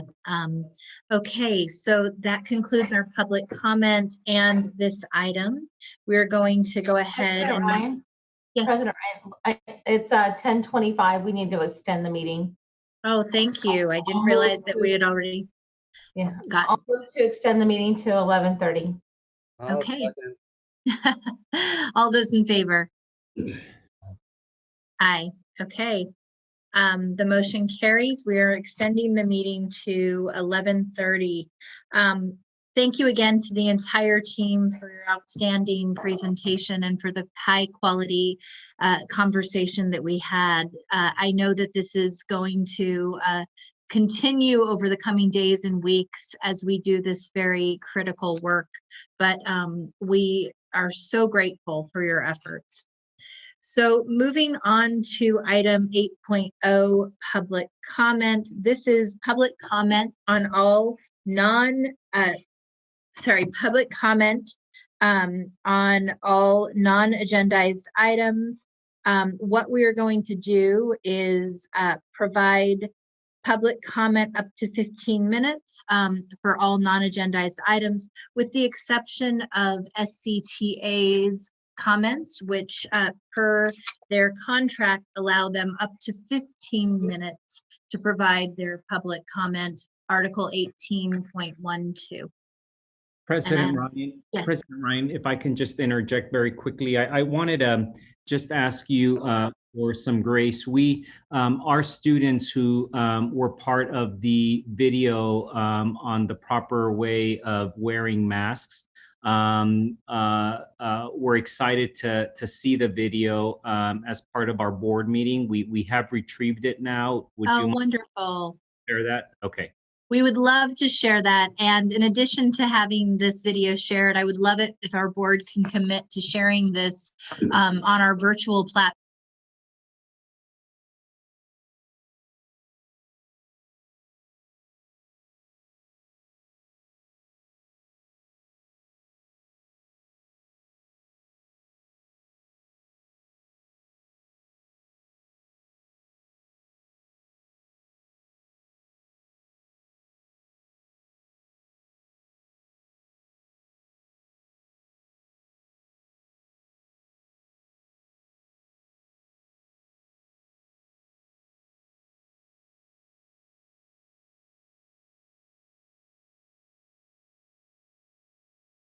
I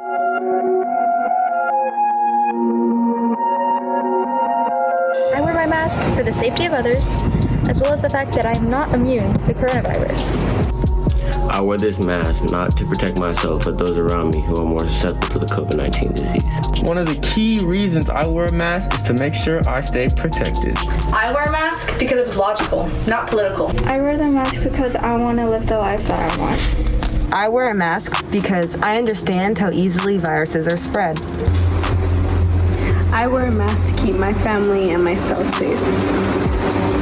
I wear my mask to keep me and everyone that is around me safe.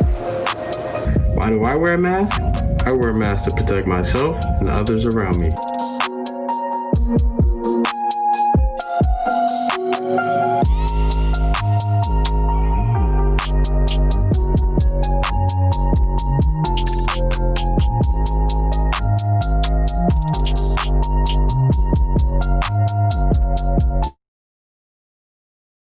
Bravo, that's wonderful. I recognize a lot of the student faces from the youth listening session that we did. What an incredibly well-produced piece. Thank you, Superintendent and tech team, for getting that up and running. And thank you to the students for all of the work that you put into that really well-crafted public service announcement. Okay, so now we will move on to 8.0, public comment.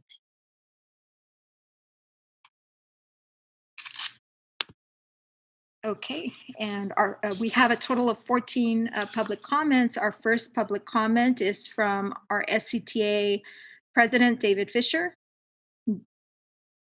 and they get 15 minutes. So, good evening. I am David Fisher, the President of the Sacramento City Teachers Association, SCTA.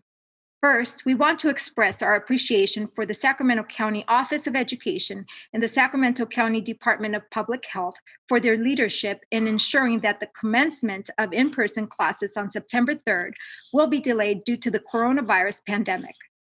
Since June 3rd, when we began meeting with district representatives concerning the reopening of schools, we have urged the district to work with teachers on developing a more robust distance learning program for the fall.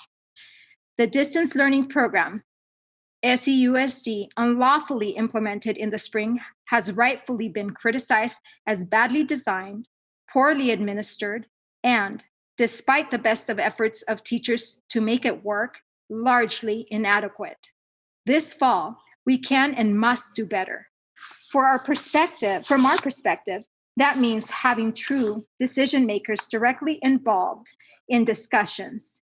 In the complaint recently issued on the district's unlawful distance learning implementation, PERB found that the SEUSD bargaining team members lacked authority to bargain, as they were repeatedly countermanded by SEUSD Superintendent Jorge Aguilar, who had declined to participate in the actual negotiations, resulting in SEUSD contradicting and backtracking from proposals, including but not limited to those addressing student learning standards, in-person meeting requirements, and technology issues.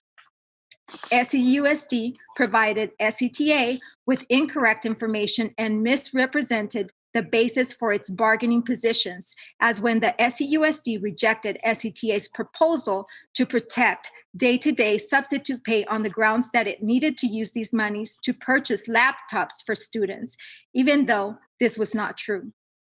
We have urged Superintendent Aguilar, Board President Ryan, and SCOE to participate directly in our negotiations, to work directly with us to create a new climate of constructive cooperation. We reiterate our request tonight. Yesterday's decision by SCOE and the Department of Public Health gives SEUSD the opportunity to work with teachers to significantly improve the distance learning program that will be offered to students, and to do so in a way that creates a climate of trust between the district and SETA.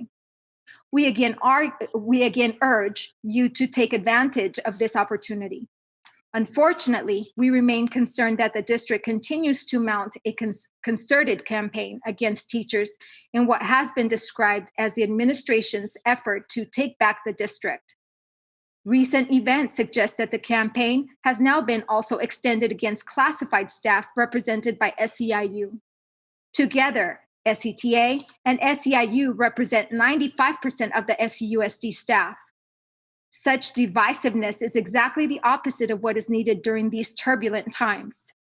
After 6 weeks of refusing to respond to our proposal, the district informed us on July 10th that SEUSD was rejecting the joint SETA-SEIU proposal to use potential health plan savings this year to create a $16 million reopening fund. The fund would make it more feasible for the district to reopen, including through distance learning. It would allow for the immediate hiring of more school nurses and custodians. In addition, the fund would help to combat institutional racism in SEUSD by providing for implicit bias training for all staff, while allowing for the purchase of books and other learning materials that recognize the accomplishments of African Americans. Instead, SEUSD reiterated its massive health insurance takeaway demands, including only providing appropriate, quote unquote, health insurance, as unilaterally determined by the district, while forcing educators to pay from $1,500 to $17,000 per year for health insurance, setting the stage for major labor conflict in the district at a time when we should all be working together. The district still has provided no response to our other proposals, including our proposed revision to Article 11, health and safety in response to the pandemic, as well as our proposals on restorative practices and implementing MTSS. It is also worth pointing out that the district is on the verge of another major staffing crisis among certificated staff, with approximately 150 to 200 current certificated vacancies, with less than 8 weeks before classes begin on September 3rd. The significantly improved budget, including an additional $39.8 million from the Governor's Emergency Education Relief and Coronavirus Relief Fund, and the protection of LCFF revenues as a result of the recently approved California budget, provides some economic relief.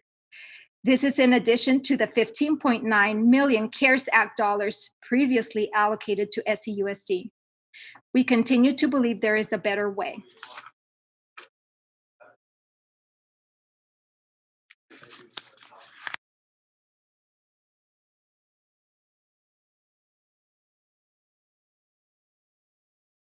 The next comment is a shared comment by Kenya Martinez, Rose McAuliffe, L. Hernandez Santana, Lisa Arnold Fernandez, and Dr. Dennis Ma. Dear Superintendent Aguilar, thank you for taking time to meet with the SELPA Community Advisory Committee, the CAC members, on June 30th regarding the reopening of schools in the fall. We appreciated the opportunity to hear directly from you, in addition to sharing our thoughts and concerns as parents. The main parent concerns were as follows: access to education, continued usage of Chromebooks for all students, including access to high-speed internet. Health and wellness, students or their caregivers with compromised immune systems will have the option to participate in full distance learning or a hybrid model. Students will receive mental health services in the form of wellness checks, mental health assessments, or referrals if applicable. Smaller classroom sizes, viable dedicated sick rooms. Safety precautions which follow public health guidelines, which limit the exposure of COVID-19. MTSS implementation, a commitment to implementing services outlined in the students' IEPs, as well as students who have 504 plans, focusing directly on the students at risk, for example, students with disabilities, homeless and foster youth, socioeconomically disadvantaged students, and English language learners. And best practices, professional staff development for administrators, site leaders, and teachers with an emphasis on distance learning. Training for students and parents, including Google Classroom, Zoom, or other used technical applications with technical applications students which may be utilized. Beyond that discussion, we reviewed an advanced copy of the SETA collective bargaining proposal, which called for the appointment of at least 3 representatives to the CAC and other related provisions. The language above may sound neutral and reasonable at first glance, but we would like to underscore that teachers are already authorized per our bylaws and encouraged by CAC to become general members. The fact is that we have an open membership process in accordance with Section 56192 of the California Education Code. Moreover, our active membership is fluid and cyclical, partly by design to make it as simple as possible for parents to participate in decisions. For instance, 2 main eligibility requirements are to attend 2 meetings in a school year and to fill out a membership form. For that reason alone, the executive committee believes it is important to maintain a balanced representation among parents and teachers within CAC and use caution when introducing changes to its makeup. We take care to reassure parents that the voice of the CAC membership is not tilted by another particular group. Indeed, according to the Education Code, parents of students with exceptional needs must remain a majority of the CAC membership. In the case of teacher representation, the SETA proposal treats this function as an official release from regular duties, thus authorizing daily compensation to be negotiated in the labor contract. On the other hand, parents are strictly volunteers and often find it hard to attend the meetings regularly. Such a dynamic is compounded when you consider that many of our parents are taking care of the special needs of his child at home and aren't able to leave the house during the evening or have time to be present for a Zoom meeting. In sum, the Education Code does not contemplate an opportunity for union representation on the CAC. As a result, the union could encourage members to join, but they cannot dictate who is appointed or what the individual teacher or paraprofessional will advocate for. The more troubling aspect of the overall SETA proposal, however, and we are seeking guidance from you and other experts in the field, is a request to form a special education committee with equal representation from SETA and the district with block voting. This presents a challenge from our perspective. In brief, why would the district engage with the SETA through an ad hoc committee or in such an extra official role when there already exists a body like CAC mandated by the California Education Code? Section 56190 of the Education Code lays out a governing structure that may consist of parents, students, teachers, and other personnel.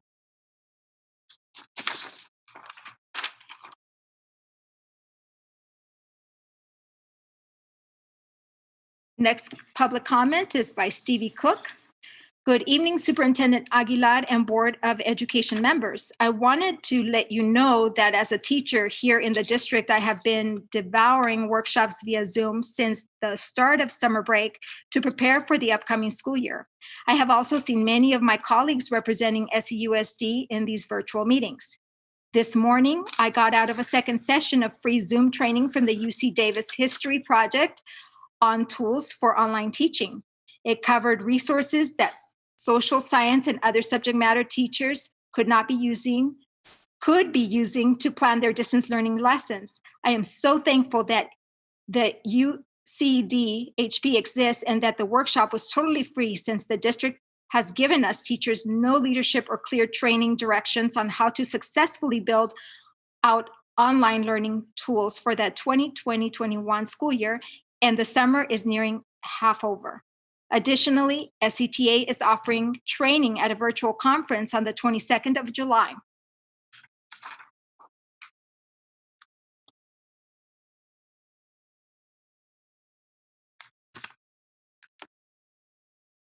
Renee Phillips, renamed Sutter Middle now. My siblings and I attended Sutter Middle School. Its location in a predominantly white East Sacramento neighborhood, coupled with the disproportionate underrepresentation of Black and brown kids, just perpetuates the racist symbolism.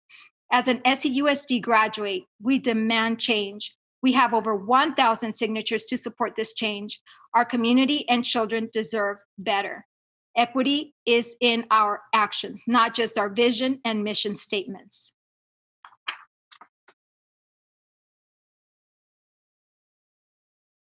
Junior Goris.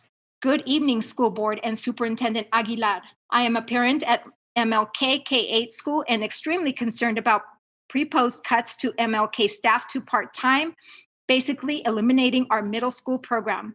I understand as a district, we are all a family and we must all tighten our belts financially, but are these cuts being applied equally to all neighboring schools? I have asked this question previously and been unsuccessful in getting an answer. Our kids at MLK should be the only ones facing these types of cuts. Our kids at MLK should be the only ones facing these types of cuts. I respectfully request an answer to my question. Thank you for your labor to the district.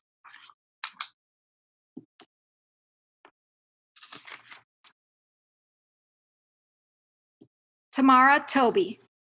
Dear board members and superintendent, we are the teachers from the Parent Participation Preschool Program. Thank you for listening to our preschool families and teachers regarding saving our program. Thank you for recognizing the value in our program and the importance of early childhood and parent education. Our community will be stronger, and we hope to grow our program in the district after we recover from the pandemic. Sincerely, Tamara Toby, Paul Landau, Amanda Chapman.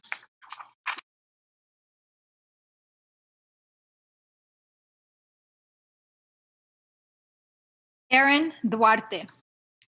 Please prioritize K-3 students learning to read, ideally including students who are older but behind and English learners. They must have physical books in their hands and plenty of time being read to our reading to others. The adults would also have the same book while meeting with a student over a screen, in addition to class instruction by a teacher, aides, yard duties, volunteers, board members, high schoolers needing community service hours. All could be utilized to help young students within this window of time to acquire vital skills. Children should not be learning to read on a screen. This can easily be done, but not doing it will result in these children being behind the rest of their academic career and throughout their lifetime.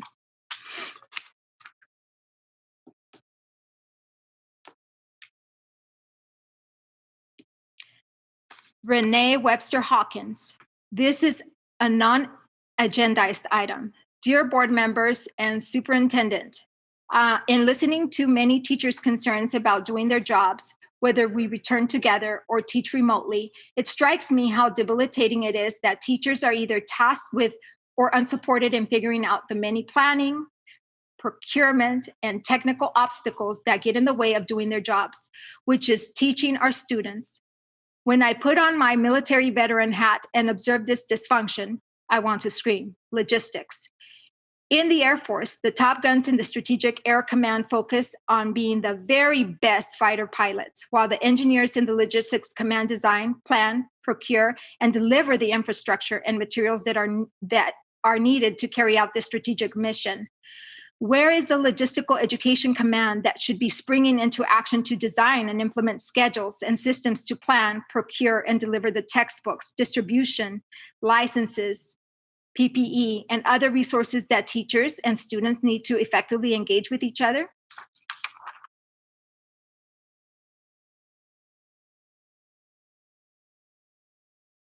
Gloria Lomeli. Good evening, board members and Superintendent Aguilar. As a parent of a daughter at MLK, the new realities of education are scary. While I have all the faith in Superintendent Aguilar and staff to the best, very best of our children, distance learning on a full-time scale is something new to us with very little data. Parents will now need to be engaged as ever with this, I respectfully request the forming of a parental advisory committee to the district on distance learning. Just like the district support staff, parents are an invaluable tool behind the scenes cast members that can help meet the district's and our children's academic goals. I respectfully request the board and the superintendent's office to make this part of the plan as we rapidly approach our opening day. Ladies and gentlemen, I am awake at night by the idea that am I doing enough for my daughter? Am I giving her the best opportunity to acquire the skills to become a responsible adult?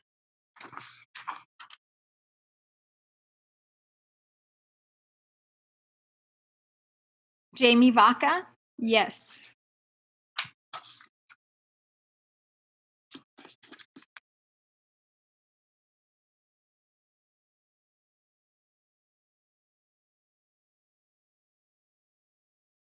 Emily Warmerdam. My eyes are wide open. When our living rooms became our classrooms, the performance of our teachers was on full display. The disparity between teachers within the same schools and even across the same grade level was appalling and unacceptable. Nobody could have been prepared for the closure of schools in April, but we had our trial run in spring and a summer to make preparations. And come September, I expect that we will hit the ground running with a robust system to keep our children learning. I realize it is a tall order, but we have no choice but to succeed. Parents are fed up. There is no equity without accountability. Now is our time to act and put children first. I hope that the leaders of the SCTA and the district are listening, because we will not tolerate mediocrity anymore.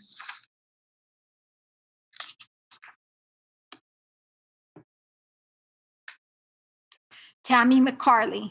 Dear Board of SCUSD, on June 24th, East Sac Little League submitted a return to play safety plan to the district for a review and approval for use of the 3 baseball softball diamonds located behind Phoebe Hearst Elementary for youth sports conditioning programs of 10 individuals or less.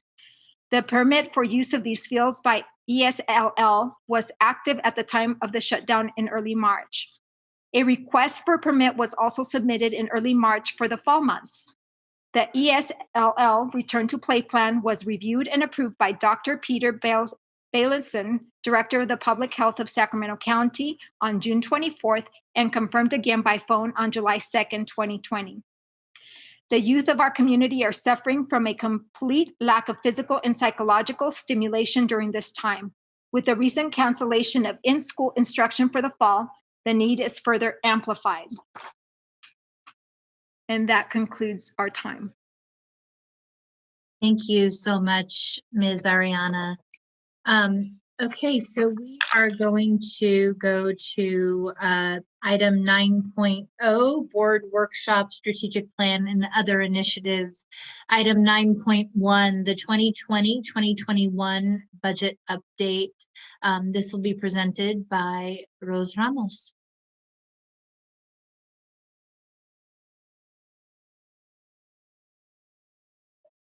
Good evening, President Ryan, board members, and superintendent. Tonight, we're going to be presenting to you some information from the state enacted budget. When we presented the district's budget, which you adopted for the 2021 fiscal year, we did share that we did expect there to be some differences between the assumptions that we used from May revise and what was going to ultimately end up in the state enacted budget. So tonight, what we're sharing with you are those major items that did change and impact the district's budget. So if you can move to the next slide, please. The three key items that did change were the COLA. It says 0%, and we'll go into a little bit more detail in future slides. There are additional cash deferrals and then some federal funds. And we also updated our projected cash for the coming year as well as the 2 out years. Now, what you're going to see throughout this this PowerPoint are some green font data in here, information in here. And what's happened is that when we prepared the executive summary, we had certain information at that time. Since then, there's been a school services budget workshop that's provided additional clarity and specific details on some of the state budget items that we did not have at that time. And so this is going to be the norm for us for the summer. As budget information continues to unfold, we will bring it to you as we have that information available. The 2 other items that we expect to be impacting the state budget, as you know, we've shared before, are the July 15th tax receipts, and then finally, whatever additional federal funding the state does get. So you'll see, and I'll explain those green font updates. So if we can go to the next slide, please. So as far as the COLA is concerned, it is what we were projecting at adopted budget was, as you may recall, was that negative 7.92% effective COLA. The state was going to apply a deficit factor. First, it was going to give the districts that 2.3% COLA and then apply a negative 10% COLA. So overall, we were budgeting at a negative 7.92%.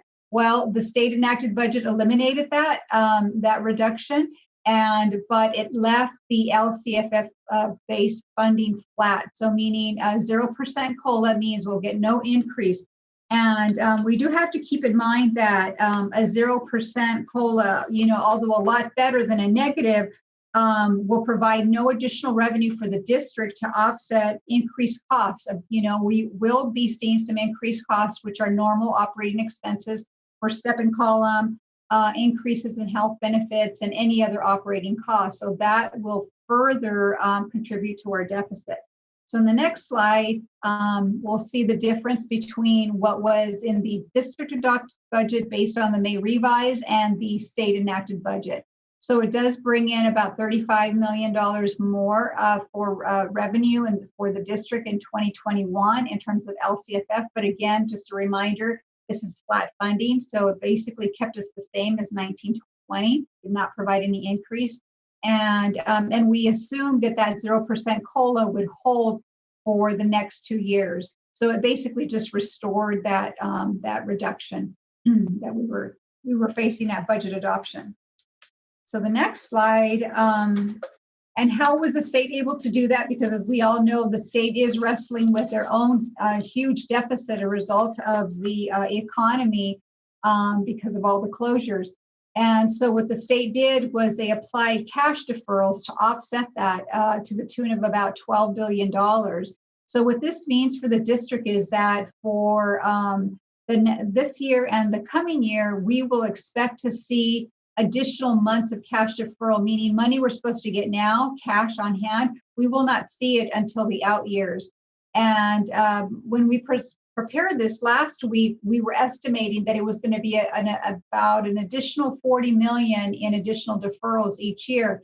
But since this workshop that we've received from school services, we've learned that we've gotten the information as far as the specific percentages that will be deferred, which is a little less than what the information we had last week.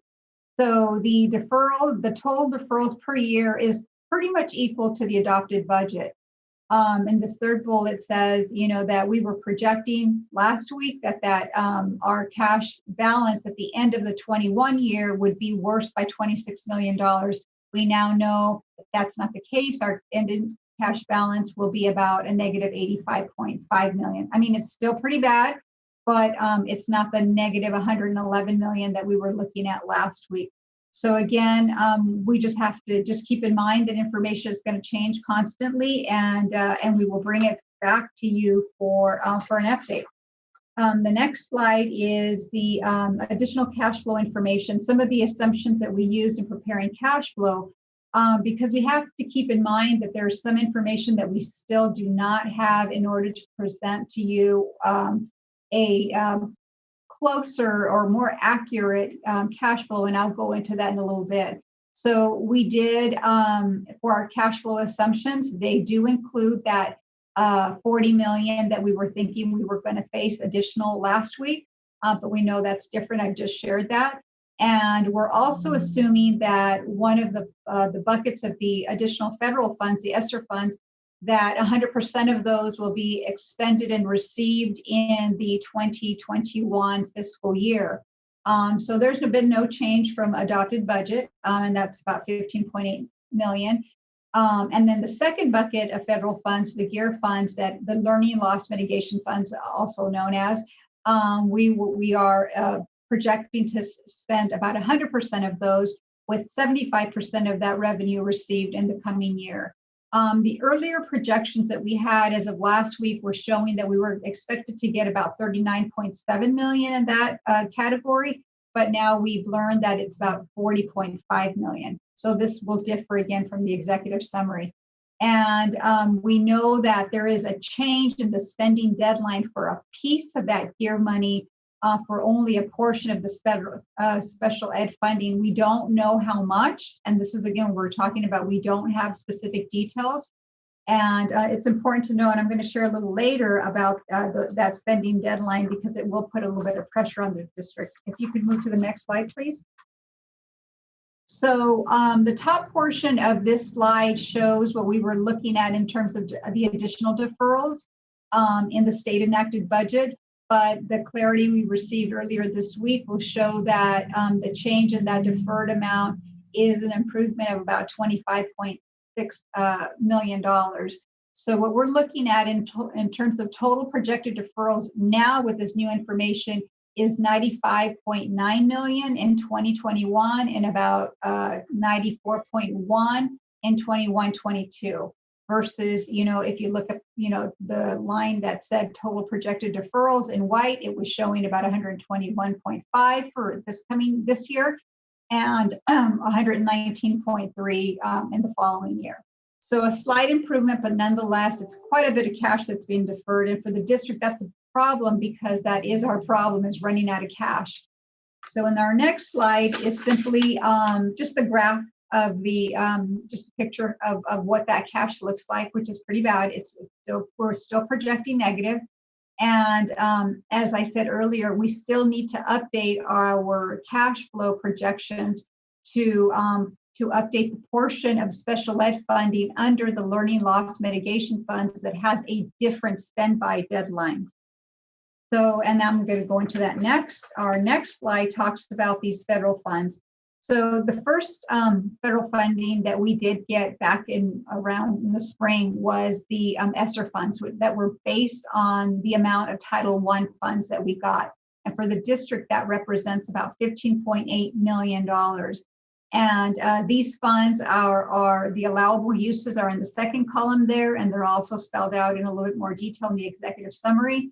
And the time constraints with these are that these are for expenses that were incurred between the period of March 13th of this year through September 30th of 2022. So it gives us some time to do some thoughtful planning about how to best use these funds, because again, these are restricted funds. These are not going to replace any other expenditure that's not allowed under this. So meaning that it's not going to help our deficit prior to COVID-19. These are specific to COVID-19 expenses, which we will have, and that will be great, because that will relieve that pressure off the deficit in the general fund. So in the next slide, we go into the new funding that was also provided in the state enacted budget, and that's the GEAR fund, or also known as the Learning Loss Mitigation Fund. And this was based on three particular subsets. The first was our special ed count for in the fall of 2019, which is approximately generating about 12.5 million.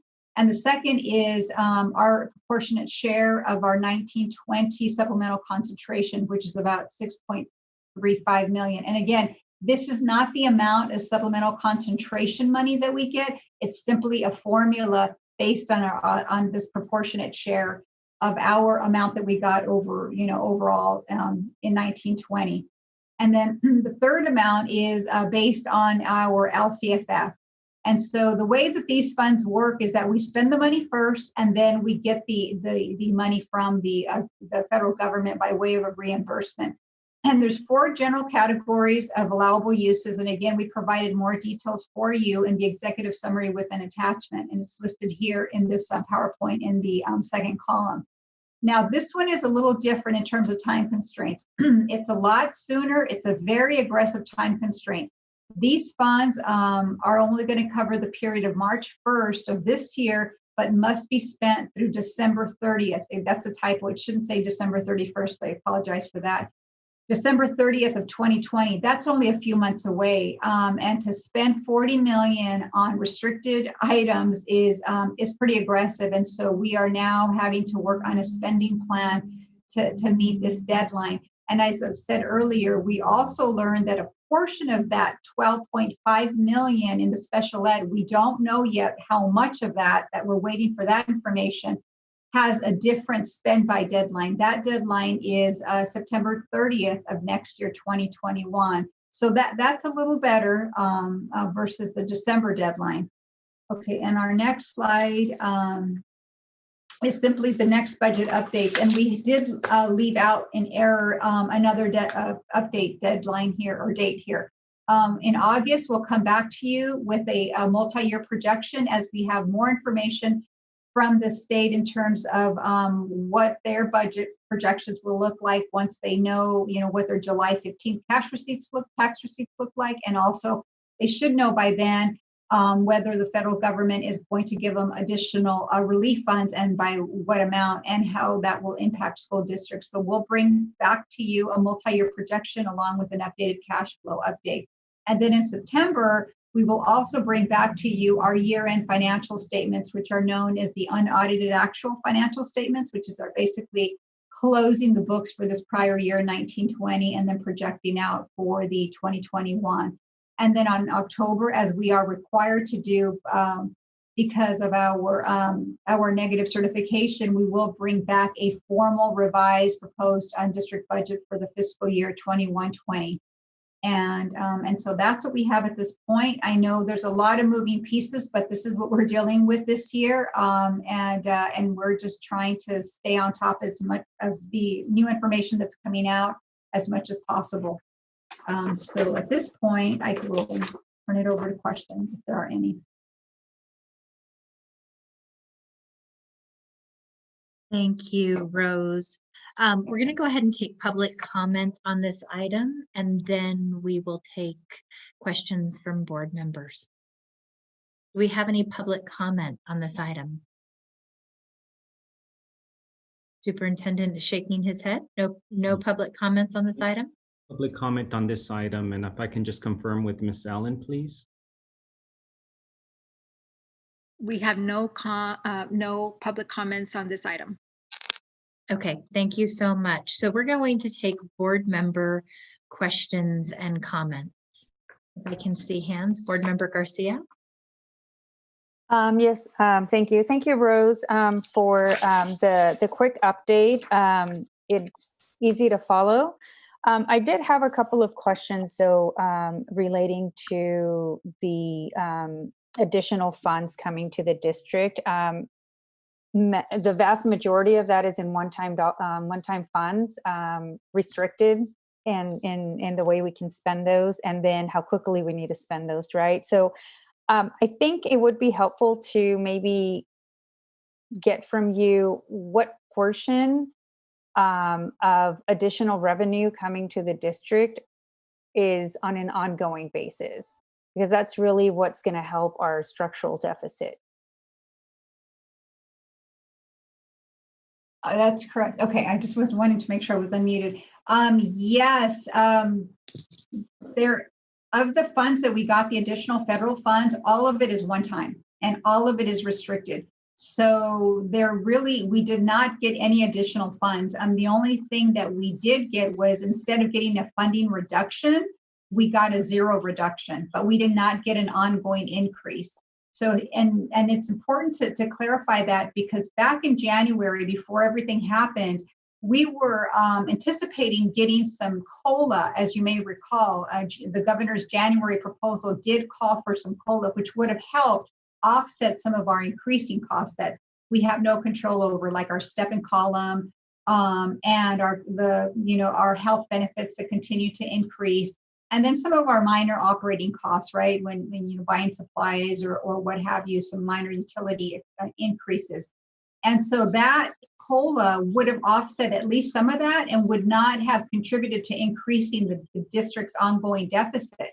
But now with the zero COLA, it will add to the deficit, because we are still having to pay for this increasing cost, and we don't have additional funding to mitigate that.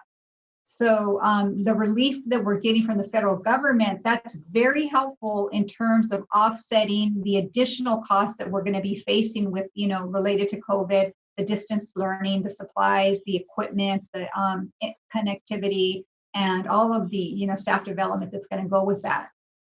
We haven't quite price tagged that yet, because we still don't know what we're looking at in totality for those expenses. But I mean, we did get some pretty significant chunks. Now, our only dilemma now is this quick turnaround time to spend that money by December. That I know that there's some advocacy out there, and hopefully that will gain some traction, and we'll see some positive results, because it would be a shame for us not to be able to spend that money and have to return it when we know we have many needs in our district. So. Right. So thank you. I appreciate that clarification, because for me, it's I immediately focus on the structural deficit and how that is increasing based on just natural increase in expenditures and not being able to offset that. And then the other timeline for me is when we run out of cash, right? That is sort of, those are the two numbers that I really watch out for. And then just so maybe in probably the next update, if we can see how that number is impacted, the 27 million, and how that is going to increase. And then obviously the cash flow will let us know when we run out of cash. But in terms of the federal funds, and they're restricted in nature, they have to be COVID related. And much of it has to be spent by December 30th, which is a very, it's around the corner, basically. Mm-hmm. Luckily, we can go back to March. But will we get to see as a board sort of where those dollars were spent? You mentioned a spending plan. Will we get to see something like that? And then two, spending those dollars, does that mean that you spend them on paper and you don't necessarily spend them on a service, or you really do have to you have to spend that dollar by the 30th of December? So I'm trying to wrap my head around that. I don't know if there's a difference, because then if you commit those dollars on you're spending them on something that service is just not, delivered until maybe after December 30th. So I just don't know if there's a little bit of flexibility in that regard. Yeah, typically, I'm not sure, because we know that the restrictions are a little kind of different for these two, but if they follow our Title I, if they follow all of our other federal restricted resources, those services and products do have to be received by that final date. So I imagine that they're probably right now we're operating under that assumption that they are going to follow that same plan, that they do have to be services provided, products received by the spend date.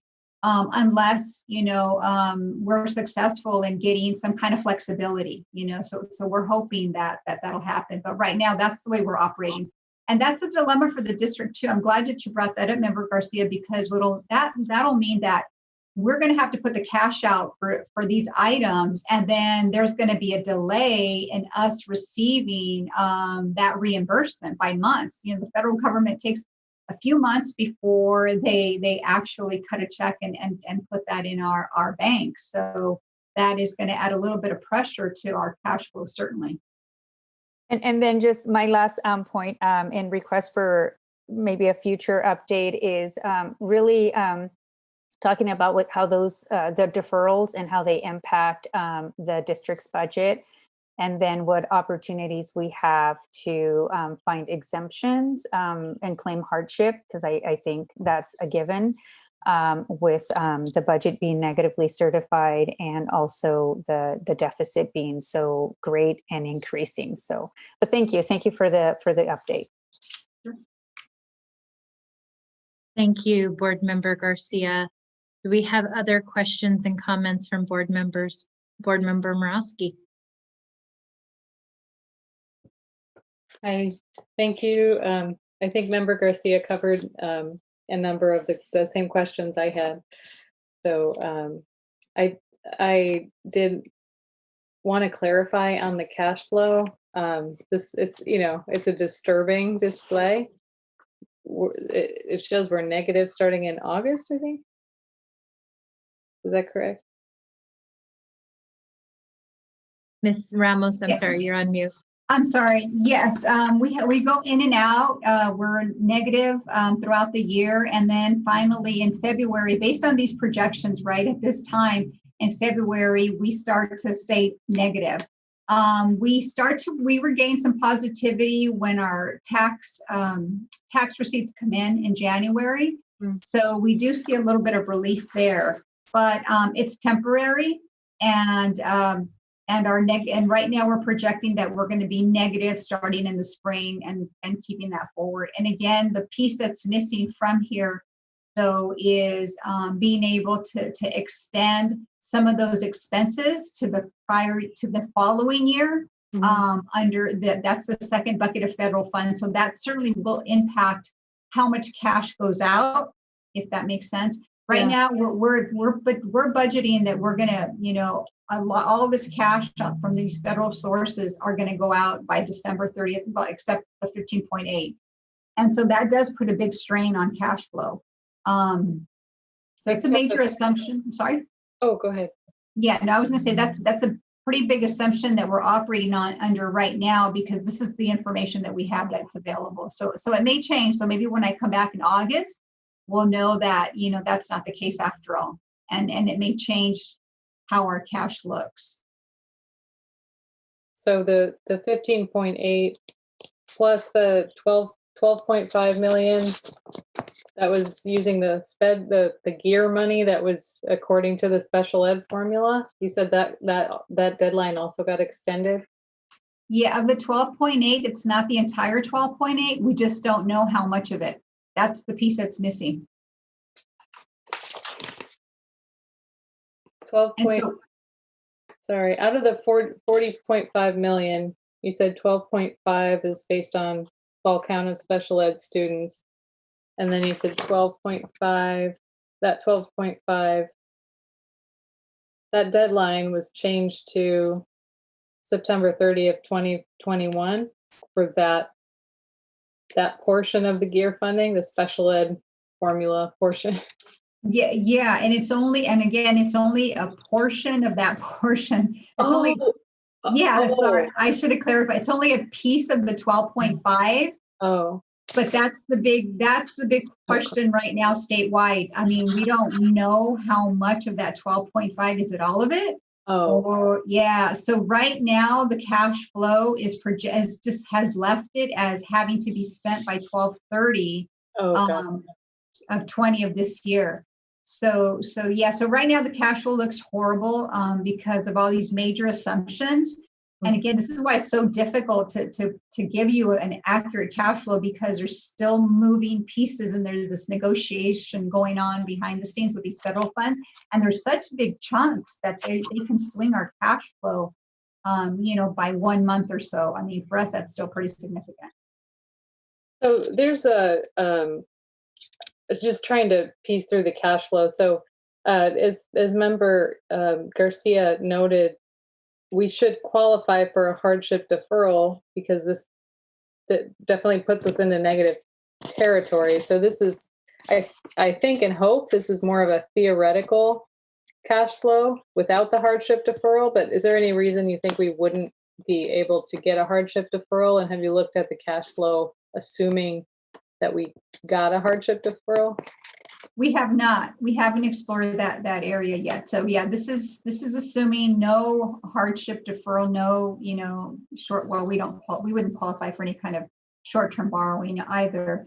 And I mean, and we know we have interfund borrowing available, but it really doesn't help either because it's just temporary. We would need to pay that other fund back within that same fiscal year. So as I remember from previous presentations, there's cash flow and when it goes negative, and then there's like when it actually really goes negative that you can't recover from. Right. So can you break that down a little bit for me? Like when is when is the cliff? Sure. The cliff is when we don't recover, right? When we run out of cash. And then you go, you're negative. Many districts go negative. It's referred to as, the dry periods in between when districts receive their large tax receipts. And it's usually December, January, and then again in late spring. And some districts, they do tip into like a negative for a few months. So they may do, interfund borrowing may be sufficient. And this is where every year, a school district will present to their board a resolution to allow for interfund borrowing, where let's say it's your bond fund or one of your other funds that has quite a few, sufficient funding in there that they don't need it for a couple of months. So until the negative fund gets restored by a future revenue, they can temporarily borrow from that fund, knowing that they're going to repay that fund within a few months. It's not meant as a long-term solution. So that's referred to as like when when you move in and out of negative cash and right. throughout the year. And then some districts issue a short-term note, like a TRAN. You guys have heard of that before. And you try to stay away from those if you have money in your other funds, because, like when you borrow money, you have to pay for it, right? You pay interest. And so it can be expensive. But in our case, our situation is that we're going to have both, right? We're going to go in and out of negative a little bit, but then we're going to go negative and stay negative, meaning that we are going to run out of cash at some point. And so that date is what we're still kind of wrestling with, because given all these other assumptions that we're waiting for those to be clarified to be able to say, so right now, we just put the worst case scenario out there. And I believe it shows that that we stay negative starting in December, January, and we do not recover. Okay, so that would be where the cliff is according to this kind of worst case scenario cash flow projection. That's correct. Okay, that's correct. Okay, so that's helpful. So I guess I would also look forward to an updated cash flow that assumes that we get the hardship exemption, because I just don't. I mean, it's pretty. It has to be if there's any hardship, it's here. So I would hope that we have a cash flow with that assumption in it, and I'm sure we'll get hopefully more information. I guess I am worried about the deadline, the December 2020 deadline for spending those dollars. Is that that's a federal requirement? It's not a requirement the state put on the federal funds or something. Yeah, it's a federal requirement. And so there is advocacy to try to stretch that out. Yes. And but until we know, I mean, it's kind of difficult. Do you have a plan that you'd be able to show us to spend those dollars by our next meeting in August? Yeah, we have to start talking about that internally. We just realized that we were getting all of this money within the last couple of weeks. So it's things are moving very, very quickly. And so I'll defer to the superintendent. I believe he has some comments. I'll just mention more on the first question, Member Morawski, and I think Member Garcia pointed to this. There is some advocacy, and of course, I think our board could also be critical partners. Today, there was a coalition letter that was sent to congressional leaders that was signed on by a number of districts, ours included, of course, but Twin Rivers, Natomas, Elk Grove, Fresno, Kern County, Los Angeles, Laco, Riverside County, Santa Clara, Compton, CSBA, AXA, CSESA, and others asking for an extension period that would go through the end of the fiscal year, June 30th of next year. And we will be sending that to our board as a board communication, but that was sent earlier this afternoon on behalf of many LEAs and other entities. Okay, well, there's that flexibility that we, hopefully we'll get that, but I think we need to be ready either way. And so we need to identify what we can do with those dollars before December, if that's what we need to do. And otherwise, I mean, and we also need to plan it out and have a spending plan for those dollars, assuming we do get the extension we're asking for. And I think the board should be involved in crafting that plan, or at least there should be some collaboration around, because those are one-time dollars, right? And so I think I would like to see what our plan is to spend them, and because it probably is some of the things will be obvious, like cleaning supplies and things like that. But if that's a lot of money to spend in one time. So I think, to the extent there's the ability to prioritize that, we need to be in communication and have engagement on that. Okay. And if I could just provide, I just reached out to get some information on hardship, and I just got a text back that statewide there's only 300 million available for hardship. Yeah. So it's a limited, but we'll look into it to see if there's anything that we could qualify for and if it would be helpful. Okay. Yeah, maybe we can find out what the statewide kind of negative certified districts are, and get a sense of who else might qualify. Thank you. Thanks very much for this update. It's very helpful to have in between. Sure, you're welcome.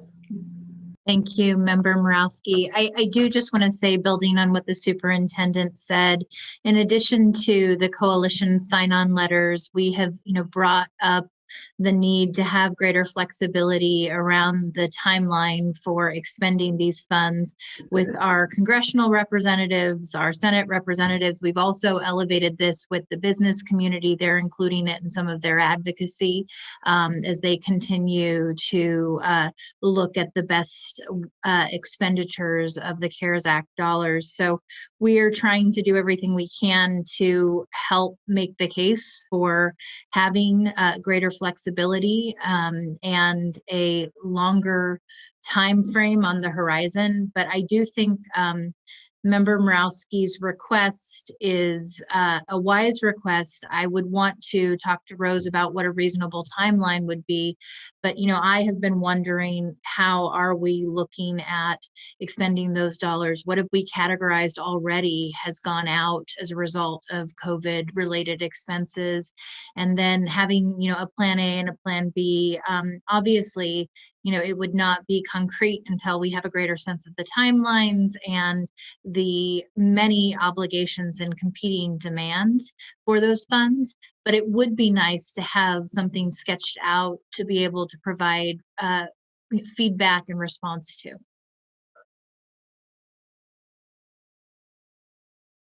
Okay, do we have any other board member questions or comments? Looks like we have none. Thank you, Ms. Ramos. We appreciate all of your team and your hard work.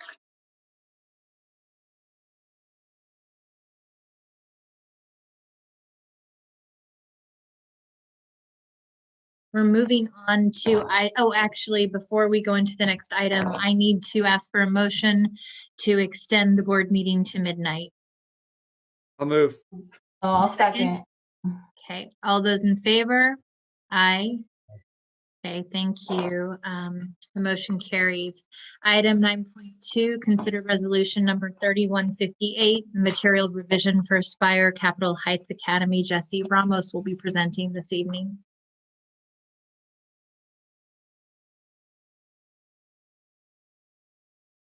Good evening, Superintendent Aguilar and President Ryan and distinguished members. My name is Jesse Ramos, serve the district as the Director of Innovative Schools. Tonight I will be presenting for consideration resolution number 3158. It's a material revision of the charter for Aspire Capitol Heights Academy. Next slide, please.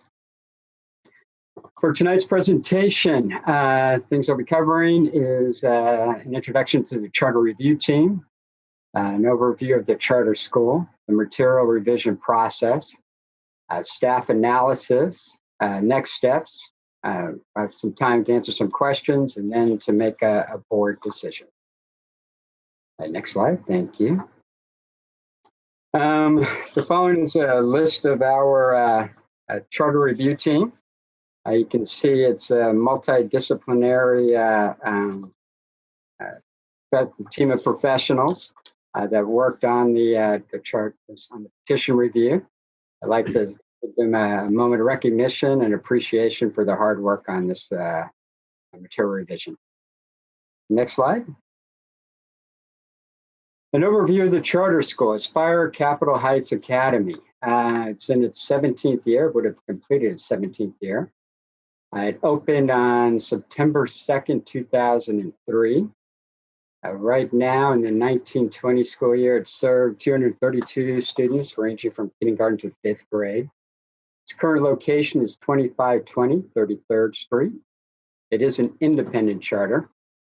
They submitted the material revision on February 18th. Their charter was, approved in 2018 and is due to expire on June 30th, 2023. The table below are the results from the 2018-19 California Assessment of Student Performance, the CASPE results. The first table is with the English Language Arts. It has the rows are 3rd, 4th, and 5th. The next column is Capitol Heights, the percentage of students that scored or met or exceeded the standards. And for comparison, the column after that is the district, 3rd, 4th, and 5th. The other table is mathematics. Again, the 3 rows below are 3rd, 4th, and 5th. The next column is Capitol Heights.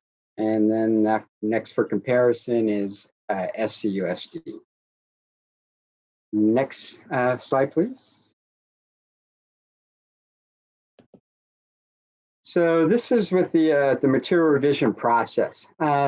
Aspire Public Schools submitted a petition to make a material revision to the charter of Aspire Capitol Heights. In their material revision, they are requesting to make the following changes to their original petition.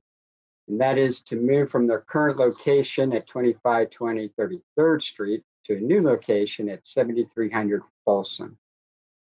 The other request is to expand its current grade levels that they're offering from elementary, TK5, to also include a middle school grade. So it'll go from TK to 8th grade. And the third request was to increase its current enrollment from its current maximum capacity of 308 to 600 students, and again, from TK to 8th grade. Next slide, please. All right, the material revision process. All right, so though a finding is not required for the denial of a material revision, the staff used to review the specific facts of the material revision. They used the process pursuant to Education Code 47605 and 47607 to determine whether the charter revision met the following: whether the school had a sound educational program for the students, whether the school has the capacity to implement the program outlined in the material revision.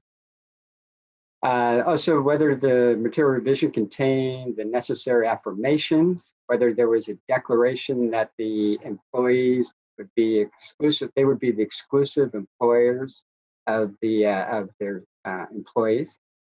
And also where the changes to the charter school's operations were proposed in the revision, that they were reasonably addressed in comprehensive descriptions and the required elements outlined in the Charter School Act. Next slide.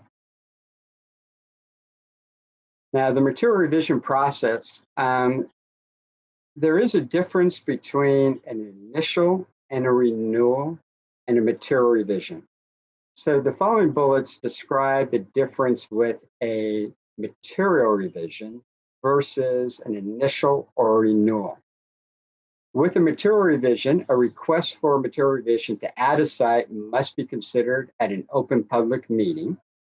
Also, there is no time frame for a decision to be made. Findings are not required for denial. Also, it is not deemed granted if it is not denied within 60 days. Also, there are no time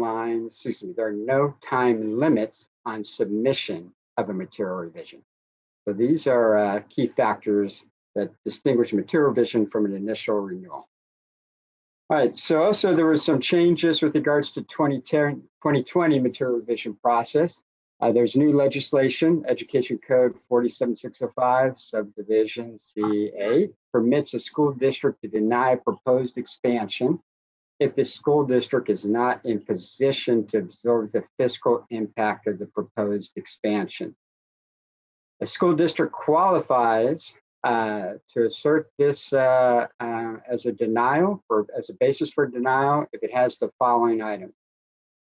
One of the following: a negative interim certification, or it is under state receivership, or has a qualified interim certification, and the county superintendent of schools, in consultation with PICMAT, certifies that the approving charter would result in the school district having a negative interim certification. Next slide. So the staff analysis. Thank you. Staff analysis saw that the charter school met the minimum standard for the academic performance criteria. There weren't any written factual findings as pursuant to the 5 criterion and Education Code 47605. And also the petition contained reasonably comprehensive descriptions of all 15 elements. Next slide. I guess there's some builds in the slide, so if you can put the, thank you. Thanks. All right, the staff also, because of the district's current budget situation, also did analysis of the financial risk of the material revision. And the table in this slide looks at 2 possible scenarios.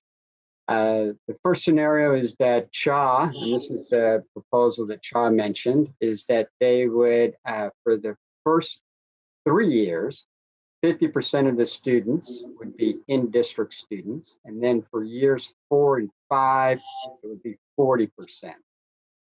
The other scenario that staff looked at was looking at the current ratio, where it's 68% in-district students versus 32%. In year number 1, for scenario number 1, the estimated ADA revenue loss was going to be about 224,000. It would increase to 615,000 in year 2, 1 million in year 3, and then for years 4 and 5, it would flatten out at 894 each year. So the estimated revenue loss would be 3.6 million in 5 years, and then it would be approximately 894,000 each year after that. For the second scenario, you can go back one slide. Thank you. For the second scenario, with the 6832, it would be 822,000 first year, 1.3 million second, 1.8 third, 2.5 in year 4 and 5, and it would maintain the 2.5 million each year after that, for a combined total in 5 years of 9 million. So the staff did determine that this material revision could have a significant negative fiscal impact to the district. Next slide, please. Next steps. So the next steps is the governing board shall either approve or deny the passage of Resolution 3158, the material revision of the charter for Aspire Capitol Heights Academy. And I think the next slide is dedicated to questions. We invited Mr. Ed Scalar of Lozano Smith. He is our legal counsel, and will also be available to answer questions. And I also believe that we have an opportunity for representatives from CHA, Aspire Capitol Heights Academy, to also speak to the board.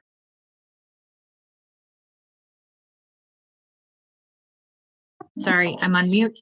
Thank you, Mr. Ramos. I believe that consistent with past practices, we're going to hear from the petitioner now, and then take public comment and questions. Okay. So with that, I understand for Capitol Heights Academy, they have their site administrator, Chris Orr, and then we had Tony Selena, who is also going to present, but I don't see him on my screen just yet. Right here. Okay. Oh, there he is. Thank you. Okay. So I will hand the mic over to Aspire Capitol Heights. Great. Thanks, Mr. Ramos. Appreciate it. And thank you so much, President Ryan, Superintendent Aguilar, distinguished board. I know it's a late night. I know you have a lot of heavy and important things to talk about, so I appreciate you making space on your agenda for us. Also appreciated hearing a lot of the items that we're discussing, you're discussing as well: distance learning, budgets, how to make this crazy world work. So we're all in the same boat for sure. But I also especially want to just talk about Resolution 3157. We stand in solidarity on that. We really appreciated the bold stance that the board is taking against racism, and also to work towards more restorative practices as opposed to punitive. We're definitely in line with that and in the same boat. And I will just add that also I feel like our issue and our resolution is also an equity issue. So I'll talk a little bit about that now. Capitol Heights Academy serves 60% African-American students. So that is 4 times the district average. We also serve 23% Latinx students and have an 88% free and reduced lunch eligibility rate. And yet we have the worst facility in our Aspire network. We operate 38 schools, and this is by far our least adequate facility of all of our facilities. And I'll also venture to add, it's probably the worst one in Sac City as well. And yet it hosts the highest number of Black and Brown students as well. But on the bright side, I want to say that our students of color have half the suspension rate of Sac City. We have 10% less chronic absenteeism. We have 0% expulsions, and we have 0% suspensions for defiance. So despite the inadequate facilities and the student population that we serve, we are definitely exceeding some of those culture metrics that I think are incredibly important and such a hot topic right now. To speak to the facility more, our lease expires this year. So we are leasing through the Archdiocese of the Catholic Church.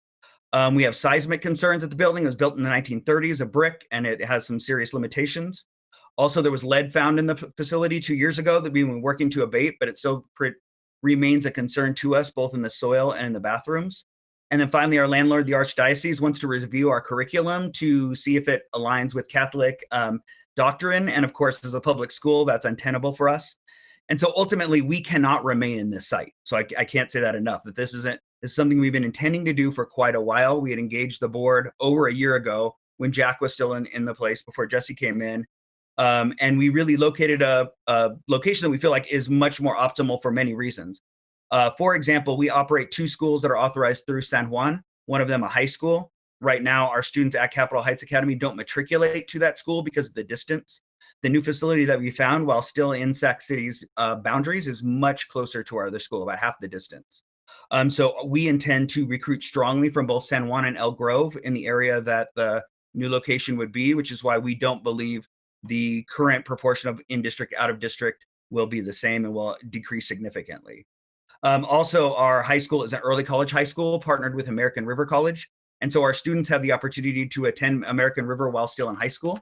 All our graduates graduate with 15 units of college credit and 100% earn a 4-year acceptance letter to college. And at present, the students that attend Capitol Heights are missing out on that opportunity by not being in close proximity. In addition, we would like to kind of reiterate this point of how long this process has been. Over a year of engaging with the board, we submitted in February. It's been over 6 months before we were able to be heard.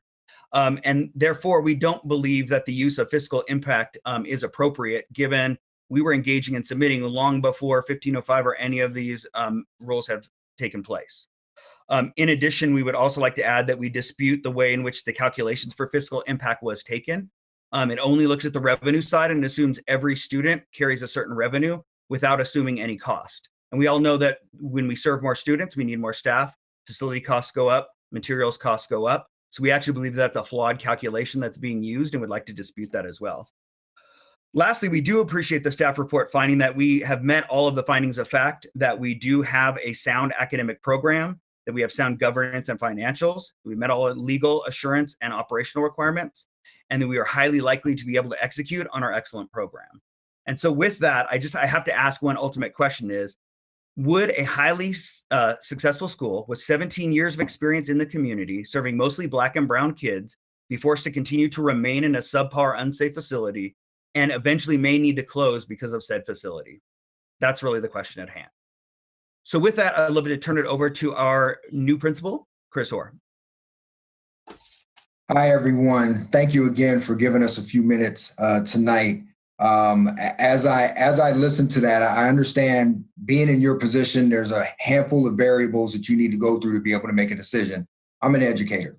I'm a principal. I work with kids day in and day out. So kind of that's my focus and kind of my communication to you.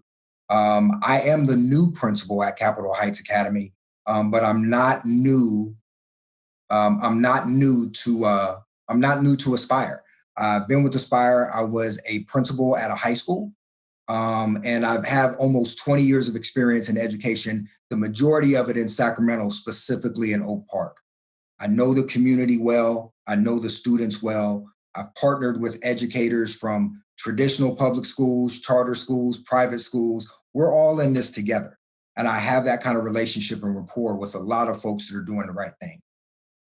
When we started talking about doing this, looking at endorsements, and people that would support. Well, Larry Lee, the president of the Observer newspaper, is an endorser of ours and has submitted a letter to endorse us. Michael Blair, who is the Oak Park Neighborhood Association president, and the South Oak Park Neighborhood Association president also endorsed this move. Sac State has submitted an endorsement for this move. SMUD's Community Initiative submitted for this move. St. Paul's Missionary Baptist Church, Paradise Missionary Baptist Church. And I only use these names as just to say that these are prominent people in our community that I've worked with for years and that Aspire has worked with for years. And I want to highlight what Tony mentioned. The school has been there for 17 years. This is not a brand new charter. The school's been there for 17 years and was a Blue Ribbon Award winner. And we want to be able to get back to that, and I think we can. I think we're all very aware of the racial tensions that our country is in right now. As well as our city, our fight for equity. And that is what Aspire's mission was from day one. And I know the Sac City Unified School District is along those lines as well. So we want to be able to partner to do that. And we've committed to do that. And I've committed as an educator. That's my calling. And that's what I am going to do throughout. So we've had success at it. I want to continue to do that. The real piece to think about, and this is again, from an educator standpoint, we have a K-5 facility. Schools are typically designed K-6 or K-8, but K-5 means that our kids after the 5th grade have to go somewhere else. And theoretically, they may need to go somewhere for the 6th grade and then somewhere else for middle school. So I'm speaking as an educator. I can't do that to our families. No family or no student should have an educational process that way. They should be able to stay with us all the way through 8th grade if they want to. We have the ability to do it. We have the history to do it. Aspire has done it successfully throughout. All we need is the space. All we need is a building. All we need is a space. And it seems like that we've had that. So I could talk forever about this. So I appreciate you guys' time. But I at least wanted to throw that out to you and ask for your support. Thank you so much, Mr. Orr. We're going to open it up to public comment at this time, consistent with what we have done for all other agendized items, with the exception of the focus of this special board meeting, the distance learning item. We are going to do 15 minutes for public comment with 1 minute per comment. We have a total of 55 total public comments. 18 have the same language. So I will read the public comment for the 18 similar comments, and then I will read the names right after.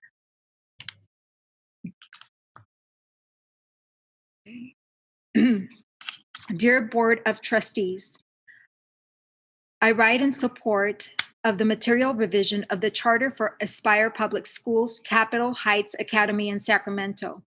As an organization that serves over 80% Black and Latinx students, the Charter revision request represents a reaffirmation of Aspire's commitment to Sacramento's underserved students and a deepening of their investment into our community. I support the Charter revision for a number of reasons. Sacramento needs an educated workforce with strong ties to our community. The exceptional academic performance of Capitol Heights Academy will help develop the next generation of our city's leaders. Aspire instills in its students the value of giving back by encouraging them to return home after college to make an impact in one's community. We need community advocates that are successful to and through college so that they can contribute to future generations in Sacramento.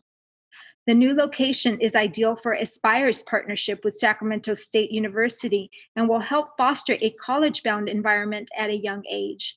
This is critical. This is a critical component of Aspire College for certain ethos. The new location is located in a cul-de-sac, creating a safe location for the school that allows for a streamlined pickup and drop-off process.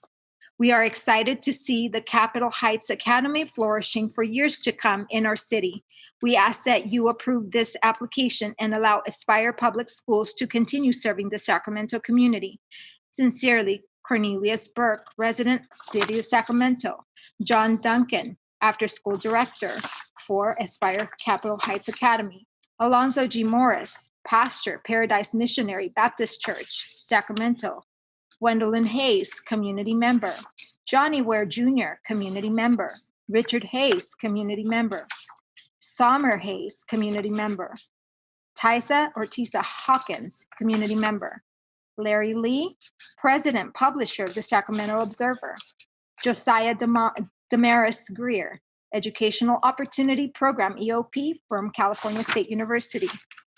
Nicole Howard, Chief Customer Officer, SMUD. Representative, board member of Oak Park Neighborhood Association. I'm not able to read the signature. Victor G. Gutierrez Cuellar.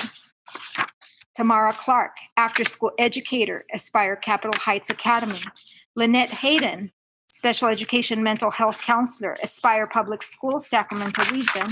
Thomas P. Ford, partner and director of operations for Market One Builders Incorporation, and Brian Nicosia, Foothill Fire Protection. Chad Fenelon, Semco Construction Incorporated.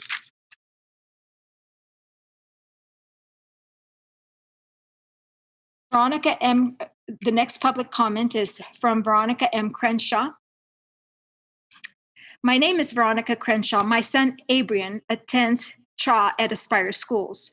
The reason for this email is in support of Aspire Public Schools.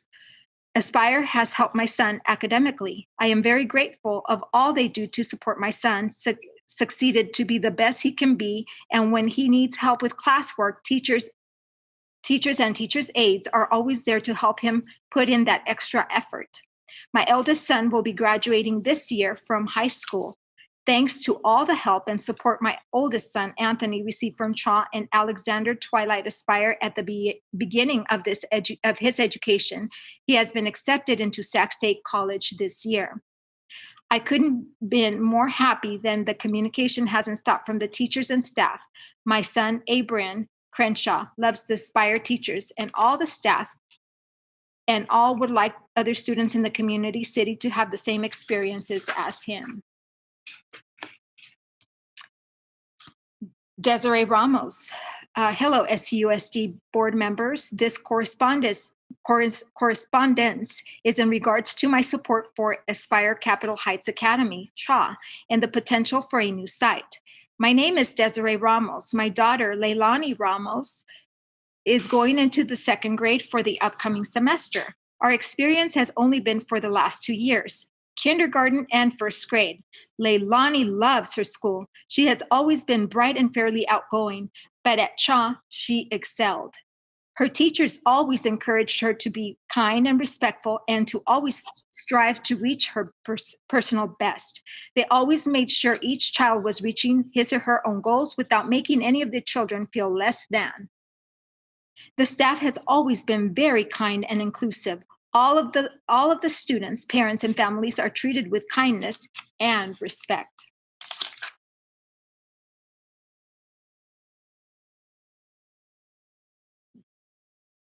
This is from Mercedes Lopez Macumber.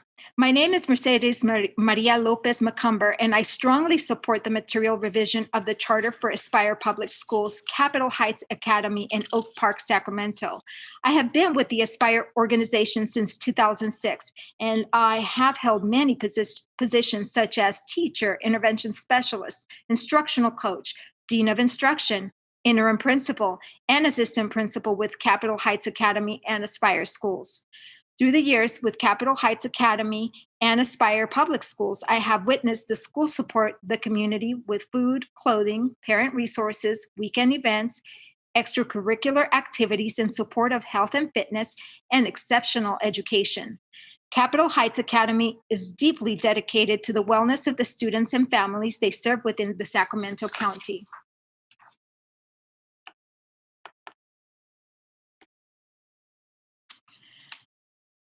To whom it may concern. Hi there, my name is Jody Gallegos. I have been an Aspire parent for over 4.5 years. My son, Jacob Gallegos, attends Capitol Heights Academy.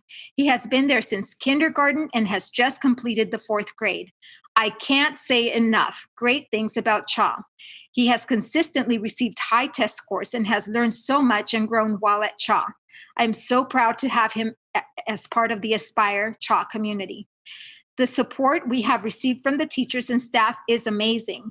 They are all so loving and compassionate to all students and families. They have really guided the students to excel and have assisted getting students prepared for the future and college, which is one of the many reasons I love the CHA family. They are helpful with homework, daily class assignments, and really help the kids get ready for testing. As a working parent, the after-school program is absolutely amazing. My son would not be as smart as he is if it wasn't for his teachers and the after-school educators.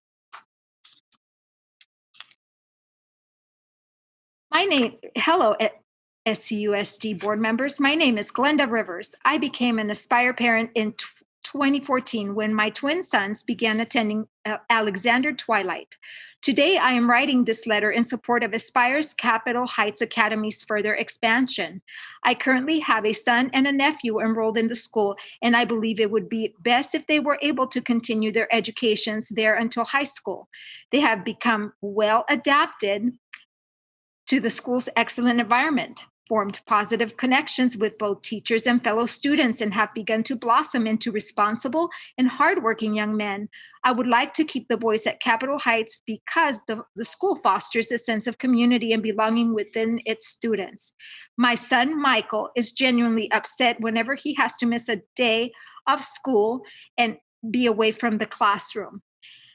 The teachers at the school really pay attention to the specific needs and trials faced by each child and then do their best to help those needs be met. My name is Kennedy McDowell. I am the parent of King Clifford McDowell, who has attended Aspire Capitol Heights since kindergarten. He is currently in the 3rd grade. I am writing in support of Aspire Public School. Aspire has helped my son academically. They have also been there when my son may have been having a bad day. I have seen Aspire Capitol Heights go the extra mile for my son, and I appreciate that in a school. I am a single parent, and I do not have the support system all the time. However, with the after-school program, Aspire Capitol Heights allows me to be stress-free without worrying about who will pick my son up. I am able to work and still have time to pick him up. We need more schools around Sacramento like Aspire. If you have any questions or need any additional information, please do not hesitate to contact me. Thank you.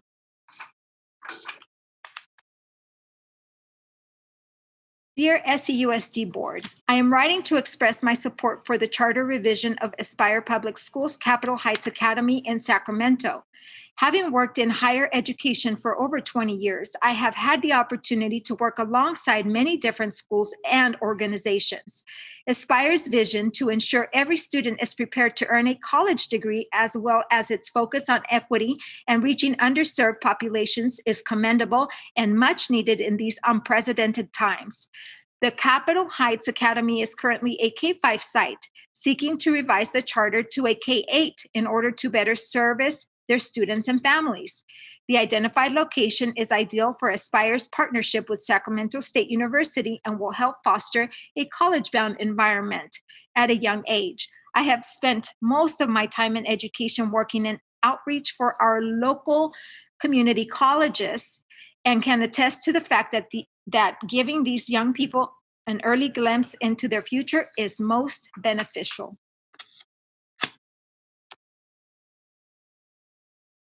Dear SCUSD board members, as a parent of one of the students at Aspire Capitol Heights School, I have seen the deteriorating quality and standards of the facilities of the school. Its classrooms, bathrooms, and even the cafeteria are not up to standards, and especially ADA compliance. I am concerned about the safety and my child's ability to learn in a substandard school building.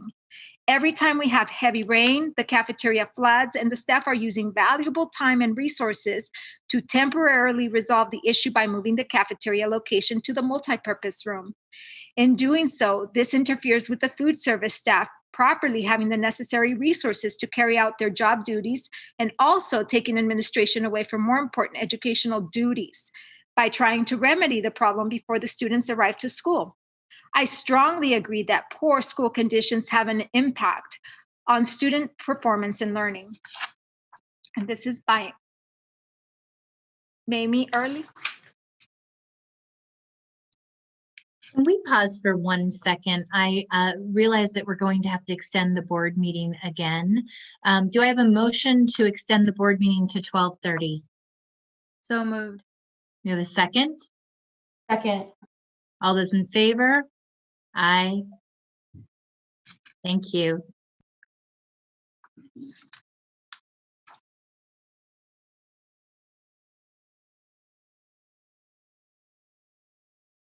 This is from Veronica M. Crenshaw. Hello, SCUSD board members. My name is Veronica Crenshaw. My son, Abrian, attends CHA at Aspire Schools. The reason for this email is to support. I believe this comment has already been read. It's just a duplicate. Sorry. Let me stop that.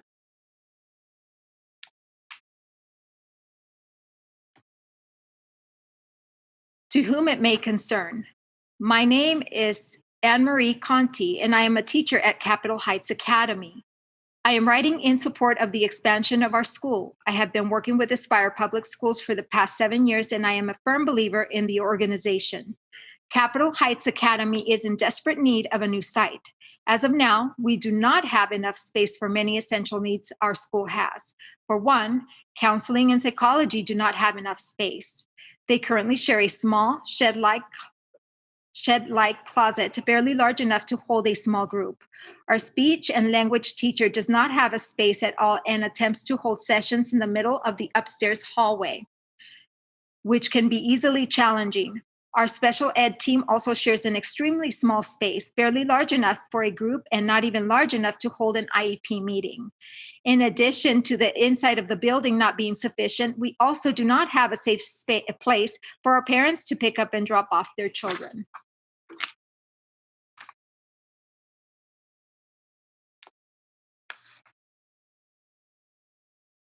And this is from Harpreet Chauhan. Dear Board Trustees, I am strongly supportive of the material revision of the Charter for Aspire Public Schools, Capitol Heights Academy, and Sacramento. Reflecting on the landscape of our social political world, it is apparent that we need to invest in our scholars of color, especially Black scholars.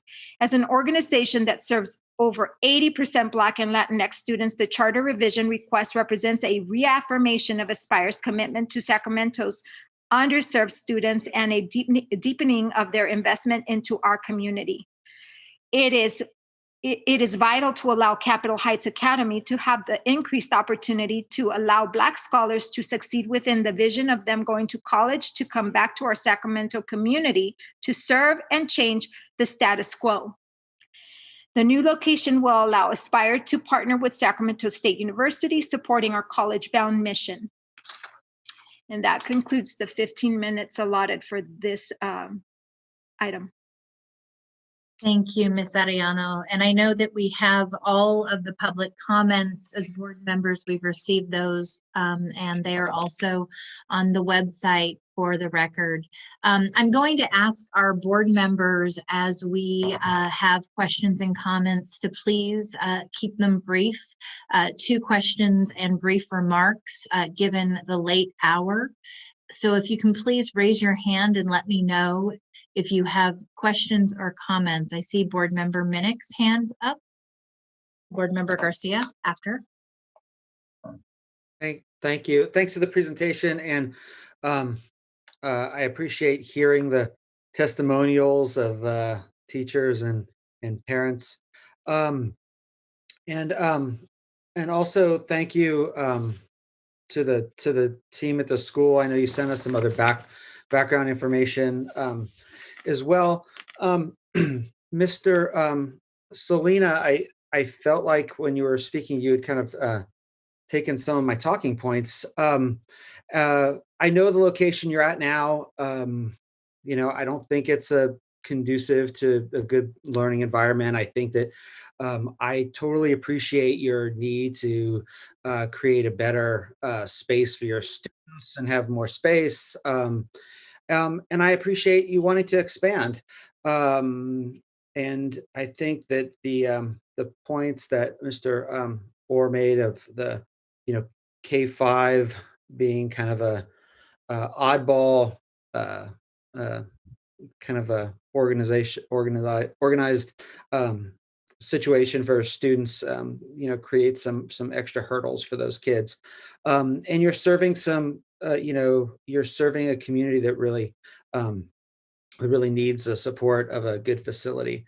I'm a little concerned. I know that the fiscal impact piece came up in the presentation. And I know that under AB 1505, we're now able to use the fiscal impact to partially guide our decision in approval or denial. But I am really concerned that it sounds like this process started kind of in the tail end of 2019, so a while ago.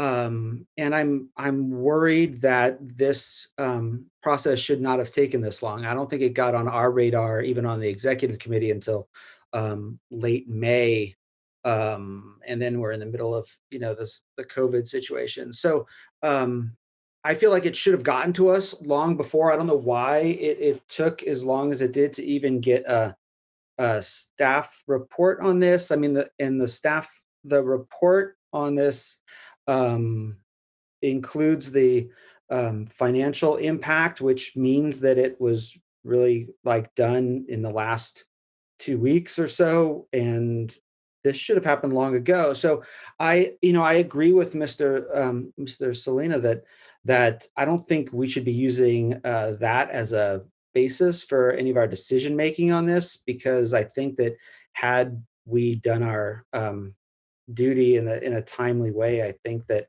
that wouldn't have been a factor. And also, I just think ultimately it's just really important that these kids have a good place to be at. And so, I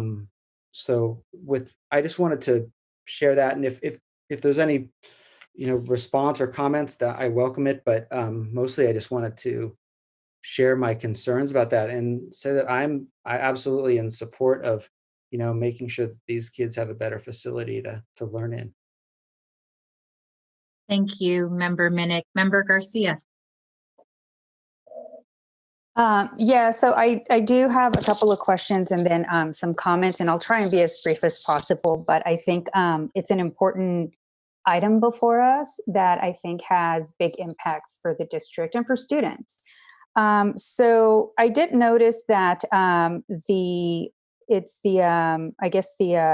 CAST results were very low compared to the district. And one that really stood out is the 5th grade on mathematics. It's at 0%. So this goes beyond just the fiscal impact. It's the programmatic and academic achievement. So can you talk a little bit about that? Because we're also as a district below the state average. So that just tells me that they're even farther away from that particular academic achievement and performance. As President Ryan, I just want to make sure that I check in with the board. What we asked our partners to do is to present their position. If there's questions directly for them, we can ask them to come back. And I think that is a question directly for them. I don't think Mr. Ramos looks like he's able to answer it. Then Member Garcia, if you can go, I think you had some additional questions. I think it could fall under the district, Mr. Ramos. I mean, it's in our oversight capacity, right? That we would look at these results and then compare them to the district results, and they should factor into the analysis that is before us. So I'm just wondering if you have if the team analyze these percentages. I appreciate the question. So when we look at slide number 9, where it has the staff analysis, you'll see the school charter met the minimum standards, academic performance criteria, et cetera. So what happens is that when we're looking at the analysis, we are looking to see if they have assessments in place, whether they have an academic program in place, whether they're monitoring the progress of their students. We are not actually looking at the student performance. AB 1505 does change that, right? But at the time when we were looking at the analysis, we were just looking to make sure they had the assessments in place, that they were monitoring their students' progress. They had systems in place to, if they see students are performing poorly, that they were going to address it, but it really wasn't looking at the final result. So that's when you see that the staff analysis says that they met it, we weren't looking as an actual comparison. I'd like to bring up our also during the same time, we were doing the Yapim Suab renewal this year. And I remember, I think it was Board Member Vang and Board Member Garcia, you had asked for us to provide you data on how Yapim Shua was doing in comparison to similar schools. That was not part of the standard review process of petition, but that is data we provided because of your request. And because of your request of that information in the past, we just included it in the PowerPoint because it seemed like that was information that board members seemed interested in. Well, I hear you. I just don't agree. I think it should be considered in any analysis, whether it's a renewal or a material revision, because these are important decisions that we're going to make. Another issue that stood out for me is the enrollment. I mean, currently they have capacity to serve 308 students, and they're enrolled for K to 5. And the current enrollment for 2019-20 is at 232. So when I looked at the enrollment projections, they're on a steady declining enrollment. So to then expand for this particular charter to be able to serve 600 kids, I just don't know how they get from 232 to 600 when they can't get from 232 to 308. So I just wanted to flag that concern, because I think that's important to also include in analyses, those important enrollment projections, because that's essentially a fundamental part of a fiscal analysis, especially as it relates to this particular situation, which is they need to find another physical location to educate the students. And I'm just not sure that I feel that I'm responsible to make that happen, because it's part of their charter petition, part of their renewal. This particular charter got renewed 2 years ago. They're going to come before the board in 2023. And I mean, you could say they were getting another bite at the apple at that time if they want to expand from K-5 to K-8. But if securing a physical location based on the expansion, I just, as an oversight authority, I think we should have big problems with that. It shouldn't come down to that. It shouldn't come down to right now, there's nothing that precludes them from moving from that particular site and moving into the site that they're hoping to move into. Is that correct? Other than making the numbers work. And in order to make the numbers work, they need increased enrollment. Yes, I want to make sure I understand the question. Maybe it wasn't a question. Maybe it was more of a statement as I'm processing this information. So, so for me, it's not just about the fiscal impact, which I think it's our responsibility to certainly take into consideration as we're voting on this in July. As board members, we're responsible for the fiscal health of the district. And we just heard Ms. Ramos tell us when we're going to run out of cash, and potentially sooner than that. And also that the structural deficit is growing. It's moving in the wrong direction. And to authorize this material revision, we're not closing down a charter. We're just simply saying you can grow. You can grow in 2020, 2021. Maybe you can come back in 2023 and ask us the same question. But at this time, it would be irresponsible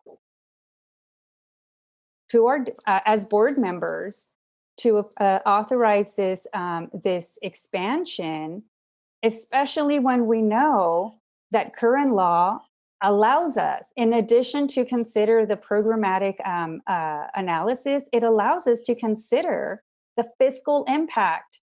We've had a negative certified budget for what, 3 years, if not more. Just think about all those FCMAT reports and audits and whatnot. These are the types of decisions that contribute to where we are at today. And if we don't take into consideration all the tools that are available to us, then I would, again, it's irresponsible and it would be negligence. So I'd encourage my board members to join me. I'm not going to support this expansion in voting it down. Again, we're not closing down a charter school, and parents can decide if they want to enroll their kids in a school that goes from K to 5. Just like we made those choices as parents, where we want to send our schools and what type of programs are the best for our children. Thank you, Board Member Garcia. I saw Board Member Pritchett's hand up. Do we have other board member questions and comments? And then Board Member Morawski. Board Member Pritchett, did you not have your hand up? Board Member Morawski and then Board Member Pritchett.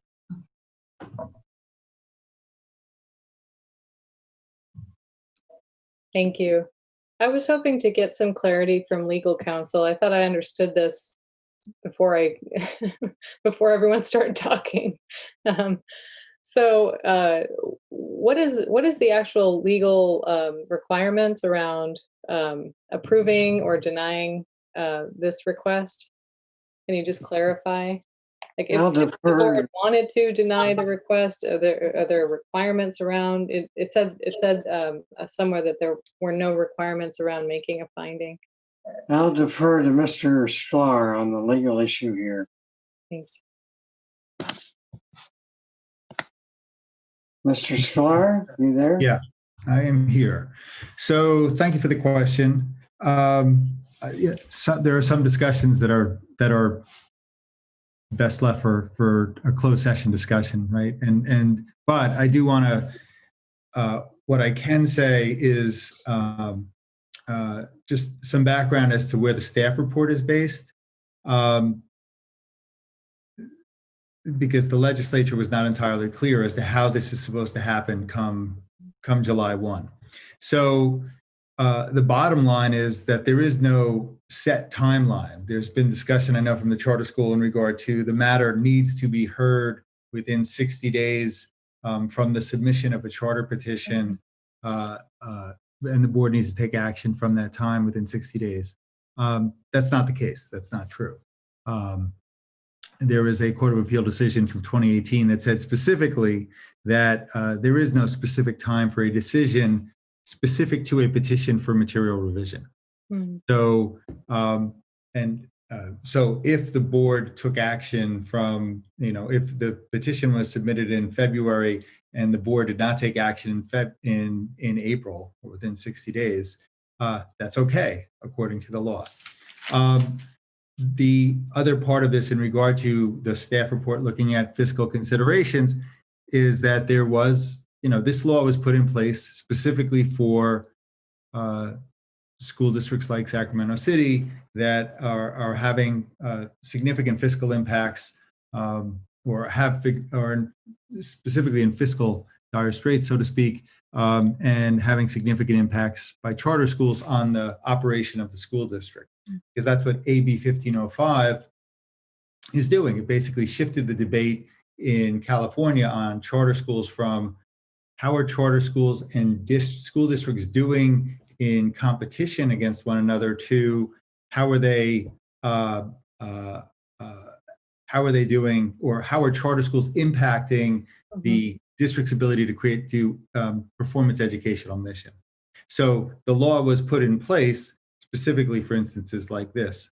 And then finally, we have the law that became operative on July 1 of this year, and we sit here on July 16th. And so therefore, the law is operative that allows the district to use the fiscal impacts. Okay. All Do right. you have any? Oh, sorry, I appreciate that. No, I just I'm trying to grapple with the just the idea that we have in Sac City a lot of excess capacity to serve students, and so just thinking about the the idea of expanding capacity at schools in general right now seems odd. I will say, and I know I reached out to legal counsel on this because I had many questions myself. You know, I've been familiar with this model and this school. It's actually right down the street from my house for many years. My family has known children who've gone through the school and come out as competent scholars, most of them African American, most of them after their experience at Capitol Heights Academy for the first time, talking about going to college, having access to stepping on site at their local community college in Sac State. You heard about those partnerships and the early college high school. I have some questions about the CASP data because I saw SBAC data, and I have also seen data outside of what they referenced around the suspensions, expulsions, and the restorative practices they have in place, but that compared them to other Oak Park schools, which I think is a better marker, right? If you're looking at how are other Latinx and Black students, in particular, those demographics, not all demographics, doing in the area, and they are outperforming in both math and English.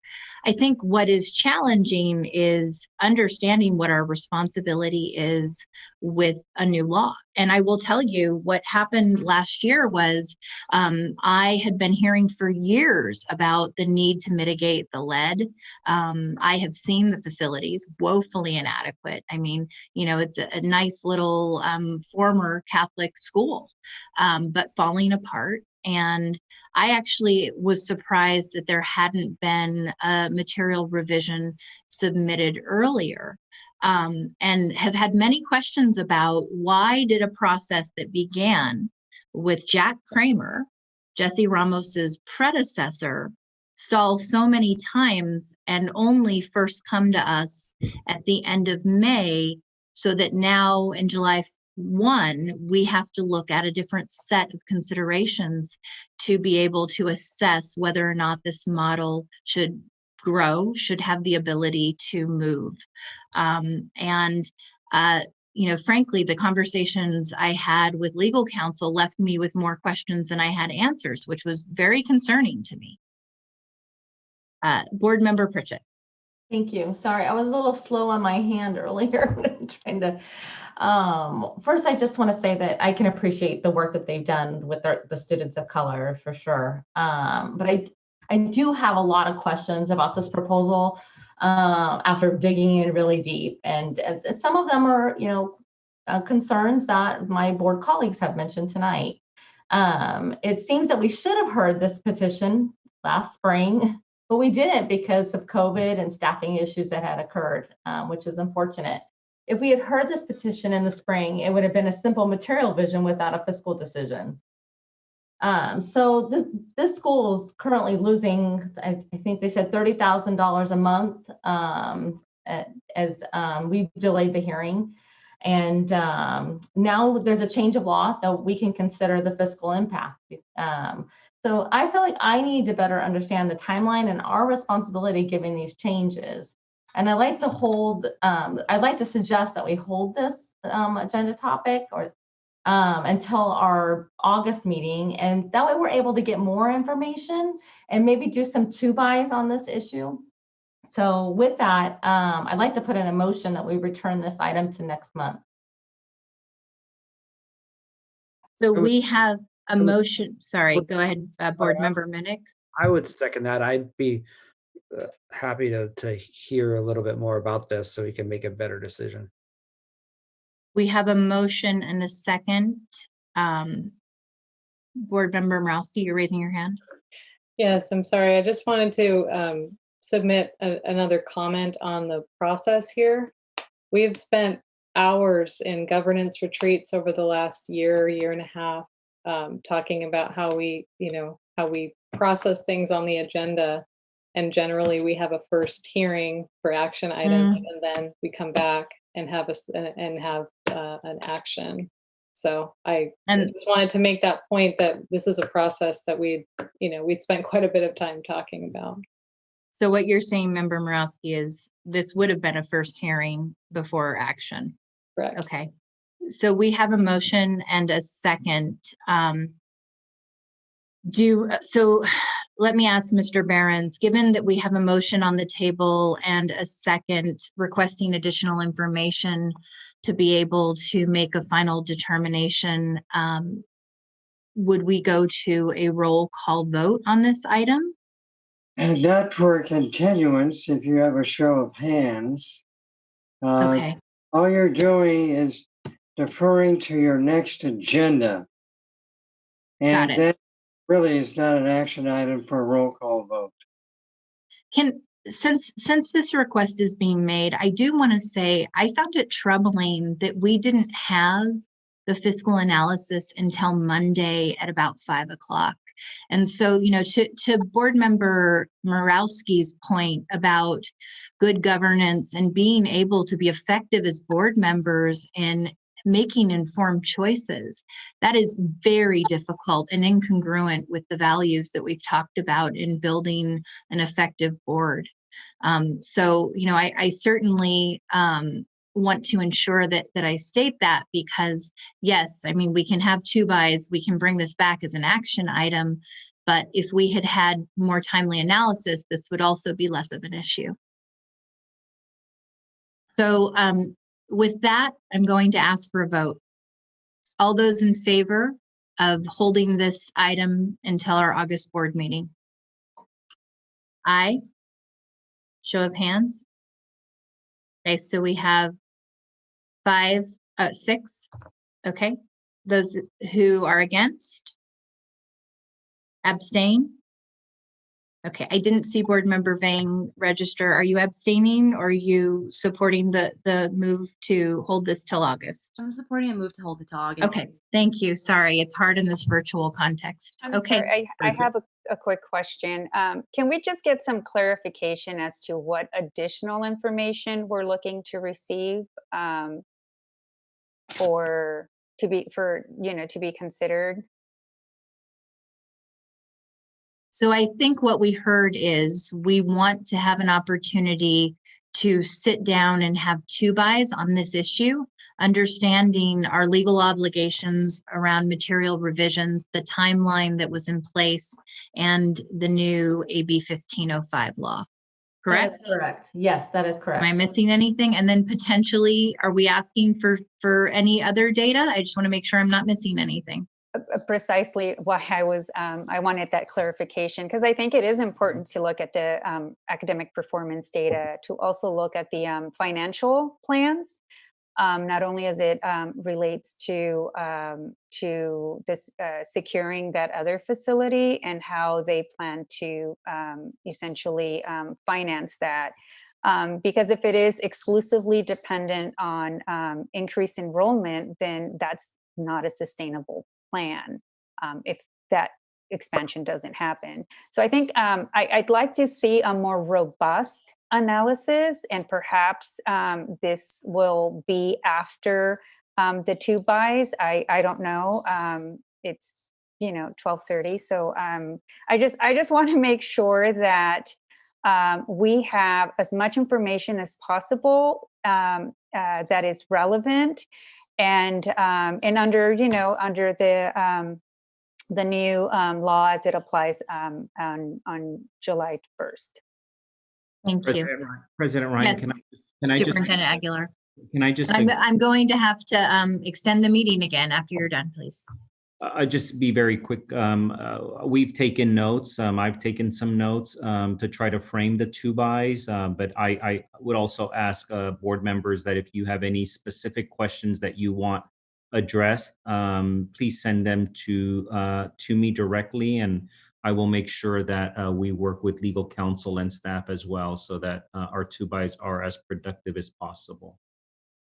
Thank you, Superintendent Aguilar. I appreciate that. I'm going to take a motion to extend the board meeting by another 15 minutes. I'm hoping we don't take that time to 12:45. Okay, do we have a second? Second. All those in favor? Aye. Okay. Item 10.0. Thank you, Mr. Ramos, for your time and everyone else involved. Item 10.0, consent agenda. Do we have a motion to approve the consent agenda? So moved. President Ryan, we have one comment under this item. Okay, please go ahead and read that. This is by Amber Stott. Dear SEUSD board members, I write this letter in support of the proposed updates to the Floyd Farms cooking school construction. I write this during a time of national crisis, reflecting on work that has prepared us and our children for this challenge. Pre-COVID, Food Literacy Center was already committed to the principles of public health. Rather than waiting until kids are sick, how can we keep them from getting sick in the first place? When SEUSD's board of directors approved this cooking school project, they also signed up for this important work. Eating vegetables is a way to protect kids' health from diet-related diseases, which affect half of all Americans. Like COVID, these chronic diseases can be lethal to our children. Vegetables are a powerful tool. California Surgeon General called for Californians to maintain a nutritious diet to combat the stress caused by the pandemic. The recession has increased food and nutrition insecurity in our most vulnerable communities. Thank you. And thank you for your thoughtful comments, Amber. Item 10.0 to approve the consent agenda was motioned. Did we have a second on that? Okay, Michael, Board Member Minnick, all those in favor? Aye. Okay, the motion carries. Item 11.0. I'm sorry, could we officially have a roll call vote on the? On the consent agenda? Okay. Yeah, it involves contracts, etc. Got it. If you could, thank you. Thank you, Mr. Behrens. Member Minnick? Aye. Member Ryan? Aye. Member Morawski? Aye. Member Pritchett? Aye. Member Wu? Aye. Member Vang? Yes. Member Garcia? Aye. The motion carries. Thank you. Item 11.0, future board member meeting dates and locations. We will be discussing potentially modifying our August agenda. As the superintendent said tonight, we decided to have a special board meeting in July. We're also committed to doing a town hall given the extraordinary circumstances and the need to move on a robust distance learning model. And so we will be looking at scheduling that in the coming days and weeks ahead, and we'll come back to you with our August schedule. Item 12.0, adjournment. Do we have a motion? Yes, so moved. Second. A second? Okay. All those in favor? Aye. Aye. Thank you. I appreciate the patience. I think this has been hard having these late nights via Zoom, but I appreciate everyone's thoughtful comments. And thank you to the whole team. Thank you, everyone.